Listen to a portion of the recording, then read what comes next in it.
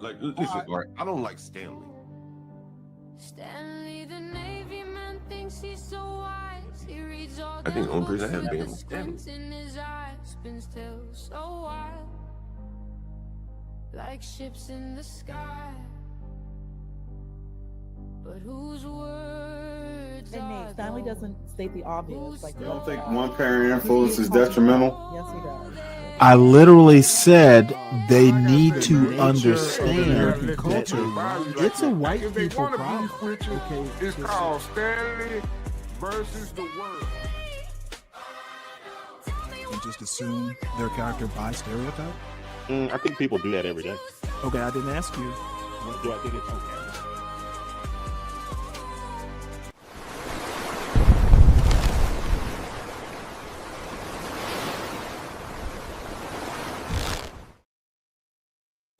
Various others. It's, I think, quite spectacular. It's never looked this good, and hopefully we're going to do work that's never been as good.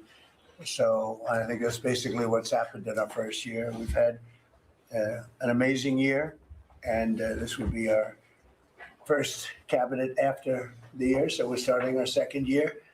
Tremendous progress has been made. I want to thank my entire cabinet for 12 months of unprecedented achievements. We really have. I mean, it's unprecedented. The numbers we've had on the economy and growth, you see them. And that's despite a Democrat shutdown. Without the shutdown, we would have picked up about 1.5 points more than already high numbers, record-setting numbers. So this has been, I think, and a lot of people say it, the most successful year of any administration in American history. First year, there's never been a first year like this, including the fact that we put out, extinguished 8 wars, and another one we think is coming. Steve Witkoff's working very hard, and Jared and everybody else, and I think it's coming. It was just announced that the murder rate in our country is the biggest drop ever recorded. It's at the lowest level in 125 years. First in recorded history, it's the lowest in at least 125 years. It's a wonderful thing. And the crime is way down. And one of the reasons was we've taken a lot of bad people and gotten them out of our country. In some cases, they're so bad that we put them in prison because we don't want them to even take a chance of coming back in, even though our border is very secure, record-setting secure. We had 0 illegal aliens being admitted into our country for the last 8 months. That's hard. That's hard for even me to believe. But the people that make up the lists are supposedly nonpartisan, but I would say they lean toward the Democrat side. And if they say that, I'm all for it. As you know, we've had a situation take place with respect to Venezuela. I want to just thank General Kane and his staff. Well, the job that they've done is incredible. Nobody's ever seen anything like it. And once it did take place, I want to thank the leadership of Venezuela. We're getting along really well with them. The relationships have been very strong, very good. And they have informed me that they feel there's very good security, very strong security. We're working with the various people involved, including Chris and Doug and everybody on the oil. We have the major oil companies going to Venezuela now, scouting it out and picking their locations. And they'll be bringing back tremendous wealth for Venezuela and for the United States, and the oil companies will do fine too. Venezuela will actually make for themselves more money than they've ever made before, and that's a good thing. And the people of Venezuela were literally in the streets waving American flags. They were so happy. And the people in our country, like in the Doral section of Miami, which is considered little Venezuela, they're thrilled. And I just spoke to the president of Venezuela, informed her that we're going to be opening up all commercial airspace over Venezuela. American citizens will be very shortly able to go to Venezuela, and they'll be safe there. They'll be safe. It's under very strong control. And the people of formerly of Venezuela, some want to go back and some want to go back to visit, and they're going to be able to do that. So I've instructed Sean Duffy and everybody else concerned, including the military, that if you would, by the end of today, I'd like to have the airspace over Venezuela. Planes can go to Venezuela, opened up. Okay? Yes. Thank you very much. And I want to thank all of the people in Venezuela for what they went through. And I want to thank the leadership for really, they're doing a good job. And just as I promised, we've defeated the Biden inflation nightmare and achieved explosive new economic growth. The Atlanta Fed is predicting an astounding 5.4% GDP growth in the fourth quarter. And that's despite the fact that we had a Democrat shutdown. We would have had, that number would have been 7%, which is a number nobody's ever heard of. And we've been given great national security because of tariffs. And we've also been given unprecedented income because of tariffs. Part of the income that we gave, $12 billion, we gave to the farmers of our country, so that yesterday I was up in Iowa, and they were very happy, Madam Secretary. Yes, sir. They were very, very happy. They were great. So the GDP growth in the fourth quarter was great. And it's going to be, I think we're going to have an amazing and incredible year. Hopefully we won't have a shutdown. We're working on that right now. I think we're getting. Hopefully there'll be no more Americans killed exercising their First and Second Amendment rights. This is just disgusting. Close. The Democrats, I don't believe, want to see it either. So we'll work in a very bipartisan way, I believe, not to have a shutdown. And it's disgusting because who gives a fuck? You're killing Americans. That should be what you're talking about right now. And that you think that Venezuela and making money on oil in Venezuela and the farmers get tariff money. You're not talking about the important shit. That's why your polls are so low. And since I've got this travesty stopped, welcome to Stanley versus the World, folks. Please make sure you hit the like button on the way in. If you happen to catch this on a replay, please make sure you hit the like button and comment. Tend to respond to any comments that are left. We're got a bunch of news articles, and then we're going to concentrate on some things that Irami Yosef Frimpong talks about recently, like in the past, I guess it was yesterday. And shout out to CKJ3. You know, he informed me and that Irami appeared on another show that he watches. So shout out to CKJ3. And yeah, it's mostly going to be about the Black family. And then I have one video I may show on education. And I was going to talk a lot about MAGA, like the quote intellectual underpinnings, but it'll wait till tomorrow. And then Saturday is going to be Black Historian Day. I have a bunch of, fairly decent Black historians that, have stuff that I want to hear about. Some of the videos I've seen, some of them I haven't. And, so it'll be a boring Saturday. Bring your beer.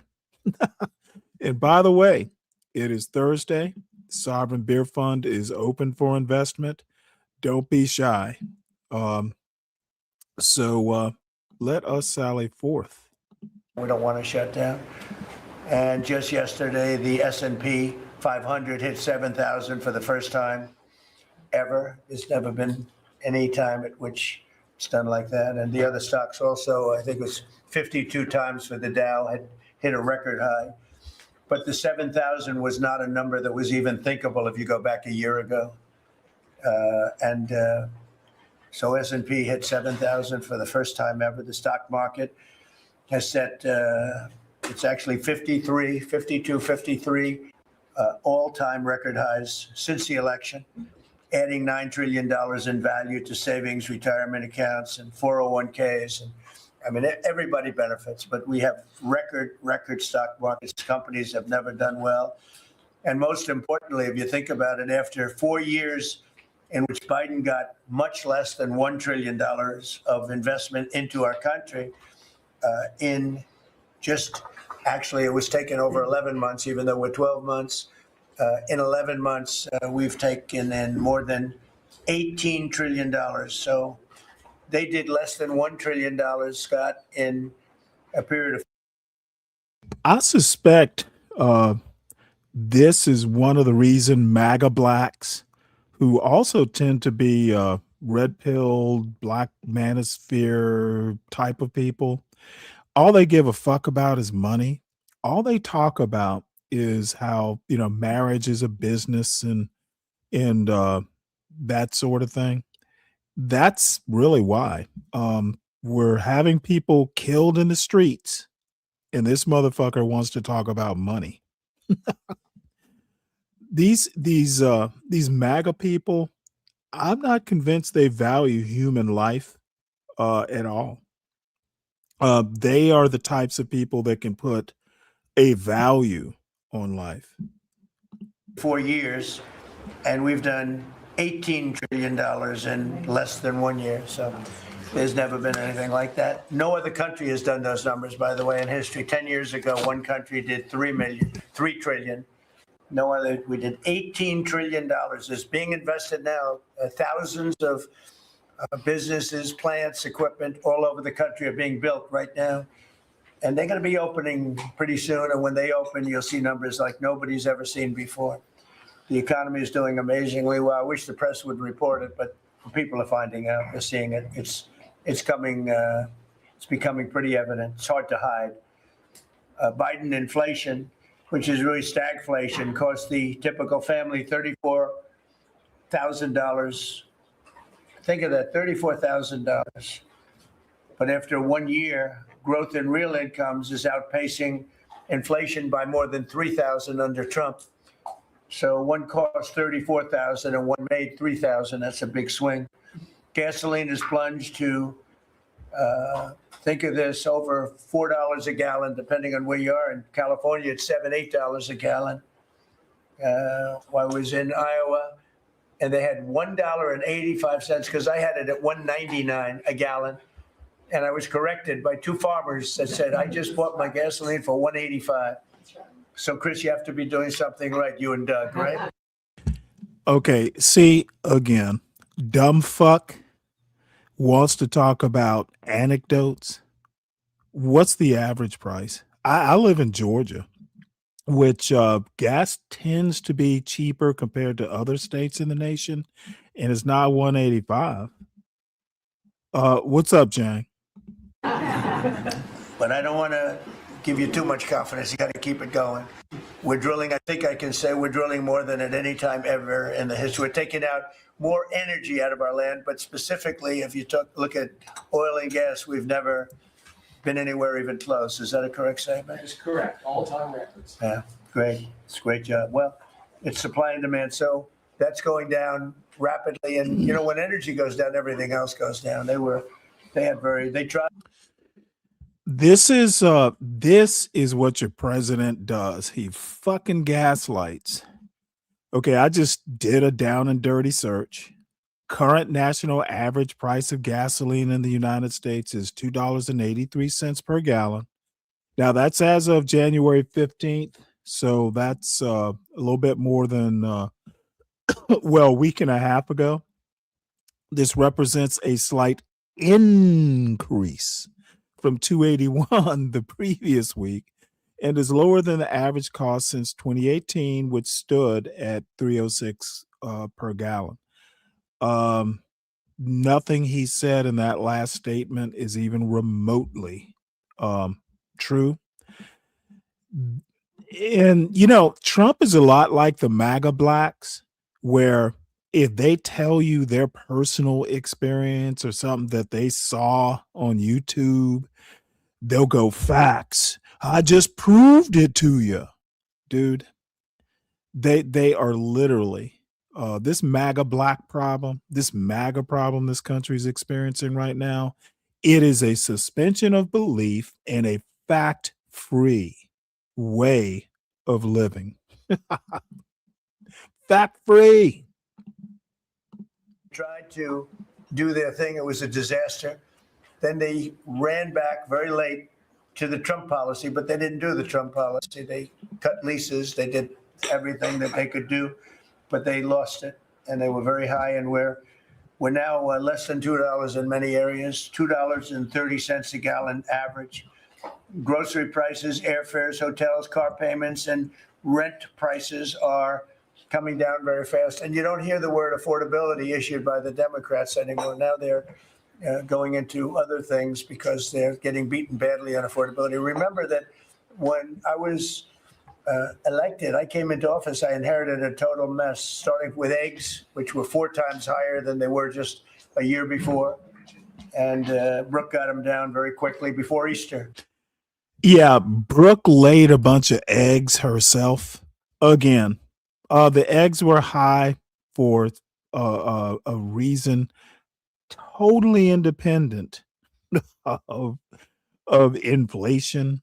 They had to cull a bunch of chickens. But again, the MAGA blacks and their leader, Donald Trump, literally depend on the audience that they are, spitting facts to be absolutely ignorant. They hate people who are informed. They said they wanted me to buy plastic eggs for the egg hunt at the very famous egg hunt at the White House. Sir, would you buy plastic eggs? And we buy a lot of like 100,000 eggs. I said, we're not going to buy plastic eggs. And by the time we had the egg hunt, a few months later, we had the prices down pretty good. And now they're really low. Now they're at a very low level.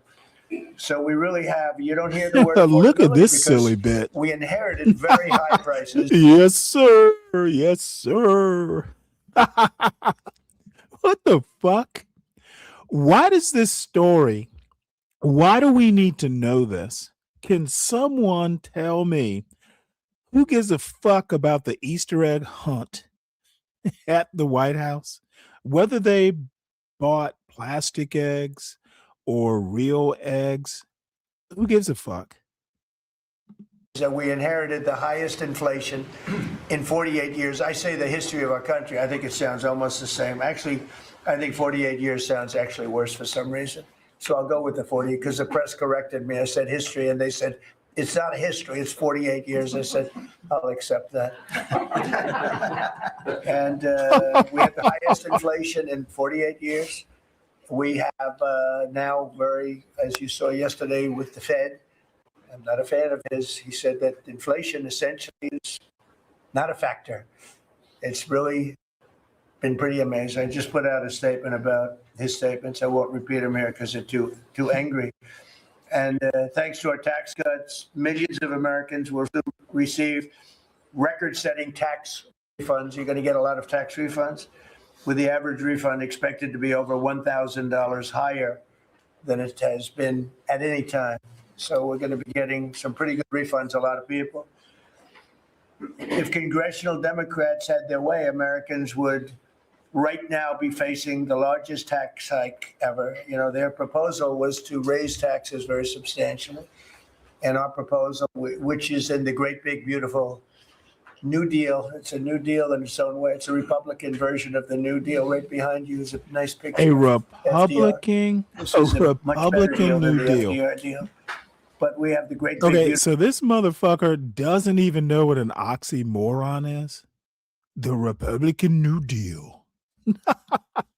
beautiful bill, and it's given tremendous tax cuts and a lot of other things. People are now finding out how good it is, and it's just kicked in as of January 1st, by the way. So we're really starting to see it, even though it's a month. We're really starting to see it. The U.S. economy would be cratering if they had won this election.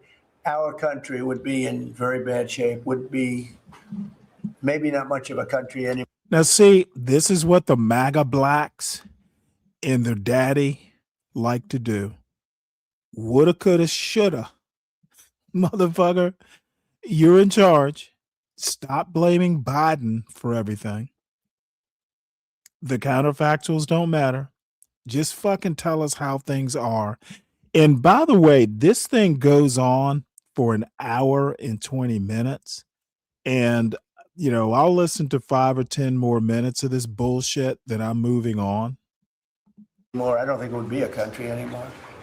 They were doing everything wrong, but they were going to give you the largest tax hike in history, and we're giving you the largest tax cut in history in the great, big, beautiful bill. In addition, I think it's very good. I think it's very important. You have no tax on overtime, no tax on tips, and no tax on Social Security, but you also have, you're getting this is the first time this ever happened. If you buy a car, you go out and borrow money, you get an interest deduction. You take the interest rate, the interest that you're paying on the loan, you're able to deduct it for income tax purposes. So that's a first ever. And I think it's going to be great for everybody, including the car companies. I was in Detroit 3 weeks ago. I went to the Ford factory, spoke to the General Motors people. It's all the same. They're doing better than they've ever done. The factory I went to was like a World War I, earlier than World War I factory, opened up, one of the oldest buildings, but one of the biggest. And Ford was getting ready to close it a couple of years ago. And then they saw that I was doing well, and it looked like I would have a good chance of winning. And they kept it going, barely going. And last week they announced, during my visit, they announced that they're going to round the clock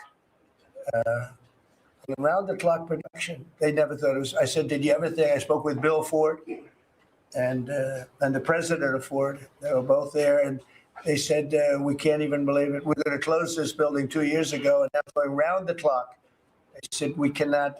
They said, we wish it was twice the size, but they're now building additional plants in the United States, as is everybody else. You have AI building, but the car companies, I love the car companies, and you have them, they're all coming back. They're coming back from Mexico. They're coming back from Canada. They're coming back from Japan. And they're coming back from Germany, all over Europe. They're coming back. They're building here because they want to avoid the tariffs. They don't want to pay the 15%, in some cases 25% tariff. Could be a lot higher than that if it wasn't working. So because of that, they're all coming back. One statistic yesterday that Scott told me is that for the first time ever, tell them about the steel in Japan, that we are now making more steel. Go ahead, please. So yesterday they reported for the first time in 26 years, the United States of America produced more steel than Japan. Wow. And that is entirely driven by your tariffs. Wow, amazing.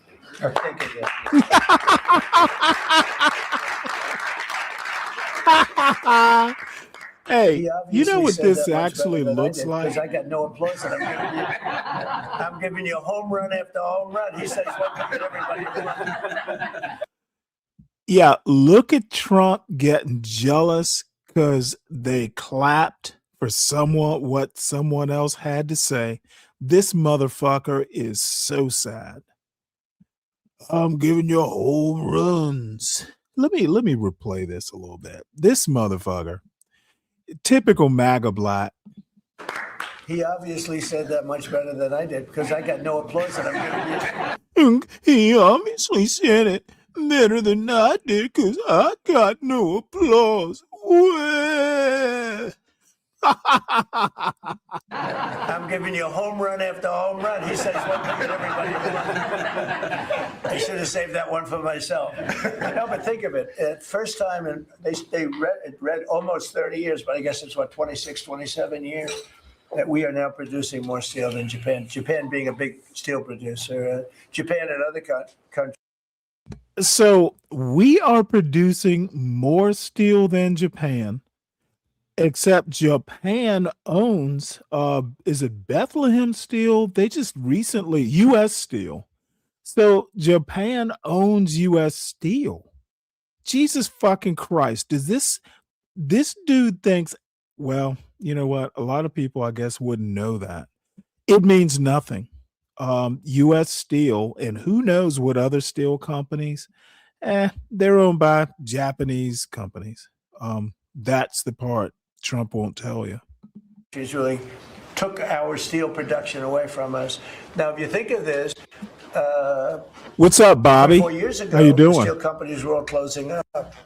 We worked a fantastic deal with U.S. Steel. We saved U.S. Steel, and now it's all coming about. But and that's just the beginning. There are a lot of steel plants right now being built So that's an amazing number. Nobody would have believed that. If you would have said that 3, 4, 5 years ago, people would have said it's not a true fact. But so it has to be true, because otherwise you question me on everything. I have to be extremely accurate. I don't exaggerate it. I don't want to exaggerate, because you will call me. You don't call other people, but you would call me under my most favored nations file, which I think is the most important thing, Bobby, of all what we've done, because we're bringing drug prices down by 80, 90%, depending on the way. You could say 5, 6, 7, 800%.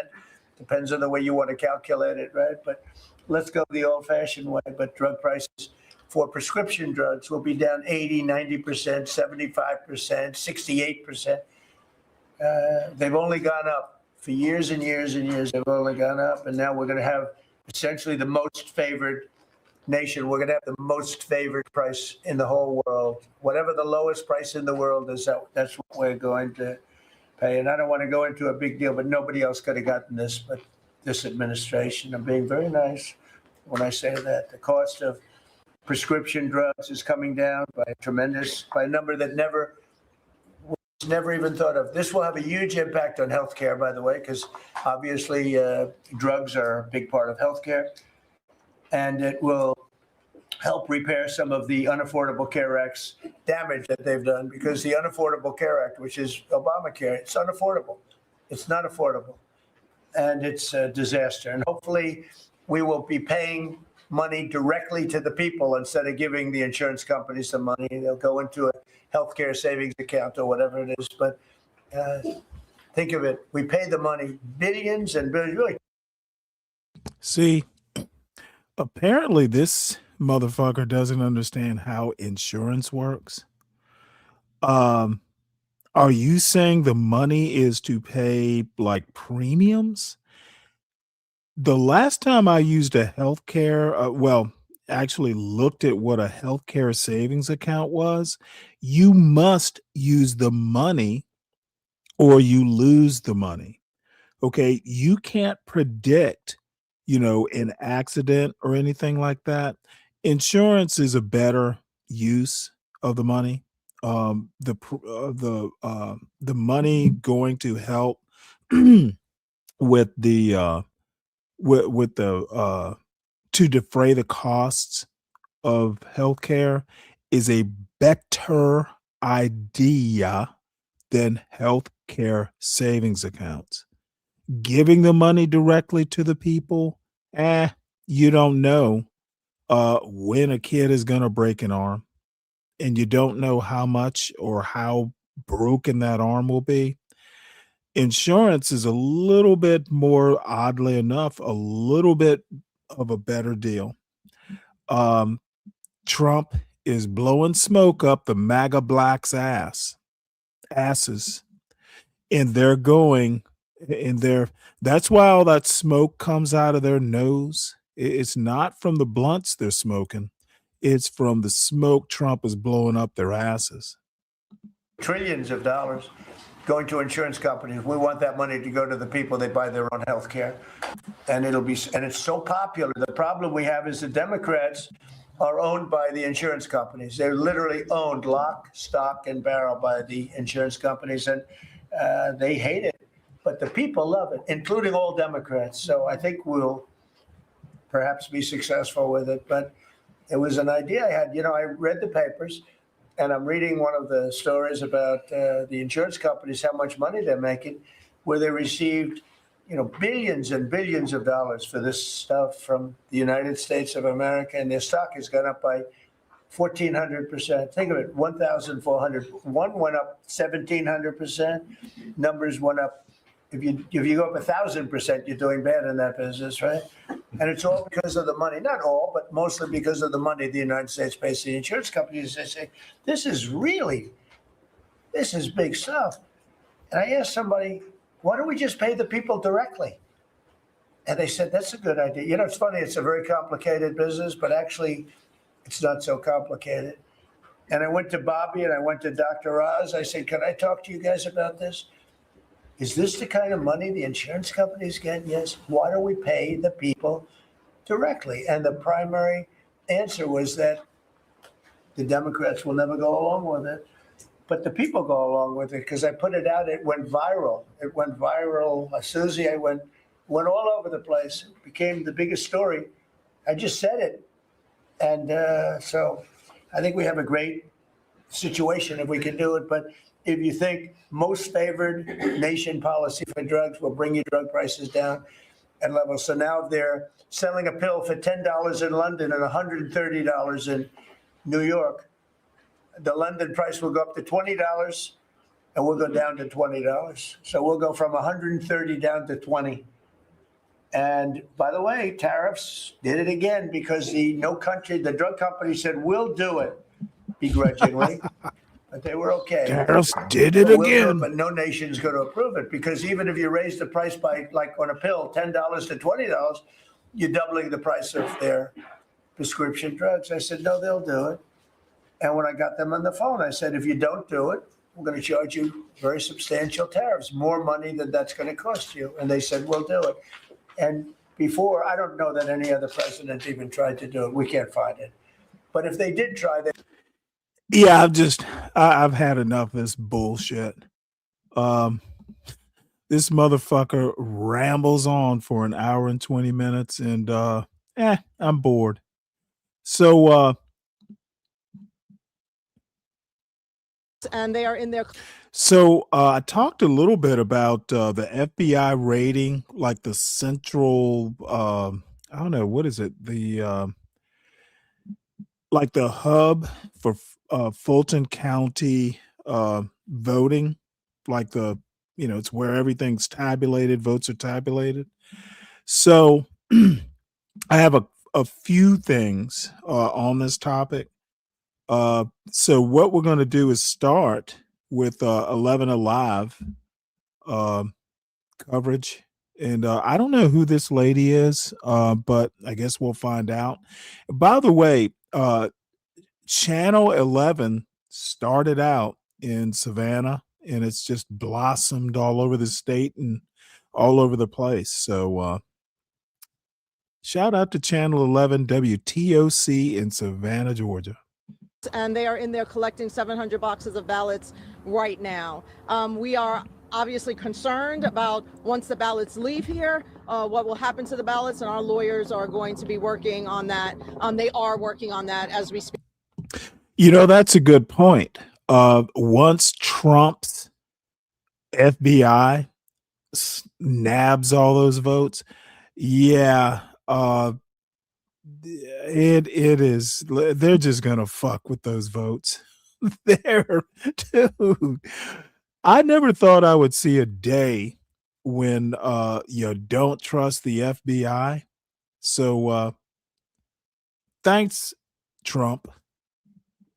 MAGA blacks, your daddy's just in the house ruining shit. We speak right now. Let me just speak to the larger issue about what this is really all about. This is a scare tactic. This is something that we have seen done before.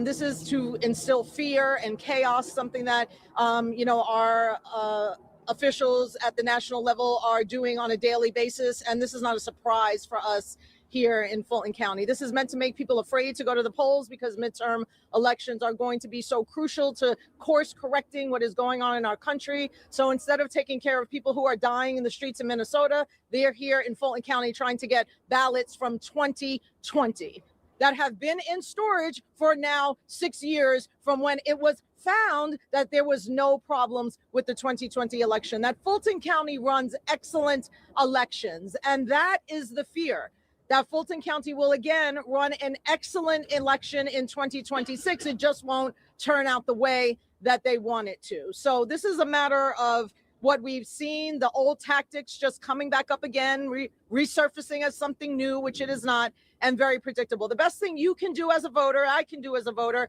what we all can do as a voter is protect your own vote. Don't get scared by these things. There's an election in May for a primary, and there's an election in November, and we should all turn out, no matter what party you are voting for, to protect the right to vote in America. This is not just about Fulton County.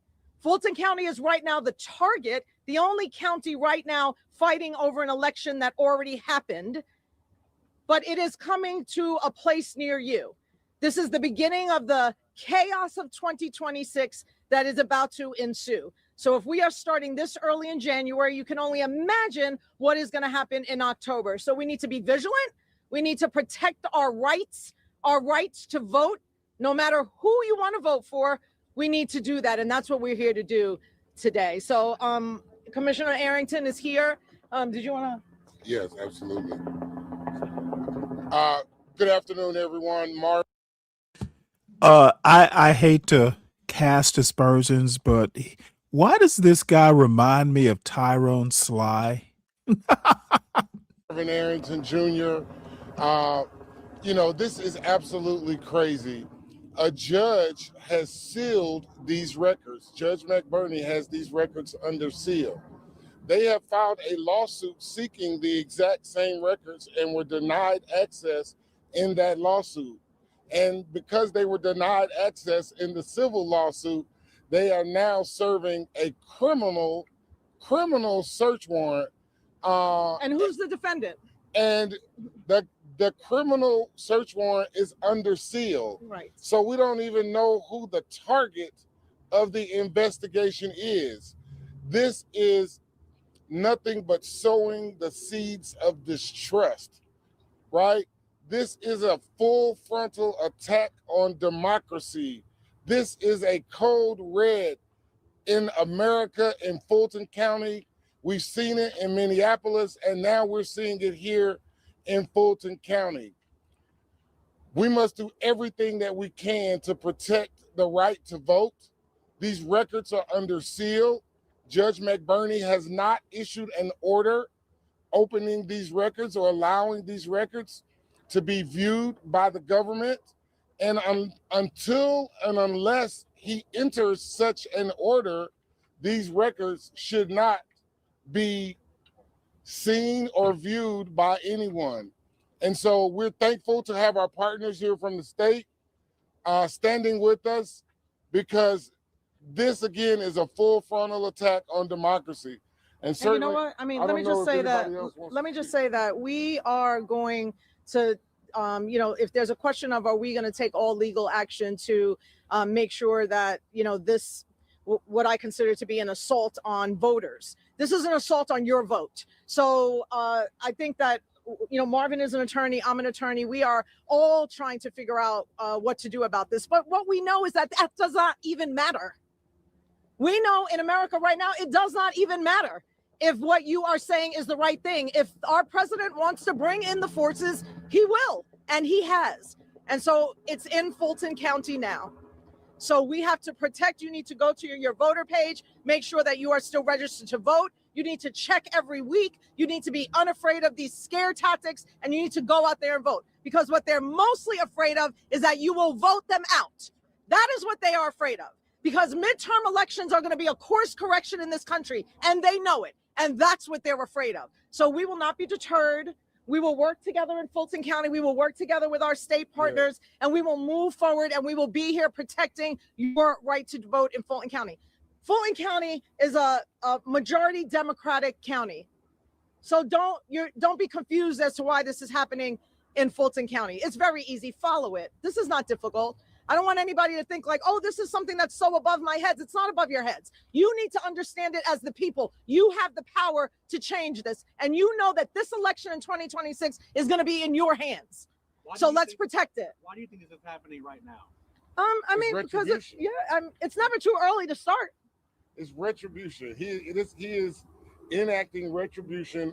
He's enacting retribution on Fulton County, Minnesota, on places that did not vote for him. Why isn't he asking for the 2024 ballots? Explain again. How about the 2024 ballots? Do they want those, or there were no issues in 2024? They couldn't get the ballots, so now this is a criminal offense, but there's no named defendant. That's right. Yeah, so there is a civil lawsuit going on where they were seeking the exact same records. They sent a subpoena. It was denied because of the existing court order that put those records under seal, put these voting records under seal. And they couldn't get it then. They sent a subpoena. They've done it like 2 or 3 times. Right. And so since they could not get it the proper way legally through civil action, now miraculously there is a criminal action with an unnamed defendant. Who's the unnamed defendant? What is this about?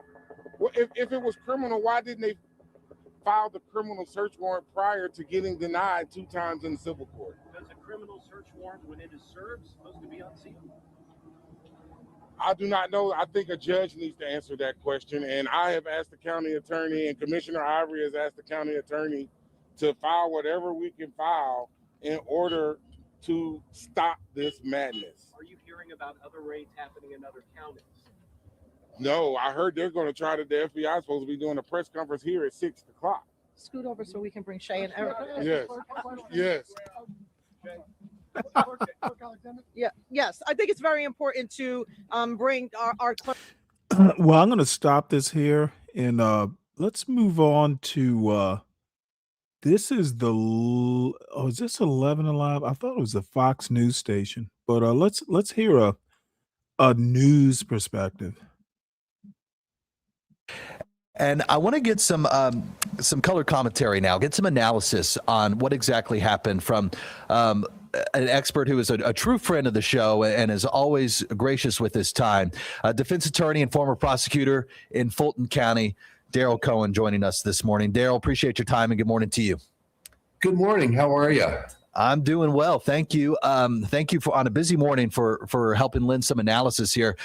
What's your take on that FBI raid yesterday in Fulton County? Well, number one, be careful what you ask for. What we're in for is the law of unintended consequences. When Fani started this entire situation, she went after the ex-president Trump, who has now become the current president. And his philosophy always seems to be, don't get mad, get even. So the FBI yesterday executed a search warrant in the Fulton County elections to see these ballots, to see what is going on. And they confiscated a lot of stuff. We don't know what they did yet. It hasn't been available to us. We don't know where it's going to go. What we do know, wherever it goes, if anywhere, is now in the federal system. It is no longer in the state system. And the district attorney of Fulton County, Fani Willis, has no control. She is now an onlooker and a watcher. So do you think this is in response to DA Willis's investigation or in a response to the lost 2020 election? I think it's tangentially part of each. Trump didn't believe he should have been prosecuted. I don't go anywhere there. But he was prosecuted, and apparently he spent a lot of money. He's asking for $6.2 million in attorney's fees. Is that fair, unfair? I don't know, none of my business. But what I do know, pardon me, is that Trump was in harm's way. He was in the sight of the rifle. So does this mean that Trump is going to hold these ballots hostage for the $6 million he's asking for in compensation from the state of Georgia for his legal fees? That's an interesting point. The legal rifle. And he had to go through a great deal of legal maneuvering in order to get where it's getting. Having said that, again, the law of unintended consequences, this took place, started by the district attorney's office in Fulton County. It's out of their hands. Where it's going to go, no one knows until we see what the results of the raid that was executed yesterday. It could go nowhere. This could be much ado, as Shakespeare would say, much ado about nothing, or it could be the continuing end or not end of a never-ending story. Daryl, President Trump actually hinted at this last week when he was speaking at the World Economic Forum in Davos, Switzerland. I want to take a listen to that sound real quick from the president. Have never started, and it wouldn't have started if the 2020 U.S. presidential election weren't rigged. It was a rigged election. Everybody now knows that. They found out. People will soon be prosecuted for what they did. It's probably breaking news, but it should be. It's a rigged election. So this dumb fuck is talking about a U.S. election from 6 years ago at the World Economic Forum. MAGA blacks, this is who you worship? The fuck? You heard the president there saying people will soon be prosecuted for what they did. Who could he be speaking about in Georgia? Well, he could be speaking about the elections department. He could be speaking about the people who promulgated the charges against him. He could be talking theoretically about the district attorney of Fulton County. He could be talking about any of the underlings. But what he says is not always accurate. It's certainly designed to get headlines, and headlines it gets. But what he says and what the evidence shows, we don't know yet, if anything. And remember, it's been not a week, a month, a year. It's been almost 6 years since all of this took place. And we don't know about the chain of custody about the ballots. Where have they been? How long have they been there? Has anyone been able to get into them, see them, do something with them or not? All of that plays a part in what we're looking at. And quite frankly, it's a case of first impression. We've never been there. I hope we never have to go there again, but we are there. Yeah, an unprecedented case, no doubt about that. You mentioned chain of custody, Daryl, and so did Democratic State Senator Josh McLaurin yesterday. He was outside of that raid when he spoke to us, and I want you to listen to what he said about change of custody worries. I've also heard from Fulton officials that there is no protection for chain of custody. There is no assurance that chain of custody is being preserved. That's so important because if they are able to modify the contents of these boxes, when I say they, I mean the Trump administration, then there's really no way of knowing what did happen in 2020. So the state senator there saying he's worried that the ballot boxes could potentially be modified. Daryl, based on what you know about chain of custody and handling of evidence, is that a legitimate concern at the federal level? It is and it isn't. Quite frankly, once the FBI is involved, they're as professional and good as it gets. So once they're involved, once they go execute the search warrant, and they take whatever they take, they're not going to manipulate it and add ballots or delete ballots. What they're going to do is keep it safe, keep it in a place where no one can go and touch it, no one can maneuver it without a lot of eyes on him or her. My worry about chain of custody is not from yesterday until going forward.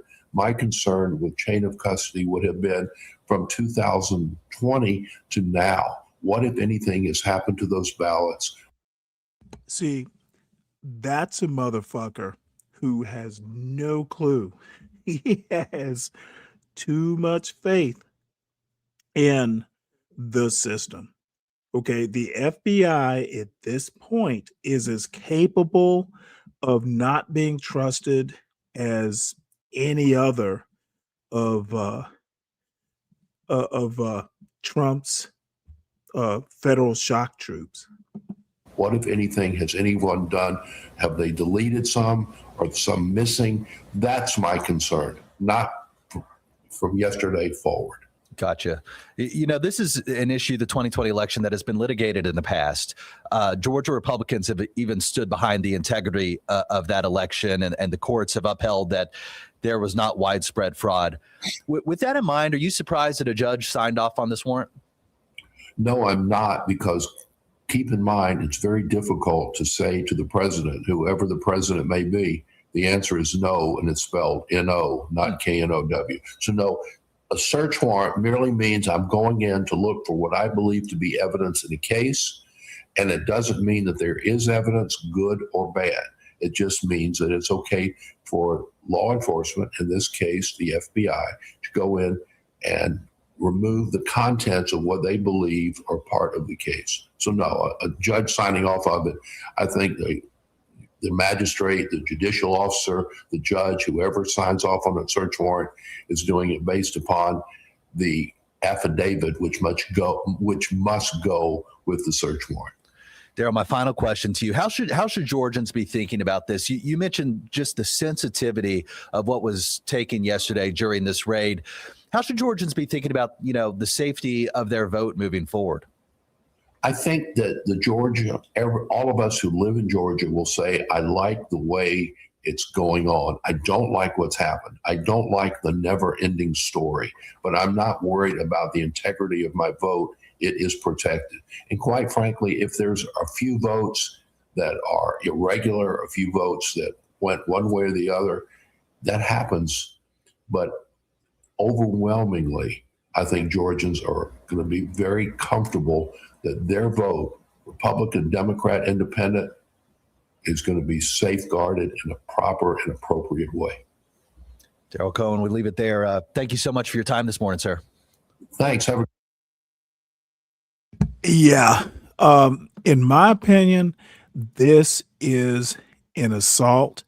And I'm actually kind of curious that that Brian Kemp hasn't said anything just yet. So this is from Stacey Abrams' Assembly Notes. It's a Substack newsletter. And she's talking about what happened yesterday. And a lot of it's already been, said by the lady in that first video. But let's see what John Ossoff has to say. Apparently it's on Instagram. Let's see. Fulton County Elections Office. His conspiracy theories about the 2020 election have been based in Georgia from the very start. Georgia is where he called the Secretary of State and said, find me the votes that he needed to win in a state he had lost.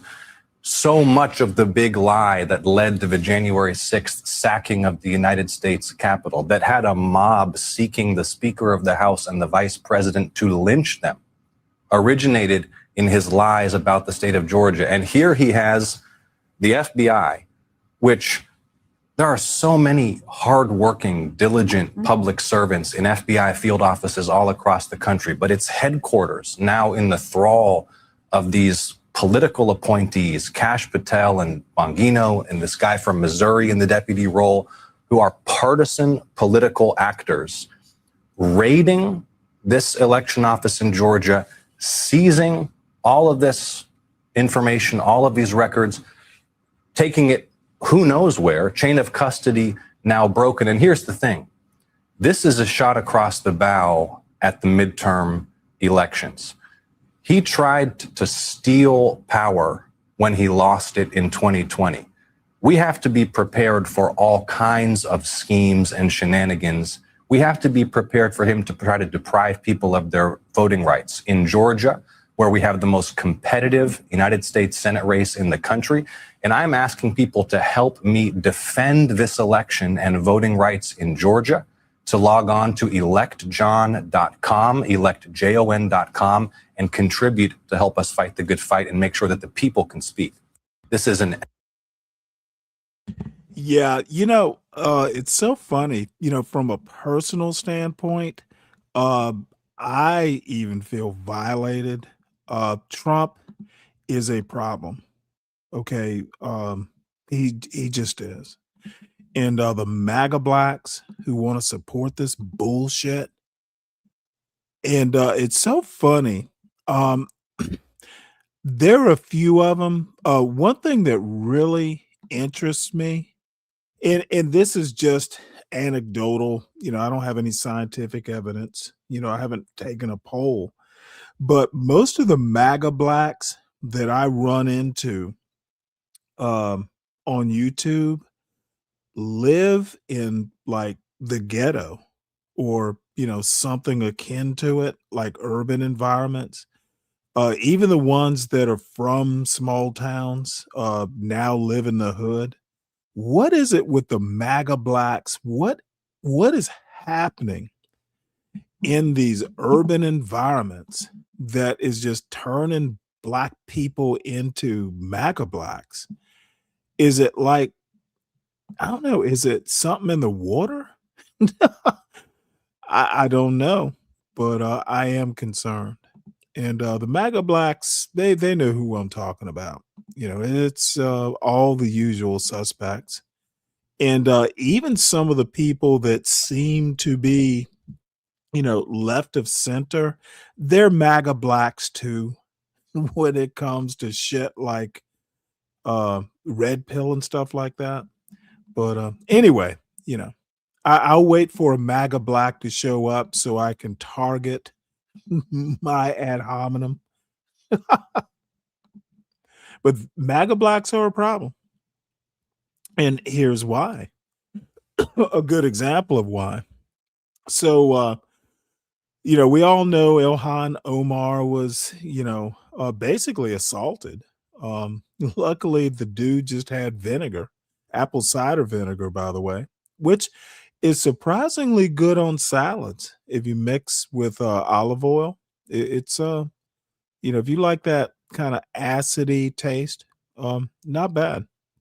But anyway, Justice Department charges man who squirted vinegar on Representative Ilhan Omar. Now that's kind of surprising that they did. Um, I honestly expected the Justice Department to just go, it was just a thing. But Anthony Kazmierczak, uh, I bet I pronounced that right, as a matter of fact, Kazmierczak, was charged in federal court for forcibly assaulting U.S. Representative Ilhan Omar by spraying her with apple cider vinegar during a town hall meeting. Court documents allege Kazmierczak forcibly assaulted, opposed, intimidated, and interfered with Omar when he lunged towards her with a syringe. What the fuck was he gonna do? Jab her with it? With a syringe and sprayed its contents on her? According to the complaint, a close associate of Kazmierczak told investigators that years ago, Kazmierczak said about Omar, somebody should kill that bleep. Somebody should kill that bitch. That's basically what he said. Yeah. These MAGA, the cult of MAGA has just unleashed all these fucking weirdos. And this dude wasn't a MAGA black, but he's a MAGA black in spirit, apparently. Just assault a woman.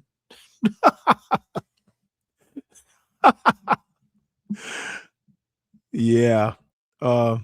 This dude was the white hood conservative, in my opinion. So anyway, Christy Noam, ending protected status for Venezuelans in U.S. was illegal. Federal appeals court rules, and it's a little too late. A federal appeals court ruled late Wednesday that the Trump administration acted illegally. What? When it ended legal protections that gave hundreds of thousands of people from Venezuela permission to live and work in the United States. A 3-judge panel of the Ninth U.S. Circuit Court of Appeals upheld a lower court ruling that found Homeland Security Secretary Christy Noam exceeded her authority when she ended temporary protected status for Venezuelans. The decision, however, will not have any immediate practical effect after the U.S. Supreme Court in October allowed Noam's decision to take effect pending a final decision by the justices. But, it is what it is. Nothing's changed, essentially. So let's see. Speaking of Venezuelans in Venezuela, Trump says Venezuelan airspace will reopen commercial travel and Americans soon can visit. He spoke of that in that weird cabinet meeting that we saw at the top of the show. So basically, Venezuela's open for business. I suspect that there will be a Trump hotel or Trump resort in Venezuela fairly soon. How could there not be? It's open for business. So let's switch gears, but we'll kind of stick with offshore stuff. What does the U.S. want from Iran? Tracking 1 month of Trump's changing demands. And I didn't even bother reading this. Uh, it's just a mess. Basically, Trump has a carrier in the Indian Ocean, and he's saber rattling. Maybe he's going to take over Iran too. So we heard some of the threats, stop killing people, that sort of thing. So that's actually kind of interesting to see what he's going to do. I think if Venezuela was a mistake, attacking Iran is another mistake. Um, it's outside of his burgeoning sphere of influence.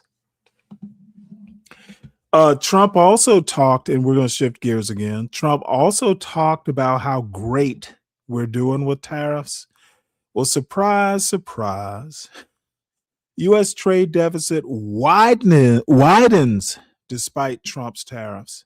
So the deficit did close at some point, but apparently, how the fuck does this happen? So we're doing tariffs and the trade deficit widens? Interesting. Let's listen to this. U.S. trade deficit widens despite Trump's tariffs. What's This up, article Shara? is by Anna Swanson and read by an automated voice. The U.S. trade deficit in goods and services rebounded to $56.8 billion in November, rising 95% from the previous month as President Trump's tariffs continued to cause 95%. huge fluctuations in trade, according to data from the Commerce Department released on Thursday. Exports fell 3.6% in the month to $292.1 billion, led by declining outbound shipments of gold, pharmaceuticals, consumer goods, and crude oil. Imports rose 5% in November to $348.9 billion, as Americans bought foreign pharmaceuticals as well as equipment to fill new data centers. The combination pushed up the monthly trade deficit, the gap between what the United States imports and what it exports. The data reflected some of the intense volatility that has resulted from the president's decision to impose steep taxes on imports over the past year. The trade deficit had fallen significantly in prior months, seemingly accomplishing a major goal for Mr. Trump, who views that metric as a sign of economic weakness. The October trade deficit was the lowest monthly figure recorded since June 2009. But much of that drop was the result of temporary fluctuations in trade in certain products, like gold, which investors have sought out as a haven amid tariff-related turmoil. Economists have cautioned against a single-minded focus on the trade deficit, saying that it can move for a wide variety of reasons, and that last year was particularly volatile when it comes to trade. In the early months of Mr. Trump's presidency, companies rushed to bring goods into the country before tariffs took effect, causing imports and the trade deficit to spike. After Mr. Trump announced sweeping global tariffs in April, shipments of imports fell back. Other types of products like pharmaceuticals and semiconductors have also seen import surges and declines as the president announced, imposed, and changed tariffs throughout the year.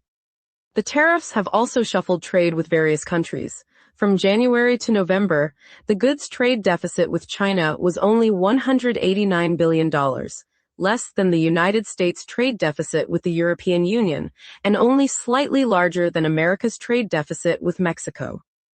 While importers have changed the timing of their shipments to avoid tariffs, when added together, trade still approximated normal levels. Last year through November, the overall trade deficit was still up 4.1% from the previous year. Exports for the first 11 months of 2025 were 6.3% higher than the previous year, while imports were 5.8% higher. Data for December and the full year will be released next month.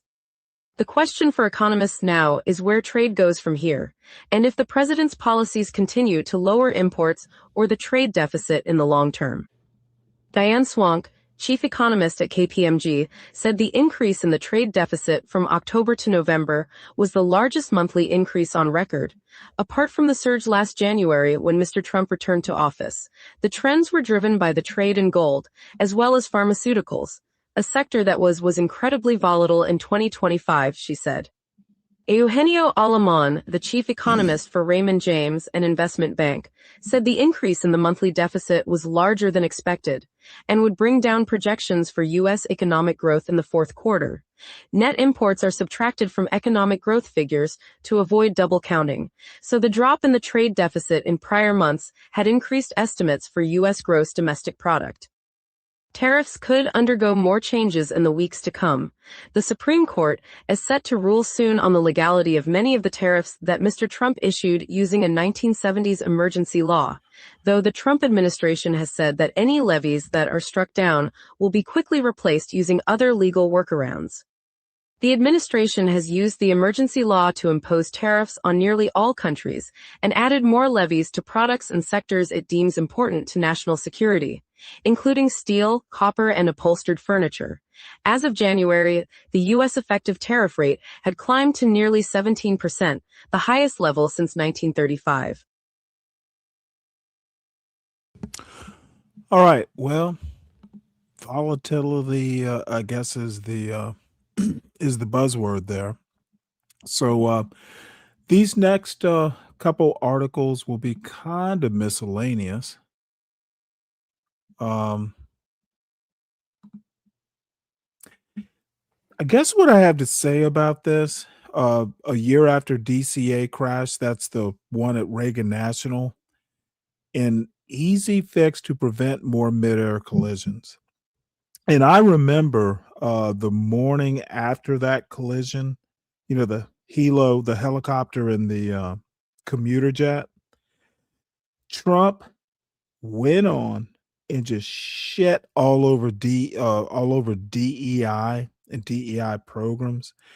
And I was actually, I think I was live on YouTube, and I basically knew right then and there it was kind of a disingenuous way of because I know the helo pilot was a female, and it was just so just cynical, disingenuous.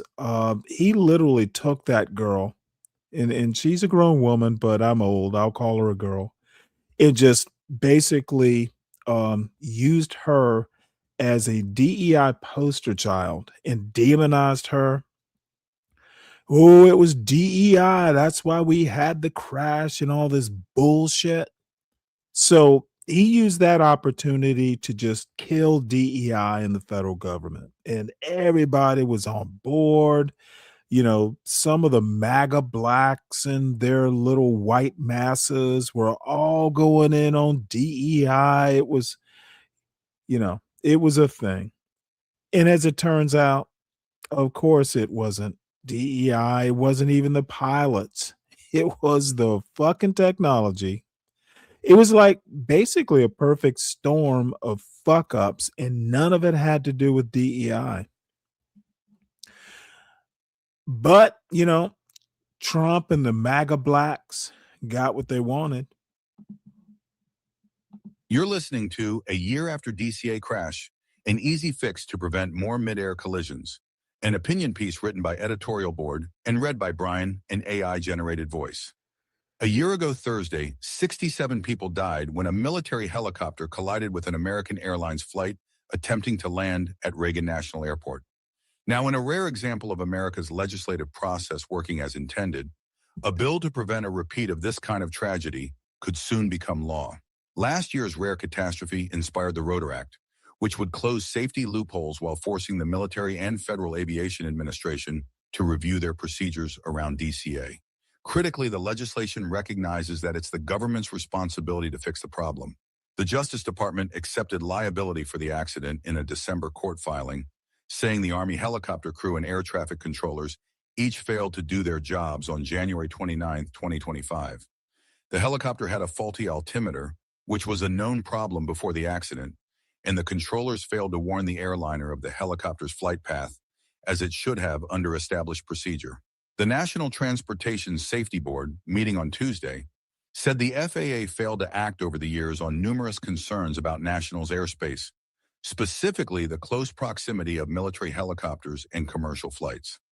NTSB Chair Jennifer Homendy was appalled that absolutely no one in the FAA did the work to figure out there was only 75 feet separating the route used by helicopters and the...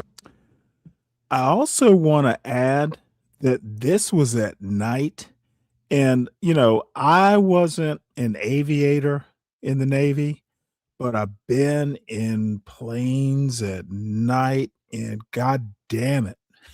It's like, if you know anything about Reagan National and Dulles even, but Reagan National, dude, it is like a beehive in there. There's shit flying everywhere. I've flown uh into Reagan National, and this is years ago. This is like last time I was at Reagan National is literally probably 30 years ago, and it was scary then. Um so um again, DEI nothing to do with this bullshit, but the MAGA black in chief made it about DEI and got his way. Approach used by planes into Reagan. The FAA announced last week that the helicopter route has been permanently closed. The crafting of the Rotor Act represents a refreshing case of serious legislating to address a narrow problem, not a knee-jerk reaction to do something after a tragedy. Commerce Committee Chairman Ted Cruz, Republican Texas, and Ranking Democrat Maria Cantwell, Washington, worked with the Pentagon, FAA, NTSB, and aviation groups to hammer out solutions. Their bill requires a national review of military flight routes near commercial airports. That might sound like common sense, but the NTSB found that the FAA has not been doing such reviews for years. A mandate from Congress will make a difference. The bill also requires all civil and military aircraft to use technology called automatic dependent surveillance broadcasts. ADSB is especially useful in low-altitude situations where other systems are less effective. A version that broadcasts aircraft location and speed data once per second is already required, but military aircraft had significant latitude to opt out. The Rotor Act narrows those exceptions to cover truly top-secret flights, not the training mission the helicopter was on during last year's crash. Another version of this technology allows pilots to see information broadcast by other planes, but it's not currently required. Newer commercial and business jets have it, and there are cheap ways for general aviation pilots to get it on tablets they already use. The Rotor Act would require it for everyone. The NTSB has recommended the adoption of the incoming and outgoing versions of this technology 17 times since 2006. The agency's simulation of the DCA accident showed that if the airplane had the inbound data and the helicopter had the outgoing data, the pilots on the plane would have gotten an alert 59 seconds before the collision, rather than 19 seconds, and the helicopter crew would have been alerted 48 seconds before, rather than never. Hamidi said the current standard of requiring outbound but not incoming.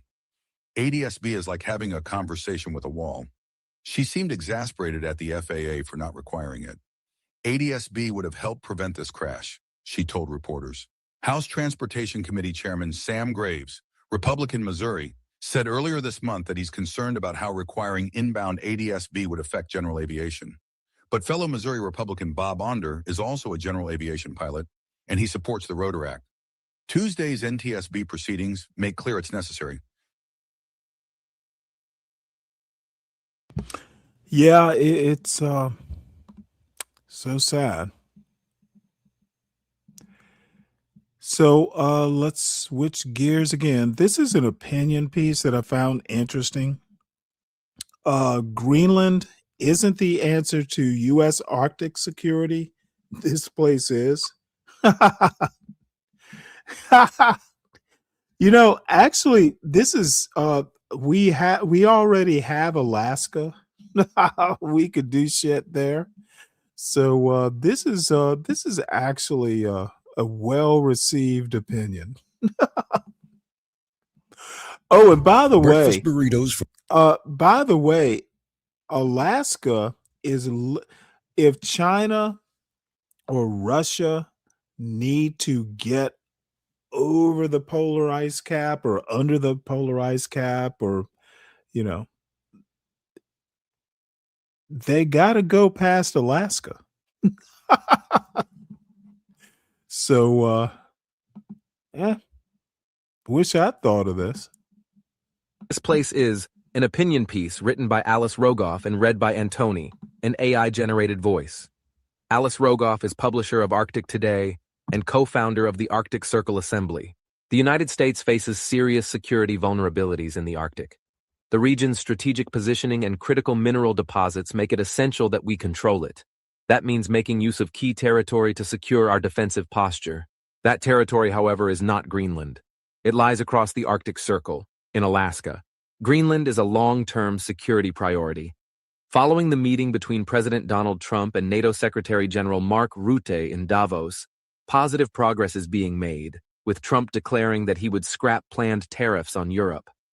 But the relentless focus on Greenland risks drowning out the calls for bolstering U.S. defenses in Alaska and leaving us open to arguably more immediate threats from Russia and China. With decisive government action, the U.S. could start building a true Arctic fortress on its own territory tomorrow, without any blowback from Denmark or NATO or anyone else. It's a process we cannot afford to delay. The Arctic region is on its way to becoming a giant ocean beltway. Its summer ice surface area has shrunk to just 50% of what it measured in 1980. Just as automobiles travel circular asphalt roads to save time and speed travel, huge ocean-going tankers are already cutting across the Arctic to shave weeks off travel time and vastly reduce costs. Decades from now, once the Northwest Passage across the top of Canada becomes more reliably ice-free, we're likely to see the greatest revolution in international shipping since the opening of the Suez Canal. But there are only two ways to access the Arctic Ocean by sea. One is through the Greenland-Iceland United Kingdom, or GUK, gap in the North Atlantic. The other is the Bering Strait, above the Pacific Ocean. Alaska sits next to the Bering Sea, across from Russian Siberia. Russia and China already recognize the value of these seagoing routes and have conducted joint naval exercises near Alaskan waters. In the summer, the Northern Sea Route is heavily trafficked, with 50 ships headed both east and west, making more than 100 transits all the way through it in 2025. Crossings through the Bering Strait alone were more than 600. These are cargo and container ships as well as tankers running the busy liquefied natural gas trade between Russia and China. The North Atlantic route to the Arctic is already well protected by NATO assets. In contrast, the Bering Sea is vulnerable. Senator Lisa Murkowski, Republican Alaska, recently warned that the U.S. is woefully underinvested there. One solution to this involves expanding our surface fleet, a major priority for Trump, by developing and building a new generation of icebreakers and security cutters to patrol and escort ships in the American North Pacific and regularly show presence in the face of Russian and Chinese incursions. Additionally, dredging and building a network of deepwater ports along the western Alaskan coastline, starting with the port of Nome, would provide not only bases for naval ships, but friendly harbors for American and allied commercial shipping, taking advantage of future Arctic routes. The Arctic region is also essential for U.S. missile defense, from the days of the Cold War to the Golden Dome envisioned by Trump. Greenland serves an important purpose here. Its location closest to the North Pole makes it an ideal early warning point for Russian missiles crossing the pole toward North America. But the U.S. already has the ability to increase its missile monitoring and defense capabilities on Greenland, not to mention the buy-in of NATO allies. Crucially, however, Greenland is not in an ideal position to protect the U.S. from missiles launched from Asia. Alaska is far better situated for this purpose. As rogue North Korea and regionally bellicose China flex their nuclear muscles, Alaskan-based monitoring must be elevated to an essential defense priority. Alaska also offers easier, faster access to many of the same rare earth minerals found in Greenland. We know that Greenland contains vast deposits of these important minerals, but they're under thick sheets of ice, far from any shoreline and inaccessible by road. Even if the U.S. started mining in Greenland immediately, the cost of extracting from those deposits will be extraordinarily high and the delivery timeline painfully slow. The deposits in Alaska may be smaller, but they are readily accessible in places such as Boken Mountain on Prince of Wales Island. The federal government could quickly prioritize mining there and fast-track the process. Over the decades, a robust coordination structure between federal and state agencies, private companies, and environmental groups has been built up in Alaska that allows for balance between mineral exploration and protecting pristine natural resources. Everyone involved in the Greenland discussions has generally the same end goal: bolstering the West's security capacity in the Arctic. That makes the odds of a favorable resolution more likely, however long it may take. But the U.S. has a chance to move swiftly and unilaterally to increase our Arctic defense posture by fortifying Alaska with increased naval and missile defenses, as well as critical mineral development. This bold, decisive action would immediately give us another crucial foothold in the Arctic, along with time to develop our strategic capabilities as the ice melts and bad actors' interest in the region grows. Well, Lawrence, I played that mainly because I think Trump has other alternatives than Greenland. Um, there are things he can do, is my point. But so everyone, just let's do the commercial. Everyone, please make sure you hit the like button. And if you do catch this on a replay, make sure you hit the like button. Also, make sure that you share this out, share the wealth. There is a plethora of God bless this mess that goes on, almost every day, round about 2:30 p.m. Eastern time. So where we're gonna go, and I talked about this at the start of the show. I've got a couple videos by Aramiose Frimpong, more or less on education and family. And I actually had other intents for what I wanted to talk about or watch today. But I found the video of his that I watched today, which, by the way, was sent to me courtesy of CKJ3. And let me make a quick diversion. Everybody, please make sure you support the show. The Sovereign Beer Fund, the Cash App, is scrolling along the bottom. But also in that scroll at the bottom, I also say the way you can contribute to the show is show ideas. And, what CKJ3 contributed today or this morning literally changed the trajectory of what I wanted to talk about today. So shout out to CKJ3. You can support the show in a lot of different ways. Not just Cash App, show ideas, one-liners in the chat for show titles, a myriad of ways. So anyway, I want to take a quick diversion, and this is just pure lust. I don't know who this woman is. I know who Anton is, but I this was in my algorithm. Claudia Jordan, no idea who she is, but I want to play this video. She's gorgeous, actually. Was not to say women are more important than men. I don't think that. But in romance, I think it works the old-fashioned way when a man was courting the woman and pursuing her. And it just was a beautiful, I don't know, it was just beautiful. And the vibe was just different. And I'm gonna say this woman should not be alone. Yeah, back then it wasn't no $20. You give $20. Now you get back then it was like, I'll pay your what baby say baby face. I'll pay your rent, I'll fix your car, I'll buy your clothes, I'll do anything as soon as I get home from work. Now, and he was working. And he was working. So much sass in this video. Fool. Now you got a dude on your couch eating your food, playing video games. Okay, what are we doing? Go to work. Yes. Okay. Period. What do you wish someone had told you about dating, like in your 40s and 50s back then? You think that when you're ready to settle down, that there's always going to be a lot of supply on the shelves, and it's not. Like at this age, a lot of the good guys are married or taken because they're good guys. And I was having a conversation with a girlfriend of mine the other day, and I'm like, well, you're better. Yeah, and unfortunately, what's left is motherfuckers on YouTube panels talking about what women should be doing for them. You gotta get the good guys early, because what's left is Anton and Corey and all these weird motherfuckers who do this high school mess.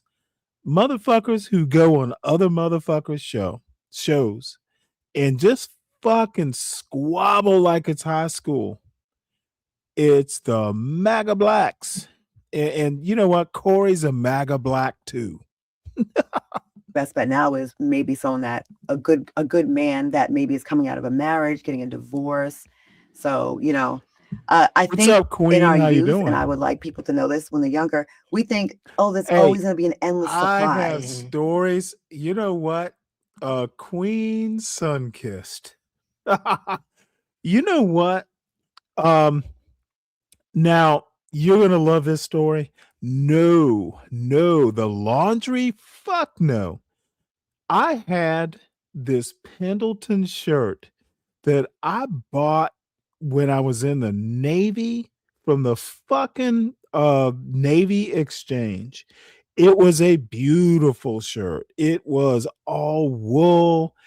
Dude, it was, I still have the shirt somewhere, but it was wool.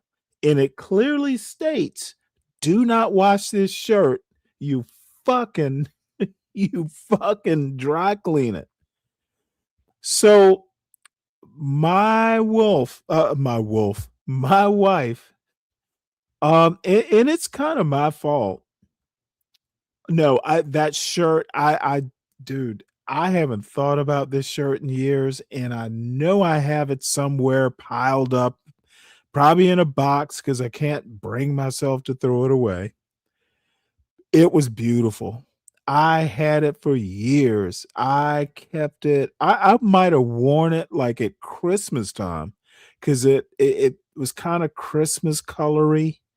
So I usually maybe wore it once a year. And for some reason or another, I got careless. I wore it like to a family reunion or something. And I just laid it over a chair or something in the bedroom. And my wife, now I couldn't fuss too much, but she was like gathering up clothes to wash. And I've always been a little persnickety about like my mother taught me whites go in hot water, and you might even toss in a little bleach or Clorox too. Colors are warm, and I'm sorry, whites are hot, colors are warm, but like delicate shit is cold. In this wool shirt, no, we don't wash it. It's just, we're just at a point in technology when merino wool or merino wool, however you pronounce it, you can actually wash that shit. Back in the day, you didn't wash fine woolens. There was woolite and stuff like that. And y'all may not be old enough to remember what woolite was, but woolite meant, you put a capful in some cold water and you hand wash, like in a sink. You hand wash your quote finery, or your delicates or whatever you want to call them. Anyway, my wife just tossed this goddamn shirt, and it honestly wasn't her fault. I should have taken better care of my stuff. But dude, I when I saw that shirt, it had shrunk, it had shriveled. It was, oh my God, I was livid. And from that day, she did not wash my clothes anymore. It's like I'll just do it all myself. And I know I'm a horrible person. You can wash your clothes and the baby's clothes, but don't worry about mine. I will do it myself. And I know I probably hurt her feelings a little bit. Probably she was glad in the end, but no, I know how to wash my goddamn clothes. I know how to cook. If you're gonna go around ruining shit, and it was not her fault. Honestly, it wasn't. But at the time, I was acting like a MAGA black. Don't wash my clothes. And you know, my wife's been dead for like 13 years, and retelling this story makes me sad actually. Shit. I was an asshole. But I would wash my own clothes. You know, I'd let her wash like the underwear and stuff. You can't ruin, you know, the underwear, but no, don't wash my clothes. Just let me do it. So that is my reaction to wife doing laundry. It doesn't have to be. And I probably shouldn't have even told that story, but it is what it is. I'll take the lumps from I can wait till you tomorrow. women, you feminists out there. I will take the lumps. Don't put off your happiness waiting. You know, if you find that good person, like a lot of times we wait, well, it's not the right time. It's never going to be like the right time. I would say go for it more. I wish I would have told someone told me just go for it. I probably have overlooked a good candidate. Well, see, that's the before, right reaction. You know, like Fuck me, your clothes. me thinking the timing thing. I Maybe honestly prioritizing career. You know, I definitely Look, was always. well, here's the other thing. Yeah, I probably was pretty mad, but my anger tends to be a little flash in the pan. I say what I have to say. I emote what I need to emote, and I'm fucking done with it. Now, there are times, you know, when it may linger a few days, but I said what I said because, to be honest, it was my fault. I should have, I should have, you know, if you know something, she was being very efficient and very wifely, by the way. Um, in the end, it was probably me who was wrong, and I probably apologized. I probably said, "Don't worry about it," you know, but I'm still gonna wash my clothes, you know, because I know how I want them done. And, anyway, um, you know, that's why marriage tends to be complicated. You know, men do some dumb things, and sometimes women are trying to help, and, you know, I probably shouldn't have gone off, but it is what it is. It's all in the past now. Always like work, work, work, work, work. So now they have resorted to waiting for great men or good men to get out of a marriage or to basically get out of a divorce or just waiting for the leftovers from another woman, hoping that he then removes himself from his relationship to then make himself available for you. My, oh my, have the mighty have fallen. And she's not even a bad looking woman, a bad looking older woman. Now, see, this is what the low intellect MAGA black thinks. It's just a regret. If she came and knocked on your door, you'd be treating her nice. This is what I don't like about these MAGA blacks who have, like, literally, Anton Daniels has no critical thinking skills. He's made money, and he obviously thinks that means he's smart. And Aramio say Frimpong will talk about it, and I totally agree with this. Now, you know, I may not be the best messenger for this. Aramio say Frimpong may not be the best messenger of this, to be honest. But if Anton actually thinks this woman can't get any man she wants, he's a fucking fool.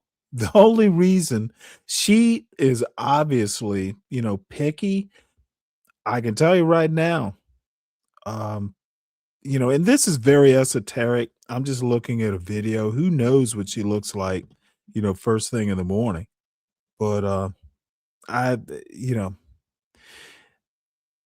MAGA blacks like Anton, they just make content. They don't think about the content. And if they do think about the content, it's just at a surface level. Woman, you know what I'm saying? She's probably just stuck in her ways. And I've said this time and time again, every single time that I've had a conversation with a woman, and I've been on a panel and they say, "Oh man, it ain't no good men out here," or "Oh, I'm just waiting for this, or I'm waiting for that." Listen, you got to pick. you're going to have to pick which one that you want to prioritize the same way that men have to pick how they prioritize their lives. Okay, men, the MAGA blacks, all these motherfuckers like on DJ Hamp's panels and shit like that, Sharon's panels, what are they prioritizing? Certainly not, I could be doing something better than being on this panel. What this young lady, and I'm older than she is, you know what? If she met me, we'd be okay. In which they then get what it We we would make oatmeal cookies, and I would teach her how to wash my clothes.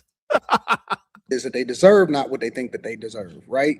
And so when you think about it from this perspective, as a woman that is very, very decent looking, as an older woman, if she can't find a person, either her standards are too high, or as she admitted, she probably passed up on the guy that she was supposed to marry.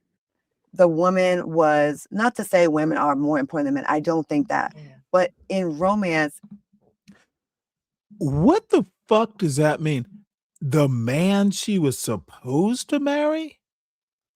Oh, dude, that's a weird thing to say. Who is supposed to marry anyone? We don't live in the sort of culture where there are arranged marriages.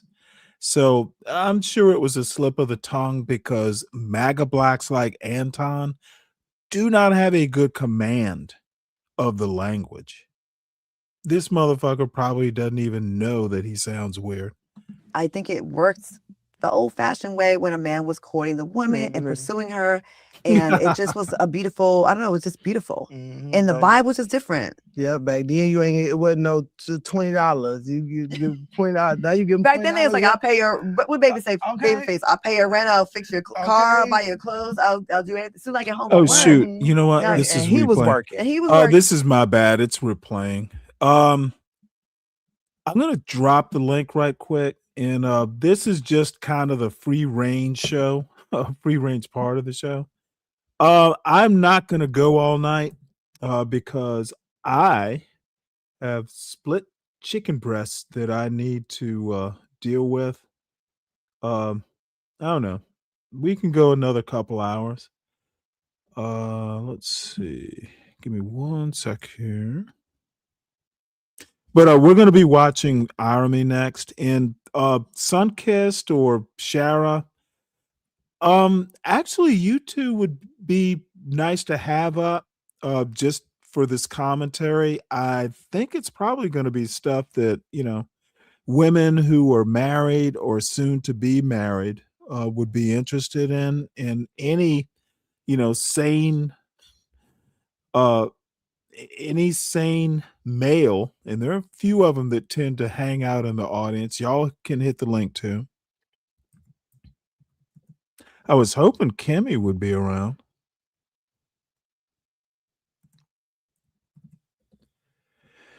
But alas, she is a busy woman.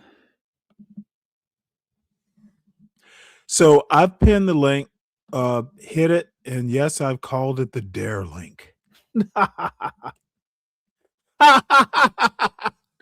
Wait, hold on there, Queen. There are sane men who do come through on this up to the panel. They tend, you know what? I do tend to, because you know what? I don't mind. I'm one of these people who thinks you can. Hey, I grew up on Monty Python. You can do highbrow and lowbrow and just see what happens. And yes, there are actually high quality males, like males who are my MOT's one of them. I mean, these men are sane. It's just look. So I don't mind the fuckery, especially after I'm done with the news articles. I'm okay with it until it gets too much, and then I have to start, being a little, how would we put it? A little strict. So how you been?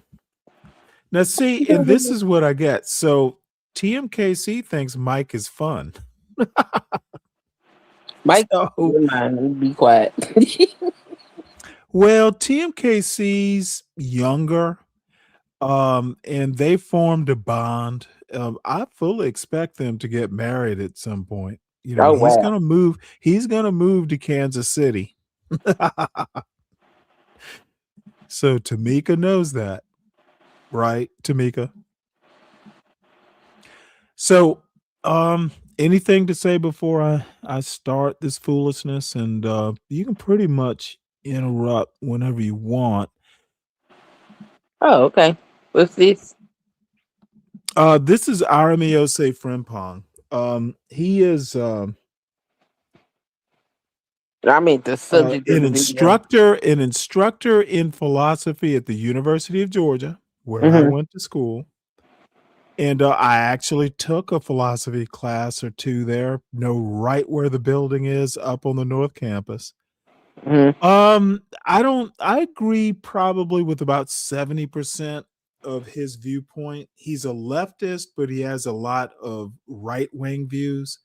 Mm-hmm. But similar to me, I'm oddly enough, when it comes to education and family, I'm probably way to the right of the MAGA blacks and some of even MAGA. I don't know. It's just the way I was raised. I mean, we were, you'll hear the MAGA blacks go, well, we were raised to be Democrats.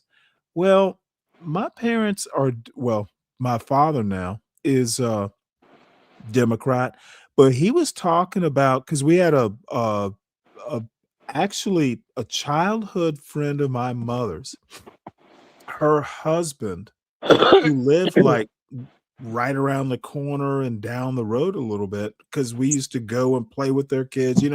Back in the day, families would get together, and do stuff. Yeah. So anyway, he was a business owner. Mm-hmm. And I have stories about Mr. Carthon. This motherfucker was a mogul, believe it or not, back in the day. I have stories. Great guy. Um, Mrs. Carthon, I had a crush on her when I was a kid. She was beautiful. And Mm-hmm. she was the high school friend of my mother. So, but when you're 6, 7, you tend to get crushes. However, he ran for office, uh, just like alderman or something like that. Mm-hmm. So when I turned 18, my father was like, "Well, you need to register to vote." And I know he wanted me to vote for Mr. Carthon, and I was a little obstinate, like, we'll see. But that's the only political conversation, and actually we've had it over the years, especially about Trump. Yeah, my parents are Democrat, um, but I was in the Navy with a guy who is a Republican, and I've known this dude for like 35 years. I once told him when we were in the Navy, "I'll run your fucking campaign, and I'm a Democrat because I trust you." So, I tend to be, I like things fixed and I don't really care where the solutions. I'm not so, into, ooh, it's a Republican solution, therefore it is bad or vice versa. But the MAGA blacks, this democratic plantation bullshit that they want to do, it is just literally low impact, low intelligence, just it's what MAGA Massa told you to say, MAGA black. Well, I think that's the reason why most people vote. Black folk vote Democrat. I think culturally, most of us are fairly conservative. Well, the thing, what the Republicans don't understand, at least the present day Republicans, is stop embracing Nick Fuentes and you'll get more black voters. It's as simple as that. Yeah, because we got a lot of conservative values. Yeah. stop inviting Nick Fuentes down to Mar-a-Lago for Thanksgiving dinner, and who knows? But dude, black people don't fucking. We have conservative values, but we're not gonna vote for racists. Right. And that's why a But lot the of them MAGA, don't do the vote. but see, the MAGA blacks, they're like, "Ooh, racism isn't hurting me day to day," and they're Mhm. right. But you also have to think bigger than your hood. Right. You are, you're able to get your weed and your big ass herringbone gold chain. But some people that you may not even know are hurt by this President. stuff. Anyway, I'll stop at homonyming the MAGA blacks, but I'm making it an emphasis, almost like a Sesame Street show. Today's word is MAGA black, and I'm gonna make as much of it as I can. I want to crush the MAGA blacks because they're idiots, and their MAGA daddy is literally driving this country into a hole. Man. I was hoping Cellulite or one of these MAGA blacks, unapologetic MAGA black or whatever, MAGA Mike. So anyway, I'm done with my clown show here, ma'am. So this is called How I Fix Public Education at Title I Schools. Get dads. I think it's get dads in the PTA meetings or something. And he's right. However, there's some things that sometimes he just goes too far, but stop it. We can pause at any time. That's America, my name is a Amir small school, Right right? now, I'm going to tell you how you fix public. I'm sorry, what? A Title I school, that's a small school, right? Yeah, well, he's in Athens, Georgia. It's not a huge town. Okay. Public education, especially at Title I schools. That's it. I'm going to put it all to you. I'll put it all to you. You'll know It's a in 10 college minutes town, too, how you by fix the way. public education at Title I schools in a way that you probably haven't really thought about that's where the before, and you're University of welcome Georgia in is. advance. Let's get to work. So everybody knows about Brown versus Board of Education. We integrated the schools, but we did it the wrong way, and this is important. We integrated the schools at the level of the children, not necessarily the teachers, not the administration, not the board, not the textbooks, right? So when we integrated schools, we should have done it from the power down, not putting the most vulnerable people in control of putting them under the control of the whites, right? So that's not the way you should have integrated schools. You should have integrated school boards. You should have integrated school textbook companies and integrated school leaderships, and not just make the regular black principal now the vice principal under the white principal at now what is the white school that's integrated. That's not the way you did it, right? That's not the way it was supposed to be done. You're supposed to integrate the power on down, right? So we confused integration in a way that did not make our schools better.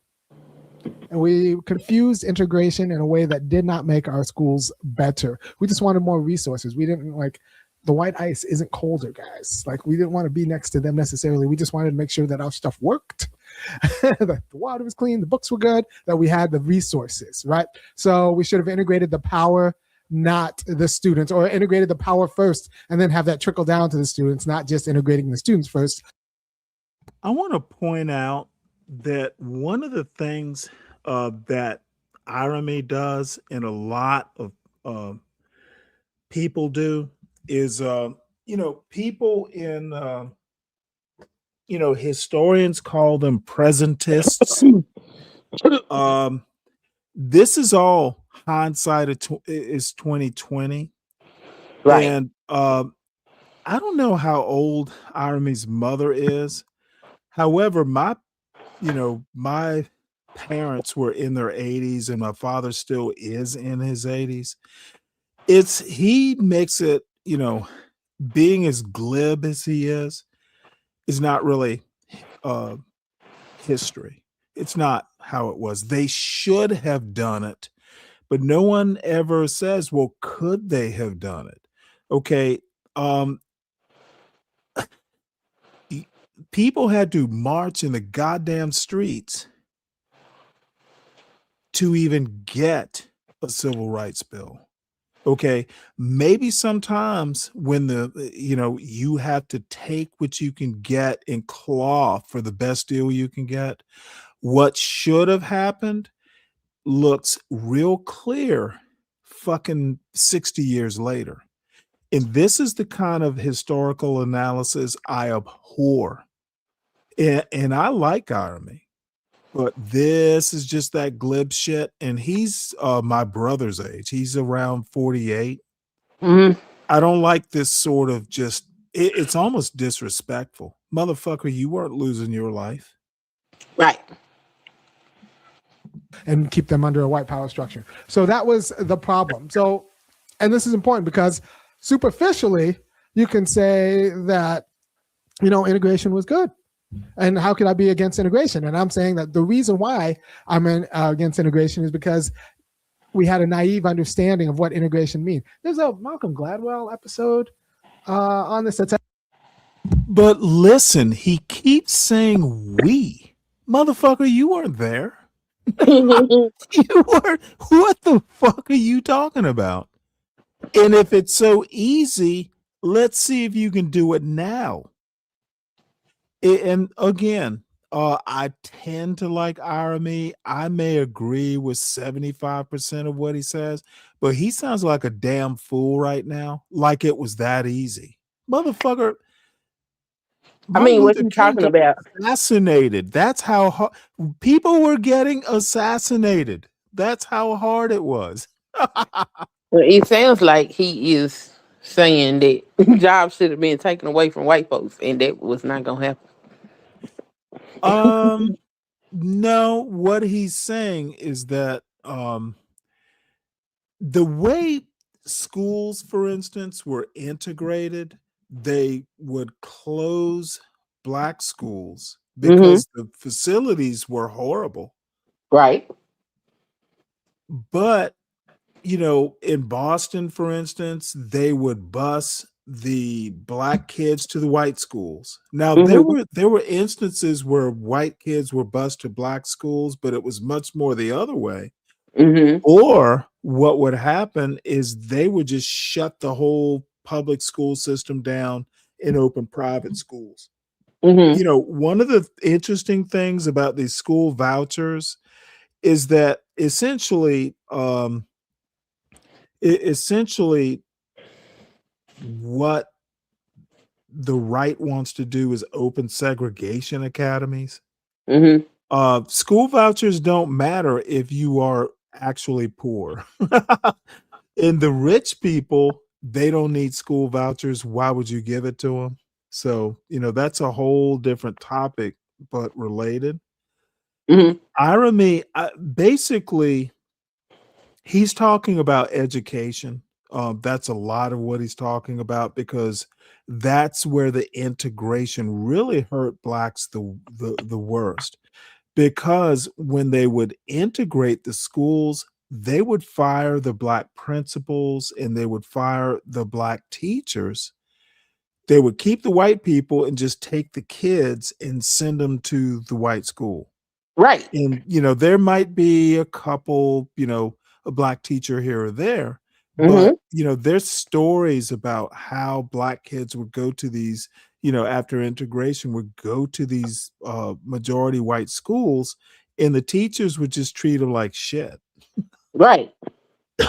And so there's a lot of truth in what Irami was saying.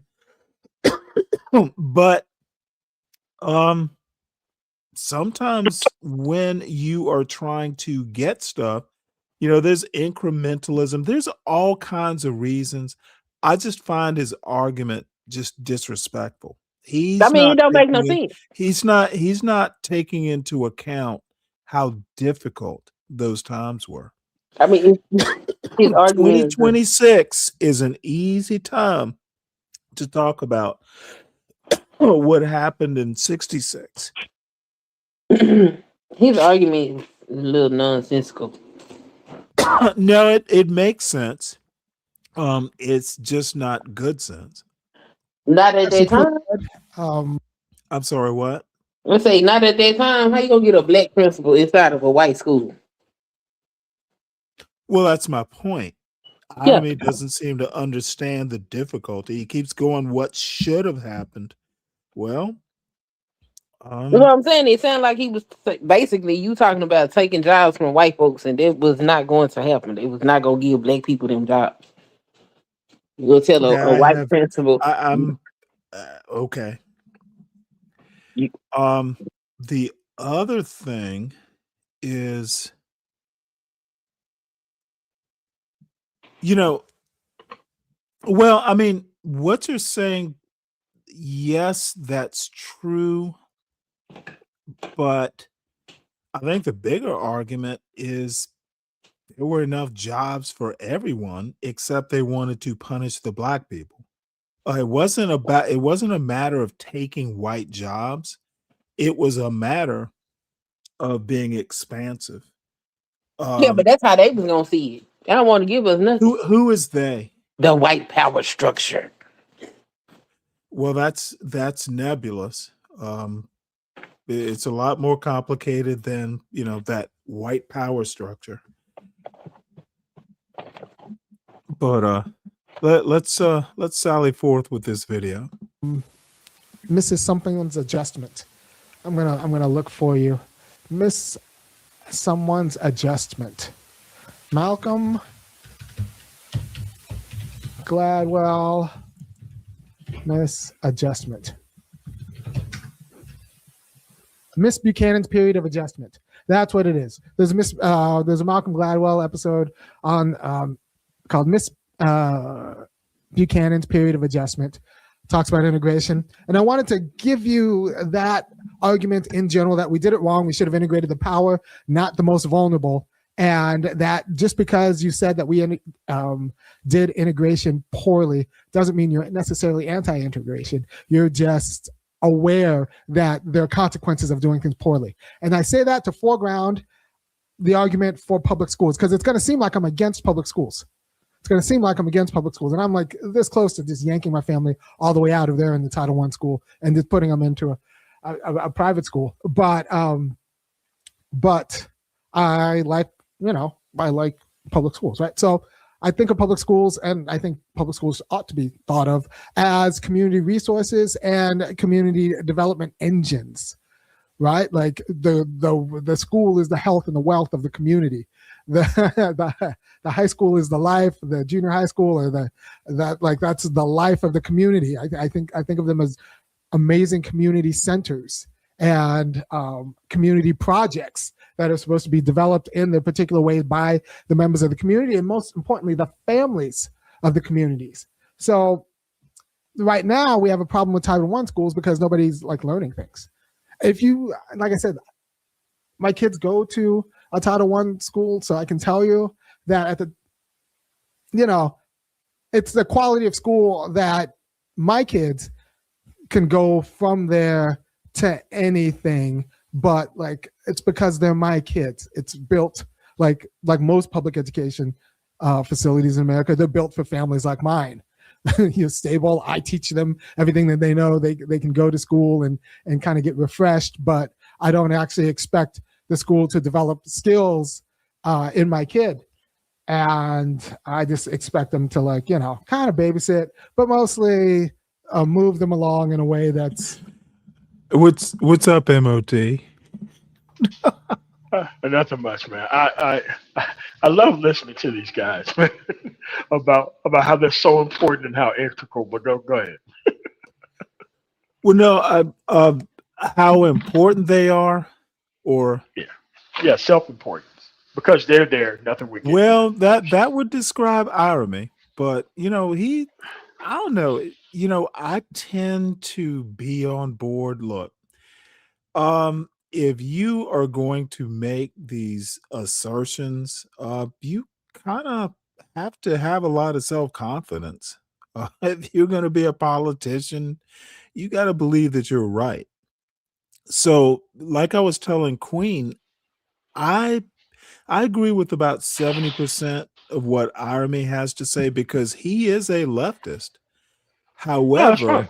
However, Yeah. he's very horseshoe in some of his opinions, but he's weirdly manosphere.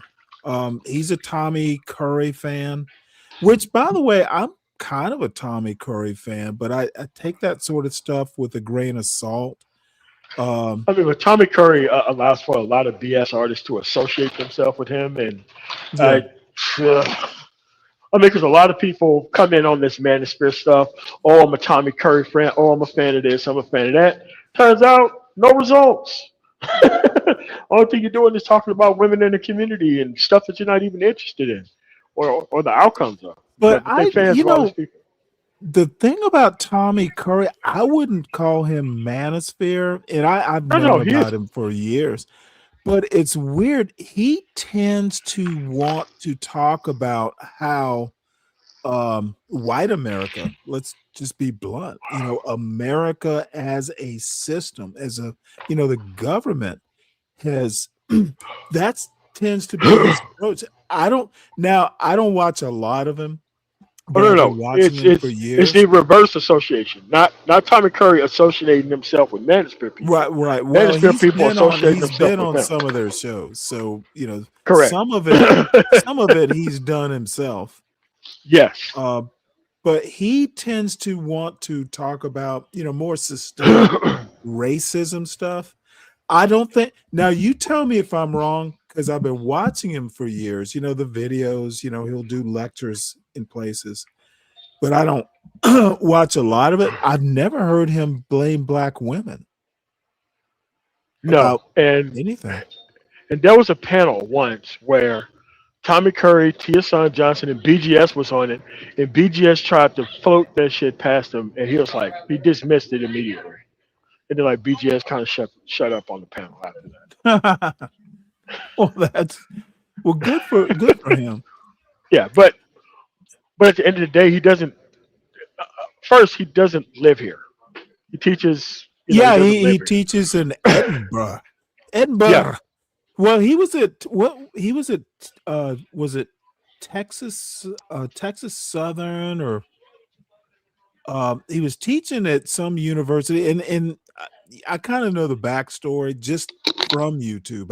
I've never talked to him, but he, I think what he studies, his premises are actually kind of controversial, and obviously it would be that way in American academia. But I actually wish one day he would talk about what life is like for him and his area of study in Edinburgh. If you go online, there are a lot of African heritaged Scots that do YouTube shows, believe it or not. Really? I think Yeah, I've seen I one. kid you not. I think I've seen one where there was a And compilation of a lot of them talking, but I've never really tracked no, any of them on an individual basis. I'll have to, if I think about it, I'll have to find some of them. There've been now, a couple good looking girls, that accent, I have a thing. A lot of English accents I don't really like that much, but give me a good Scottish brogue. And then Jamaica, very solid Scottish, that Jamaican brogue, if you ever listen to it, because there were a lot of Scots who wound up opening plantations in places like Jamaica. So anyway, I've gotten way far afield. So Tommy Curry, good. He's okay. But at the end of the day, he's not here in the United States, and what we need is active political participation. And the Minister is kind of against that, changing things because these people got a voice and they don't want to give it up, and they don't want to actually put in any type of work to fix anything. Well, let me ask you a question. Why are they so pissed off at Obama? I've never been able to figure that out. Yeah, because he didn't promote the YN as the actual cultural. He didn't partner up with the YN. He did everything except for include the YNs in things, and they thought that, like everything else, he was going to come in and create it, and then the YNs was going to come and ruin and destroy it and kind of mutiny him out of his own stuff, like they normally do in every other thing. But he never let them in the gate. Well, And that's why shit, this he had a basketball court that wasn't good enough. no, they wanted they wanted to make like an official YN president, you know. But you and know look, what? I'm happy that he didn't really have that sort of subcultural putting those people in there. So what they do is they protect themselves from what actually happened by just deliberately acting like nothing happened when he was in office, and you don't educate them on it. Let me tell you something. Two things, and one of them will be a little maybe strange, but he was supposed. What the fuck did they expect him to do? He was president of the United States, and he kind of said it. I'm president of the United States, or something to that effect. He never gave any sort of indication that he was going to be the president of Black America. It's why the fuck did the people even think that? I mean, I know what you might say, yeah, because they're limited and all that sort of stuff. But the other thing is, you know what? As young people will do, sometimes they try on identities and stuff like that. But in the end, he married a Black woman. Brought his mother-in-law into the White House. If you want to say that, he didn't have a slave heritage, so what? Sometimes having an ally is good enough. And I personally know why a lot of these MAGA blacks and the YNs, the old YNs, didn't like Obama. Because he wasn't brooking that bullshit. Motherfucker, No, I'm not gonna code switch. The only time he code switched is when he was singing Al Green. and and the thing is, they don't know how to build anything. They only know how to come in and suffocate it and destroy things. And I'm Or glad that be he like didn't a do that. tick.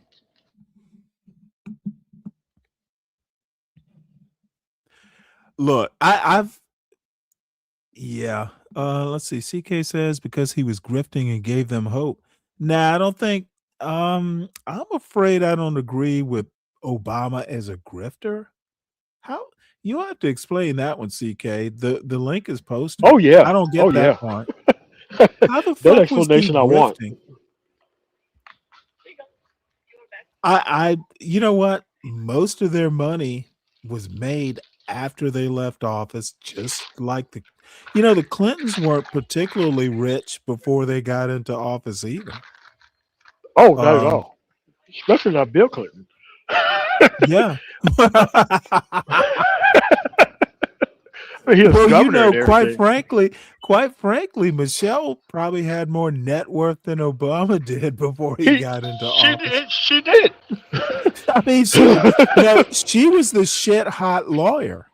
Yes, and he was the guy I who mean, went in she public was service. shit hot. I mean, she was like a working like as a healthcare. She was like the attorney for a hospital system, I think, if I And those recall. people get paid. And those people get paid a lot. Yes, she believe me, when all these old YNs want to talk about the woman making more money, this motherfucker was a That's why. That's why. he was a community activist, and his wife was probably making like Magnitudes more almost. money than him. Yeah, what? You're a community activist and a fucking law professor, motherfucker. You know what? Most of these, dude, she should have dropped his ass. This motherfucker. Just call them legacy YNs. Call them legacy YNs. You're gonna teach what? You're gonna go into politics. Hey, well, as it turns out, she made a good bet. And here's the other thing. Why are also mad that they wasn't they wasn't the poster child for Black Americans under Obama. It wasn't. They felt like they lost ground under Obama, which they did, because nobody wanted to be those specific type of dudes, Well, and see, it was cool to be smart. Yeah. Oh yeah. What? Well, see, I was about to say, how do you lose ground with a motherfucker who, dude? They have yet to find a scandal, financial, sexual. The Trust me. motherfucker They lived were a looking. clean They were life. looking. Oh They were looking. shit, they were looking. Oh, dude, you want to talk about weaponizing the government, dude? To this day, his kids. Those little girls with the little midriff showing and the white boyfriend and all that shit. And I've heard Irony, the dude on the screen, say this. He's not particularly impressed with the Obama kids, but you know what? They have the kind of generational wealth. They can fucking do what the fuck Do whatever they want. Dude, what do you think? What do you think our ancestors were fighting for? No, I'm not particularly impressed with the kids, but if we really want to be all manosphere, they're not ugly. They're the daughters of a president. They're going to get rich men. And they didn't date YNs, and Obama wouldn't even tolerate them dating YNs. That's what they really mad at. What about me? Like, yeah, everybody else has to perform. Yeah, that you know what? Yeah. Take it. Yeah, they can't get Sasha. Sasha's gonna go. Even the Secret Service won't let that shit happen. It's like, Hell Sasha, no, and it's like, come on. You really think you're gonna see the Secret Service in a hood club? No. Yeah. Well, you know what? Motherfuckers better be emulating Obama. Not what did he do for you? Well, he gave you an example, and he can do it. And he actually had a lot of impediments to success. Michelle had kind of the more normal African American experience, if you want to call it that. They made it to the White House. Why aren't y'all paying attention to that part? He did not give you, whatever it is you were expecting, but he gave you an example.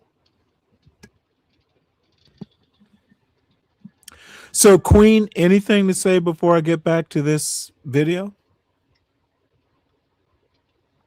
Nope.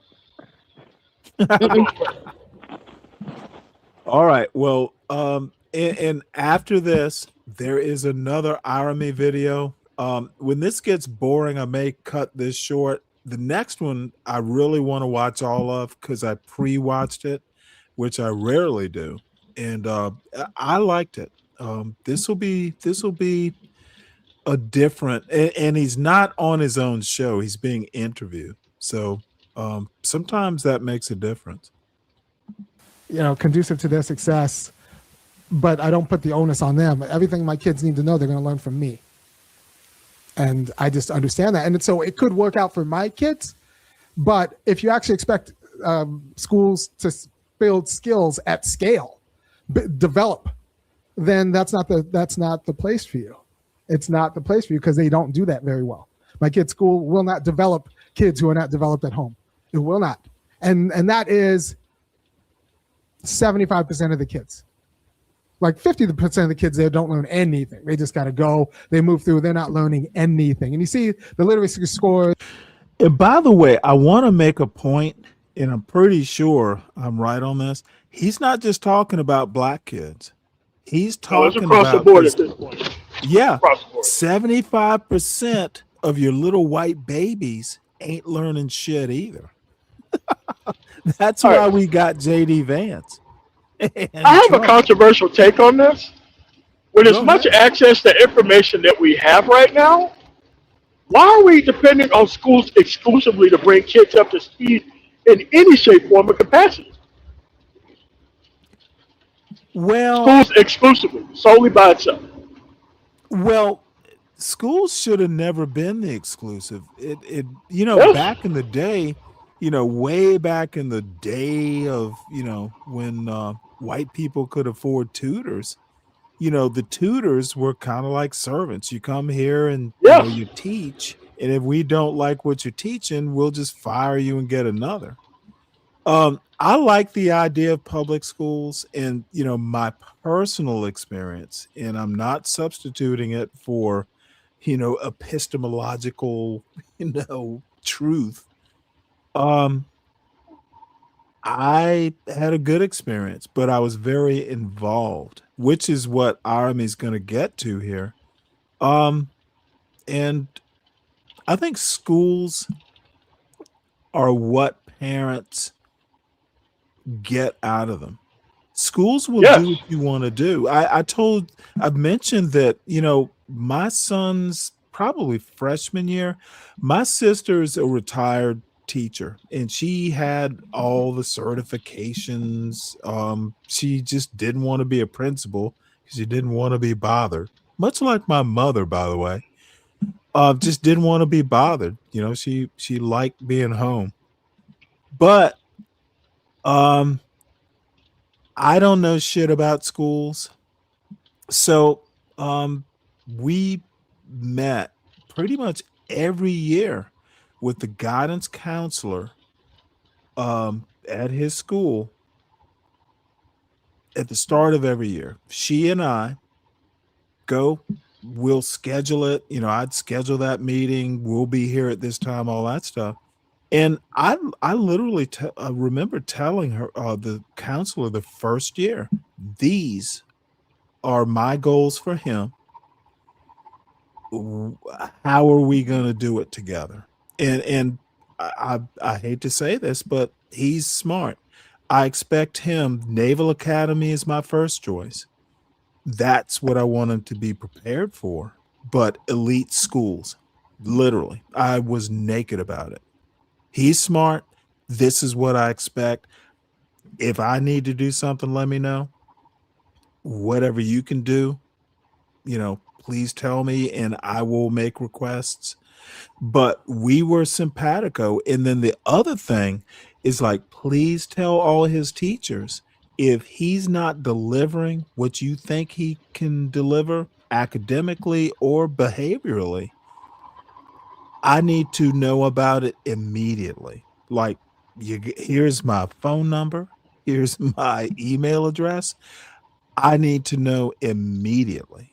And 2 times in his high school career, I was able to course correct in a you know, these were conversations twice in his high school career.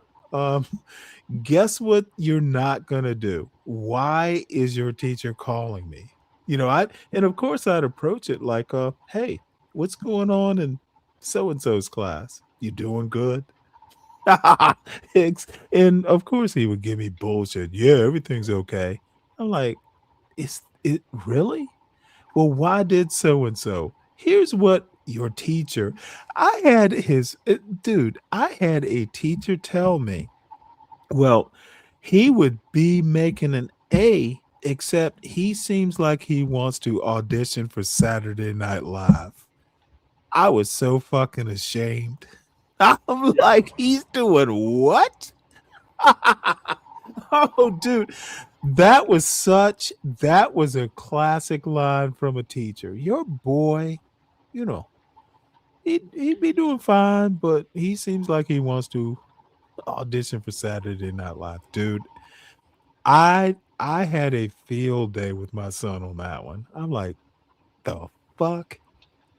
So Parents, be involved with your kids. I had like two on the spot ask for the course corrections in front of Dude. Oh, dude. The second one, I had his AP economics teacher, senior year. In Georgia Tech, when you get accepted early, they include a little like thing at the bottom that goes, "Hey, you're accepted." But essentially, and this is a paraphrase, if you fuck off because you got accepted, Oh yeah. we we reserve the right to bounce your ass. So I get a call from my son's AP economics teacher, and I forced him to take the AP economics because I wanted him to understand there's more to math than, you can do other things besides science and computers and all that stuff, engineering. Economists, you can do okay. So anyway, the economics teacher actually called me. Usually they email, but he called me. Yeah, he's not turning in assignments and stuff like that. And you know what I told that teacher? Expect immediate, an immediate result. And dude went from a C to an A because I was not goddamn having that. Like, what the fuck? And I never heard from that teacher again. But you know what? I think the teacher knew what would happen. It was an immediate, like the next dude. And I wasn't particularly even mean to my sons. I didn't yell, didn't curse. I'm like, dude, what the fuck are you doing? I didn't say the F word. Like, correct this immediately. You were embarrassing yourself. So anyway, long story short, I know I ramble the hell on. So Queen, you unmuted. Yeah, I think these children are feeling because they don't have active parents. Yep, that's I've what it been is. active in my children's education since I stopped homeschooling them, and I don't see a lot of parents at the school. Right. Even the teachers talk to me about the lack of parenting, and when I do see other parents, it's like, "Oh, your children are so smart." Like, no, you just a sorry ass parent. Like, Well, they're just happy to see you. well, the teachers, they The like, you teacher, got structure and discipline in your house, don't you? right? And Yeah. when they first started saying it, I was looking at them weird because they didn't. What are you talking about? Don't that come standard? And it's like, No, no. it doesn't come standard because I went to some parent teacher conference for like my nephews and nieces and shit, and they were like, "Wow, there was just such a change." And what happened? Well, are you there? I'm like, I've only met him twice, but I've talked to them a lot, and most of them just need guidance through their, switching up what's important and what isn't.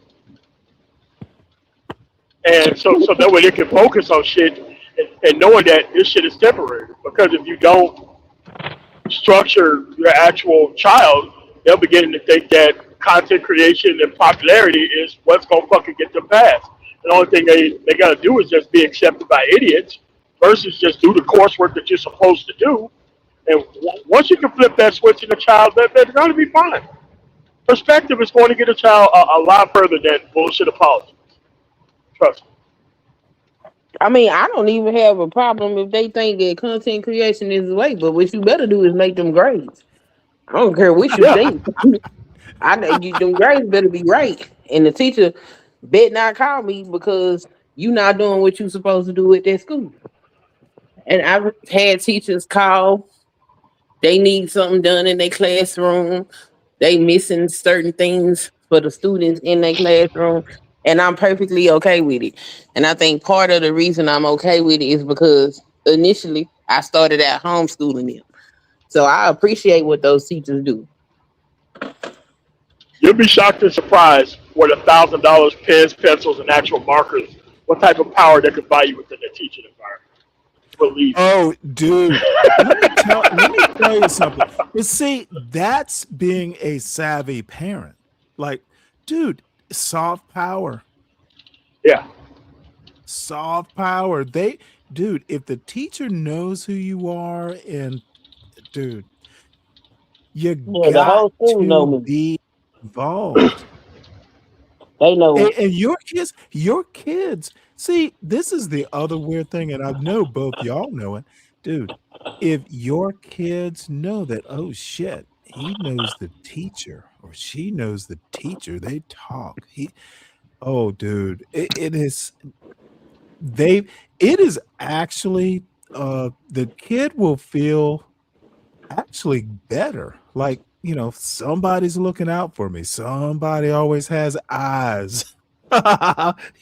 Shit's gonna get back to my parents if I mess up. That's all kids need. You don't have to see them 24 hours a day, or every little place they go, you have to tail them, like they're criminals. But hey, I remember my father had a habit of showing up at the least predictable time, and one or two times I was acting the fool and he would be off in the distance and I'm like, oh shit. And I used to do this, dude. It was so funny. As an adult, I used to do the same thing to my son. Just, you know what? I wonder, just wander into the class or wander in to the field where they're playing. Just wander in. I got some extra time. Dude, kids need to feel watched, but loved and all that. Yeah, they just need to look. I say watched. What I really mean is they need to feel like they matter. That their parents think they're important enough to pay attention to. And I wonder sometimes, and again, I'm taking this from YouTube panels. These motherfuckers don't give a shit about their kids. Oh, of course. Why are you on a panel? You could be reading to these kids. They want women to act right, but they don't want to take care of their own kids. And it's like they're more interested I wonder about the women too, though. What about the women? Why are you here? Why aren't you with your baby daddy kids? So, and I wanted to address this. King Obsidian, King Pix. Why do you place so much irony in none of Obsidian or John Galt Stanley Cross? Now,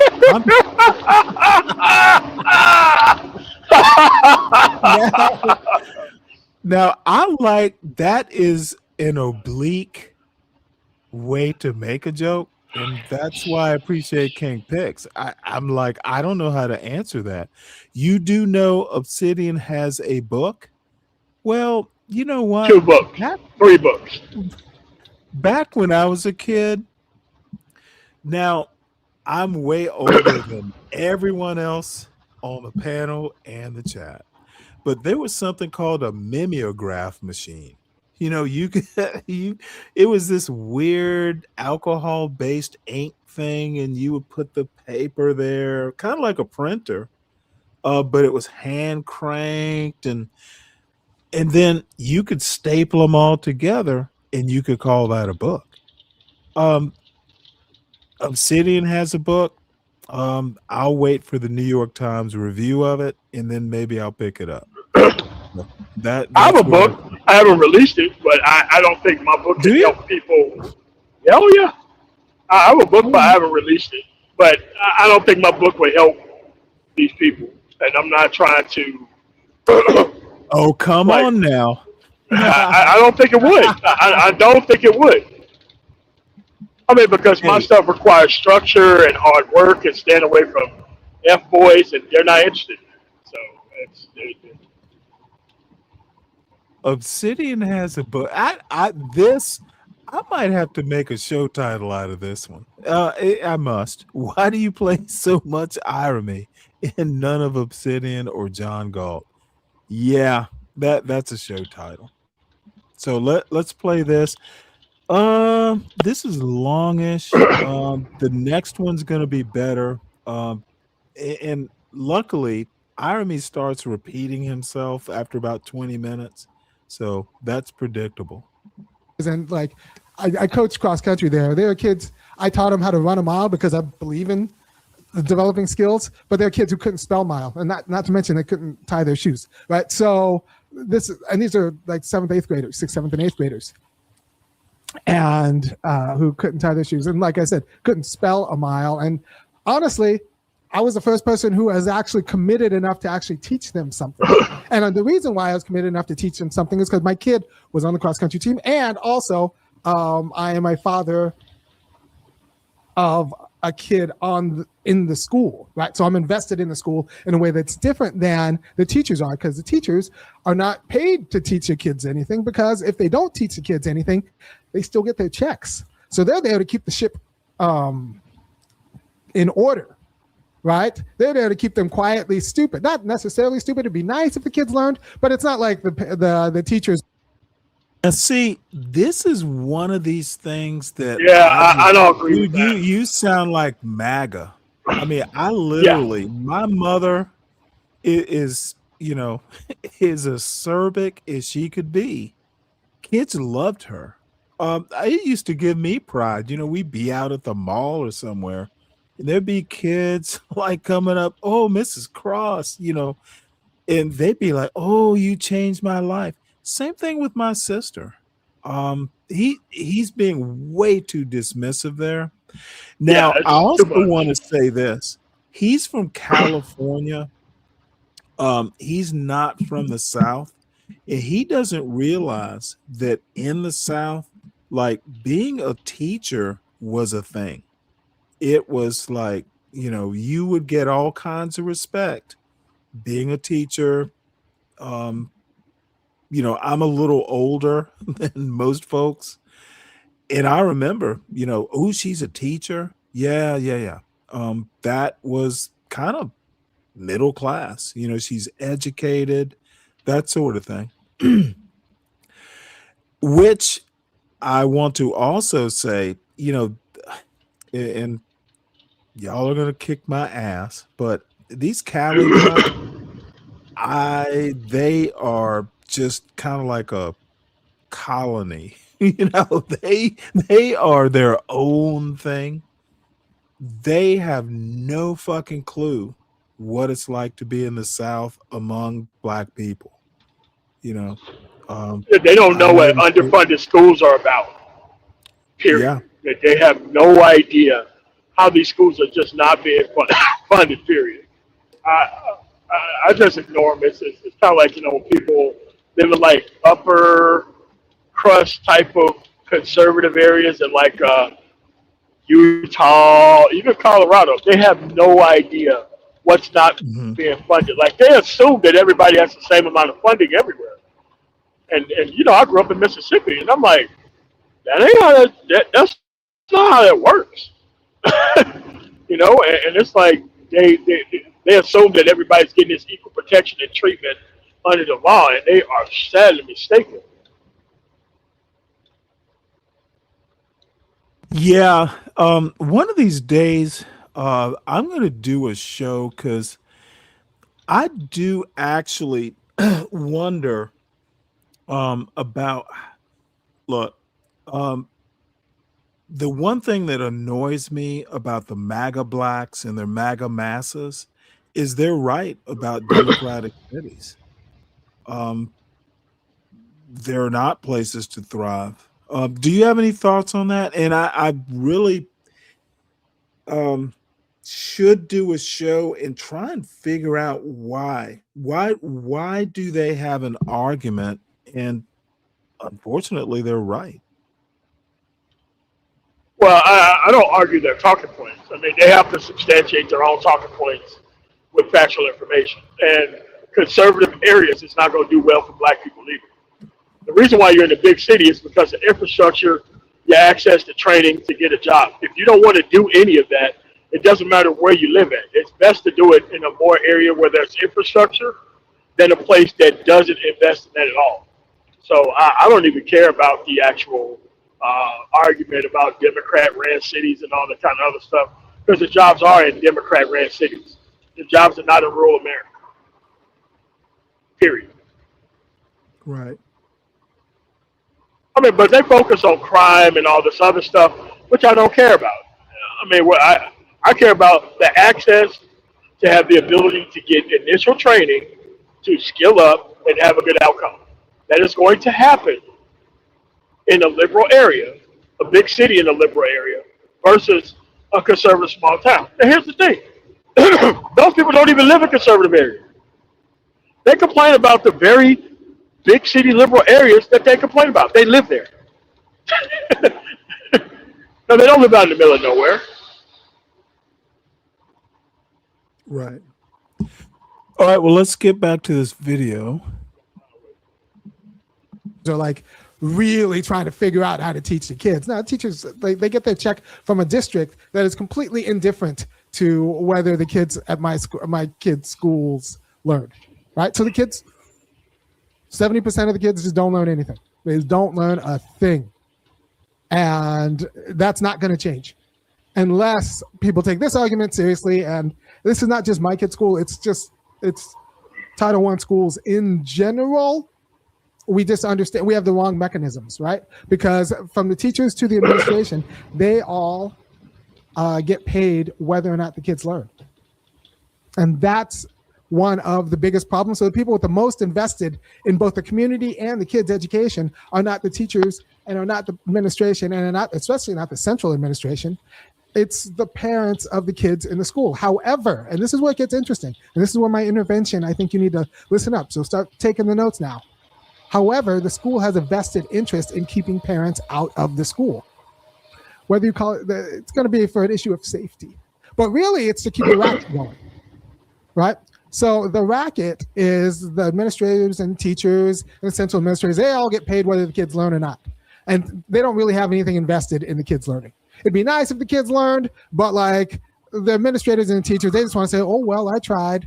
We'll get better next time. Here's a hint. It will not get better next time. It's not going to get better in the year. If you're at one of these schools, it's going to keep sucking forever. And as the world gets more technical, your kids are just going to fall farther and farther behind. And by that time, you will have retired off your pension for the 30 years of not teaching black kids anything, right? So they don't really have an investment. And I say this because there are white teachers who spent 30 years not teaching black kids anything and drawing checks for not teaching black kids anything.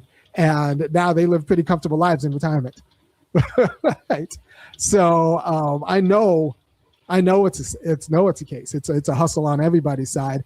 And the only people who actually are invested in making sure that's not the case are the parents of the kids who are left out of high school. And people can say like not high school, middle school and elementary school. And for a while, like people had different excuses. Well, it was safety.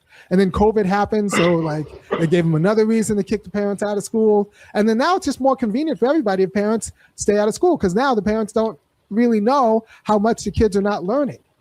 Because among the staff, there's a racket. So nobody talks about how much the kids aren't learning because it could jeopardize everyone's paycheck. But if you got a lot of parents in there, then people might actually like start talking about how much kids aren't learning, and that would jeopardize people's paycheck. And I think a lot of people's paychecks need to be jeopardized.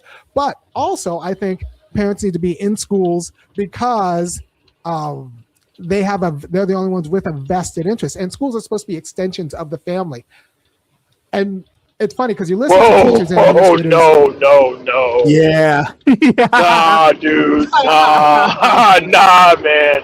Listen, if people understood how to get the most out of school, like me, our schools in Arapahoe County in Aurora, Colorado, are great schools. Colorado has decided to put a lot of money into the schools to make them great, right? If you want to fight the schools, you have to fight the county, not the teachers directly. Now, there's a handoff. I think it's 70% preparation by the parents, 30% the actual school administration and the curriculum being taught. Now, that curriculum being taught can be actually complained about by the parents and voting and initiatives and all that kind of other stuff. But you have to fight the administration. Now, if you're expecting your child who can't focus on anything to be course corrected by teachers, that's not their job. Like I think people don't understand what the actual school's job is. And parenting is not one of those jobs. I don't have kids and I understand that. But these Look, people are like, well, you know this what? part, Yeah. why would parents want strangers raising their kids? School, I would want that shit. No. yeah, dude. So they don't have to do it. All I need you to do is teach him physics. I don't need you to parent him. Okay, Queen. Okay, Queen. Okay. What was No, I wrong didn't with hear. my statement? I didn't hear what you said. No. I'm asking her a question directly. What was wrong with the statement that I just said? Was there anything wrong with the statement that I just said? No. And if every parent knew that up front, that this expectation that you have is not going to happen. You have to be involved here, and this is why in my community in Mississippi, how we got better outcomes over time. It wasn't because of actual investment from the state or additional investment from the county. It was because of the church in the area coming to these people where they live and letting them know once they're pregnant, once they go to Delta Regional Medical Center or actually King Daughters. This is your actual responsibility. And teaching parents how to be parents so that way the parents are not expecting parenting from actual teachers. Right? Right. Because if everybody understood what their job was, you could have better outcomes for the actual kids. Because the kids already have access to an information tool with the phone in their actual hand. They could be listening to bullshit, or they could be listening on how to actually connect to the actual coursework that they're going to be listening to. And that's something that the parents completely have control over. Now, of course, I'm Generation X. I graduated in 96. Cell phones were a thing in like 92. The shits was super fucking expensive. However, the amount of information that people have access to right now can be well used for everything but entertainment, rather than exclusively for just entertainment and making sure your kids stay complacent. But see, I have I don't know. My thing is I just need you to teach him physics. You know, the mental, the loving, pat him on the head. That to me, I don't want strangers doing. And I was also going to say, especially if you're a female teacher, again, I'm using my sister and my mother, both retired teachers.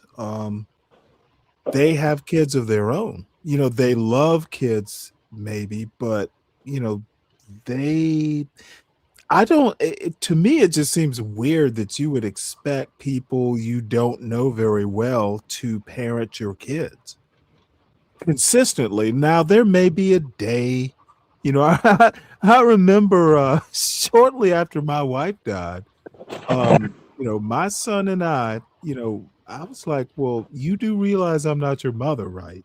I'm your father. And I told him, because how kids will ask you something in front of, other parents and kids, and that parent might be embarrassed to say no or anything. Well, I warned my son, and actually it was before, like he'd known this probably, I hope all his life. Like, don't embarrass me in front of other people because you don't know what my response might be. Like, do not do it. Under any circumstances, don't do it. And he did it in front of, the little white liberal moms. And my response made him cry. And I wasn't mean. I didn't yell.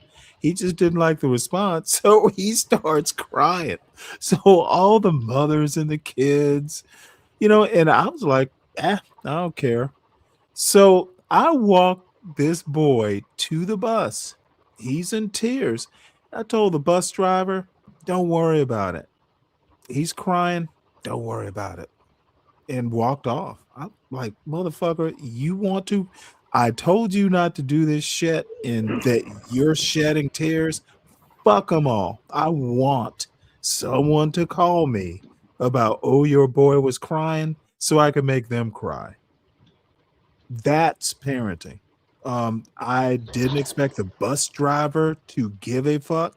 I didn't expect the other mothers. I say other mothers. I was the only father there. I just didn't give a shit at that point. Call me, challenge me on it. It's just tears. He'll get over it. That I expect a parent. I don't expect schools to do it. Oh yeah, no. What's up, Kimmy?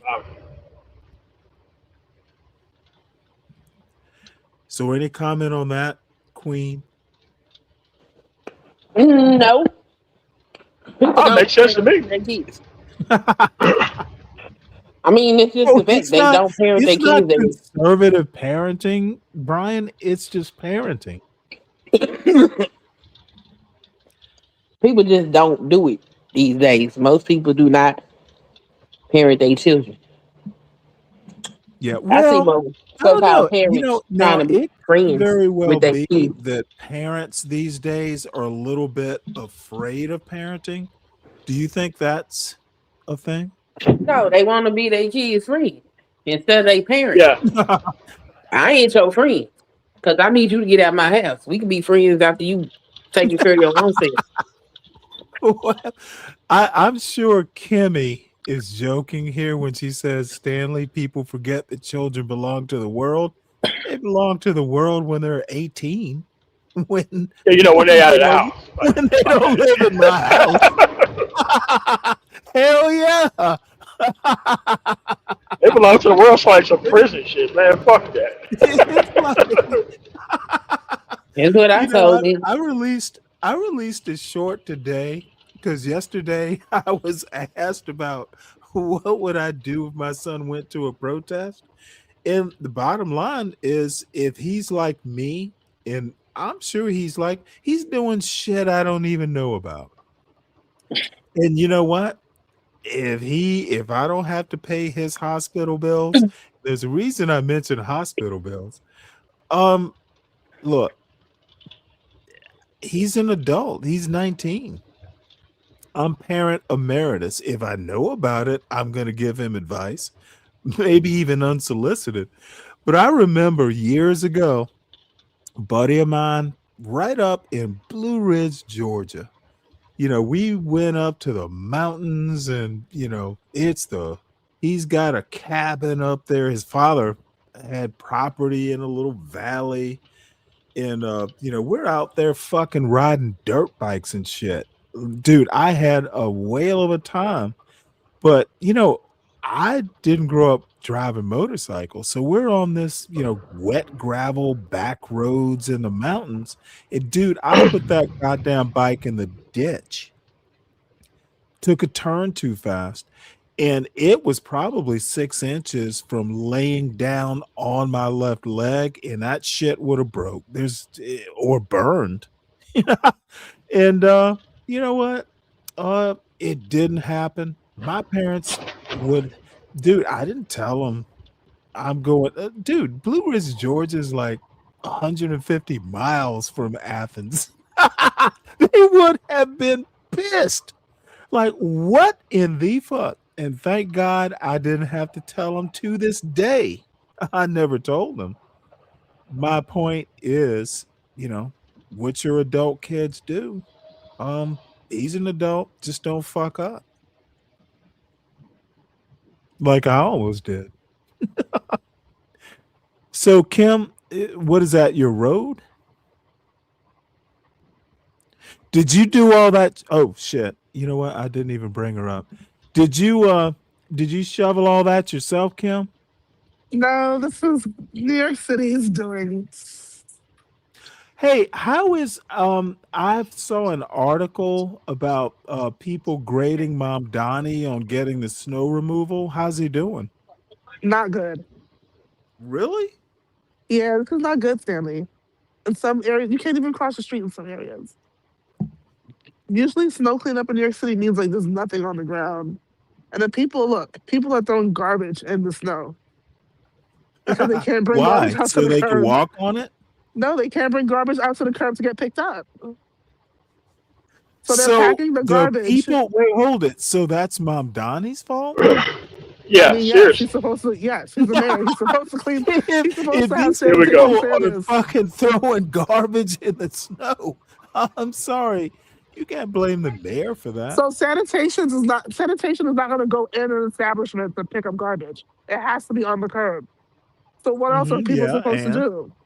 and Mom So they're Donnie's also supposed supposed to to not. solve that? Well, yeah, because it's on them to clear these curbs. Okay, let me propose something. What if you just kept the garbage inside for an extra day or two? Or outside for an extra day. I mean, it's probably going to be here outside, but inside, I'm not sure because remember, certain businesses they have such high volume of like they got to get their garbage out, especially for like health reasons, inspections. They can't have garbage sitting around. Look at all They this. can't? They can't Not have their really. garbage sitting around, huh? Not really, because depending on the establishment, they can get violations for that. And then Well, sanitation writes tickets too. So it's all a mess. hold on one sec here. Because I saw. I mean, the sanitation department doesn't have anything that. I mean, they have the same sanitation department. They have the same Department of Transportation, like the statewide. So No, for us, Mondami it's don't really. for us it's city. So New York, they do have statewide, but in New York Yes, City, it all falls under the mayor. the Department of Transportation job is to remove that snow, not the city. Well, DOT falls under New York City. Is what I'm trying to tell you. DLC is. DOT, Department of Transportation, is a New York City agency. It falls under New York City government. DOT employees or New York City employees. Oh, okay, your state. Okay. Yeah. Yeah, For I'm Colorado sorry. there. She's in New York City.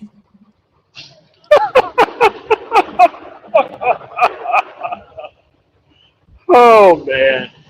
Yeah, I'm a New York City employee as well, and I'm on the community board, so I know a lot about this because I do community governance. I chair 2 committees, so this is just business of the city. But Stanley, back to my comment on the screen. That's really why I came up here. Okay. Let's see. Stanley. Wait, were you joking? I was not joking. There's Okay, an old saying that you'll people have to don't say explain. anymore. Since when do children belong to the world? Yes, Yeah, if I can please clarify that. Yeah, please clarify that. Yeah, if I can speak without interruption, it's a Caribbean value that children belong to the world because a child that grows up and becomes productive or figures out a cure or a vaccine, that's a child that grew up to be an adult that contributed greatly to the world. A child that maladapts is not going to be in the world by themselves. So in our culture, children belong to the world because everyone's job is to make sure a child is loved and supported and cared for. Well, you sound oddly. It takes a village. Like a liberal. It doesn't sound conservative at all. Okay, well, tell me Caribbean more. people are very When did you become We a don't have a liberal? foster care. Well, now in the islands are starting to develop foster care systems, but we never really had that. People were just taking people's children, like no question, if that's what needed to happen. So that's what I was Oh, saying.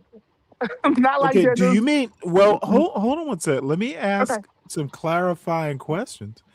Do you mean black children belong to the world or all children?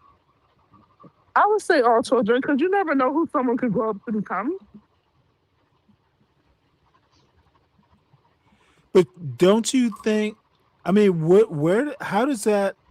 how does that work with parental responsibility, parental prerogative? Because I mean, honestly, It will Kim, just support and it. all kidding aside,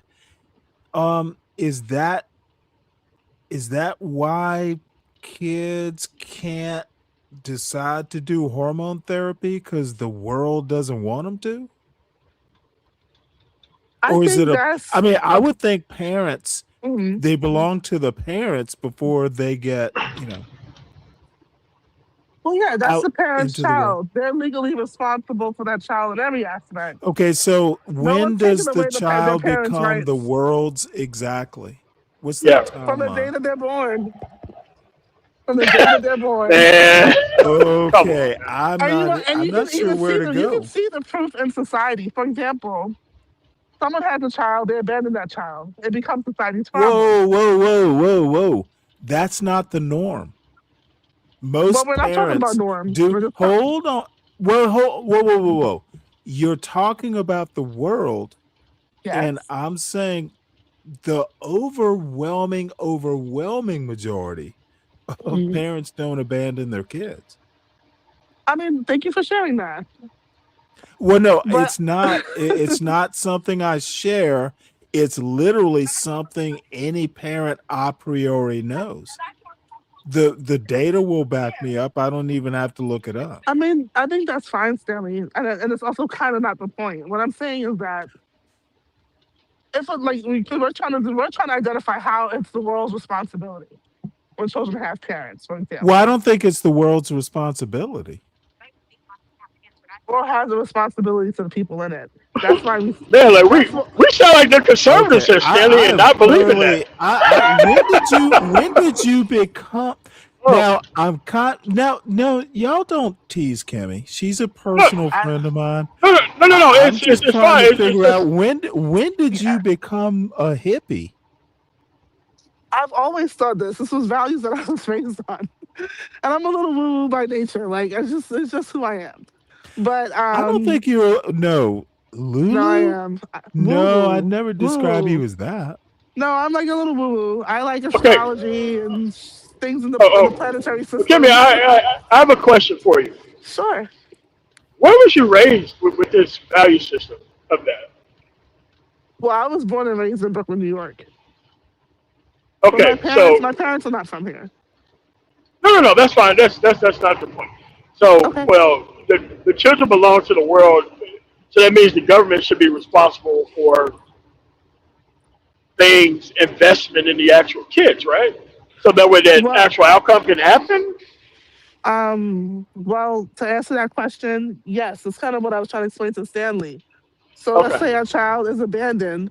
That child will either end up in the child support system or the foster care system to a degree. But The why government. are you Wait. 1 arguing second. the I'm not arguing exceptions? anything. I don't have You're argument. I'm just saying. arguing exceptions, not Wait. the rule. Just hold your horses. And when I say So argue, hold on. I the mean government gets like in involved anyway. Kim, the Aristotelian argument. I'm not saying you're yelling or fussing, No, I'm not not saying taking it you're that way. I know angry. exactly I what mean, you I'm mean. trying to figure out your point. You're But I'm trying arguing to answer the someone's question. abandoned child, which is the I'm exception. not arguing the abandoned child. I'm arguing. It's in your terms. I'm arguing when the government becomes involved. Now, in a place like Trinidad, for example, young people there do not have to pay for a college education. It's free. The government provides that, or make sure it's that way. When they want to go to the master's Do level, they have to test into the colleges though? they're testing in from about 6th grade. It's Yes, a little bit you of a have different to system make a there. minimum score, correct? Not in an SAT type of framework, but you have to be college ready from the time you're like in 6th grade. I don't know if that it's a little different of a system. So, and they do have actual exams, but what those exams will do is not saying you can't go to college. They'll just determine if in some Caribbean islands, if you can go for free, if you can take those tests to come to go to Canada, the US, Europe for college. So those are more or less what those exams do. But a master's degree, for example, in Trinidad, those young people get 50% off their degree, or they can get scholarships if they qualify for that too. So I think Madam Tamar's question was around ensuring that the government ensuring that people have what they need to thrive, or something like that, to that effect. Yeah, Well, I know, I know we don't see it here, but it does let me happen. sharpen your argument a bit. Yeah, please do. Trinidad literally has produced some of the best scholars. Yes. V.S. Naipaul, didn't CLR James, was it Trinidad? And Trinidad is interesting because, there were like Indian indentures and African slaves. It's a very interesting place. However, it's really not supporting your argument. I am all for let's test these kids into college. If you want to go to community college, on your own dime or for free, that's fine. But if you're going to go to Harvard, test into it.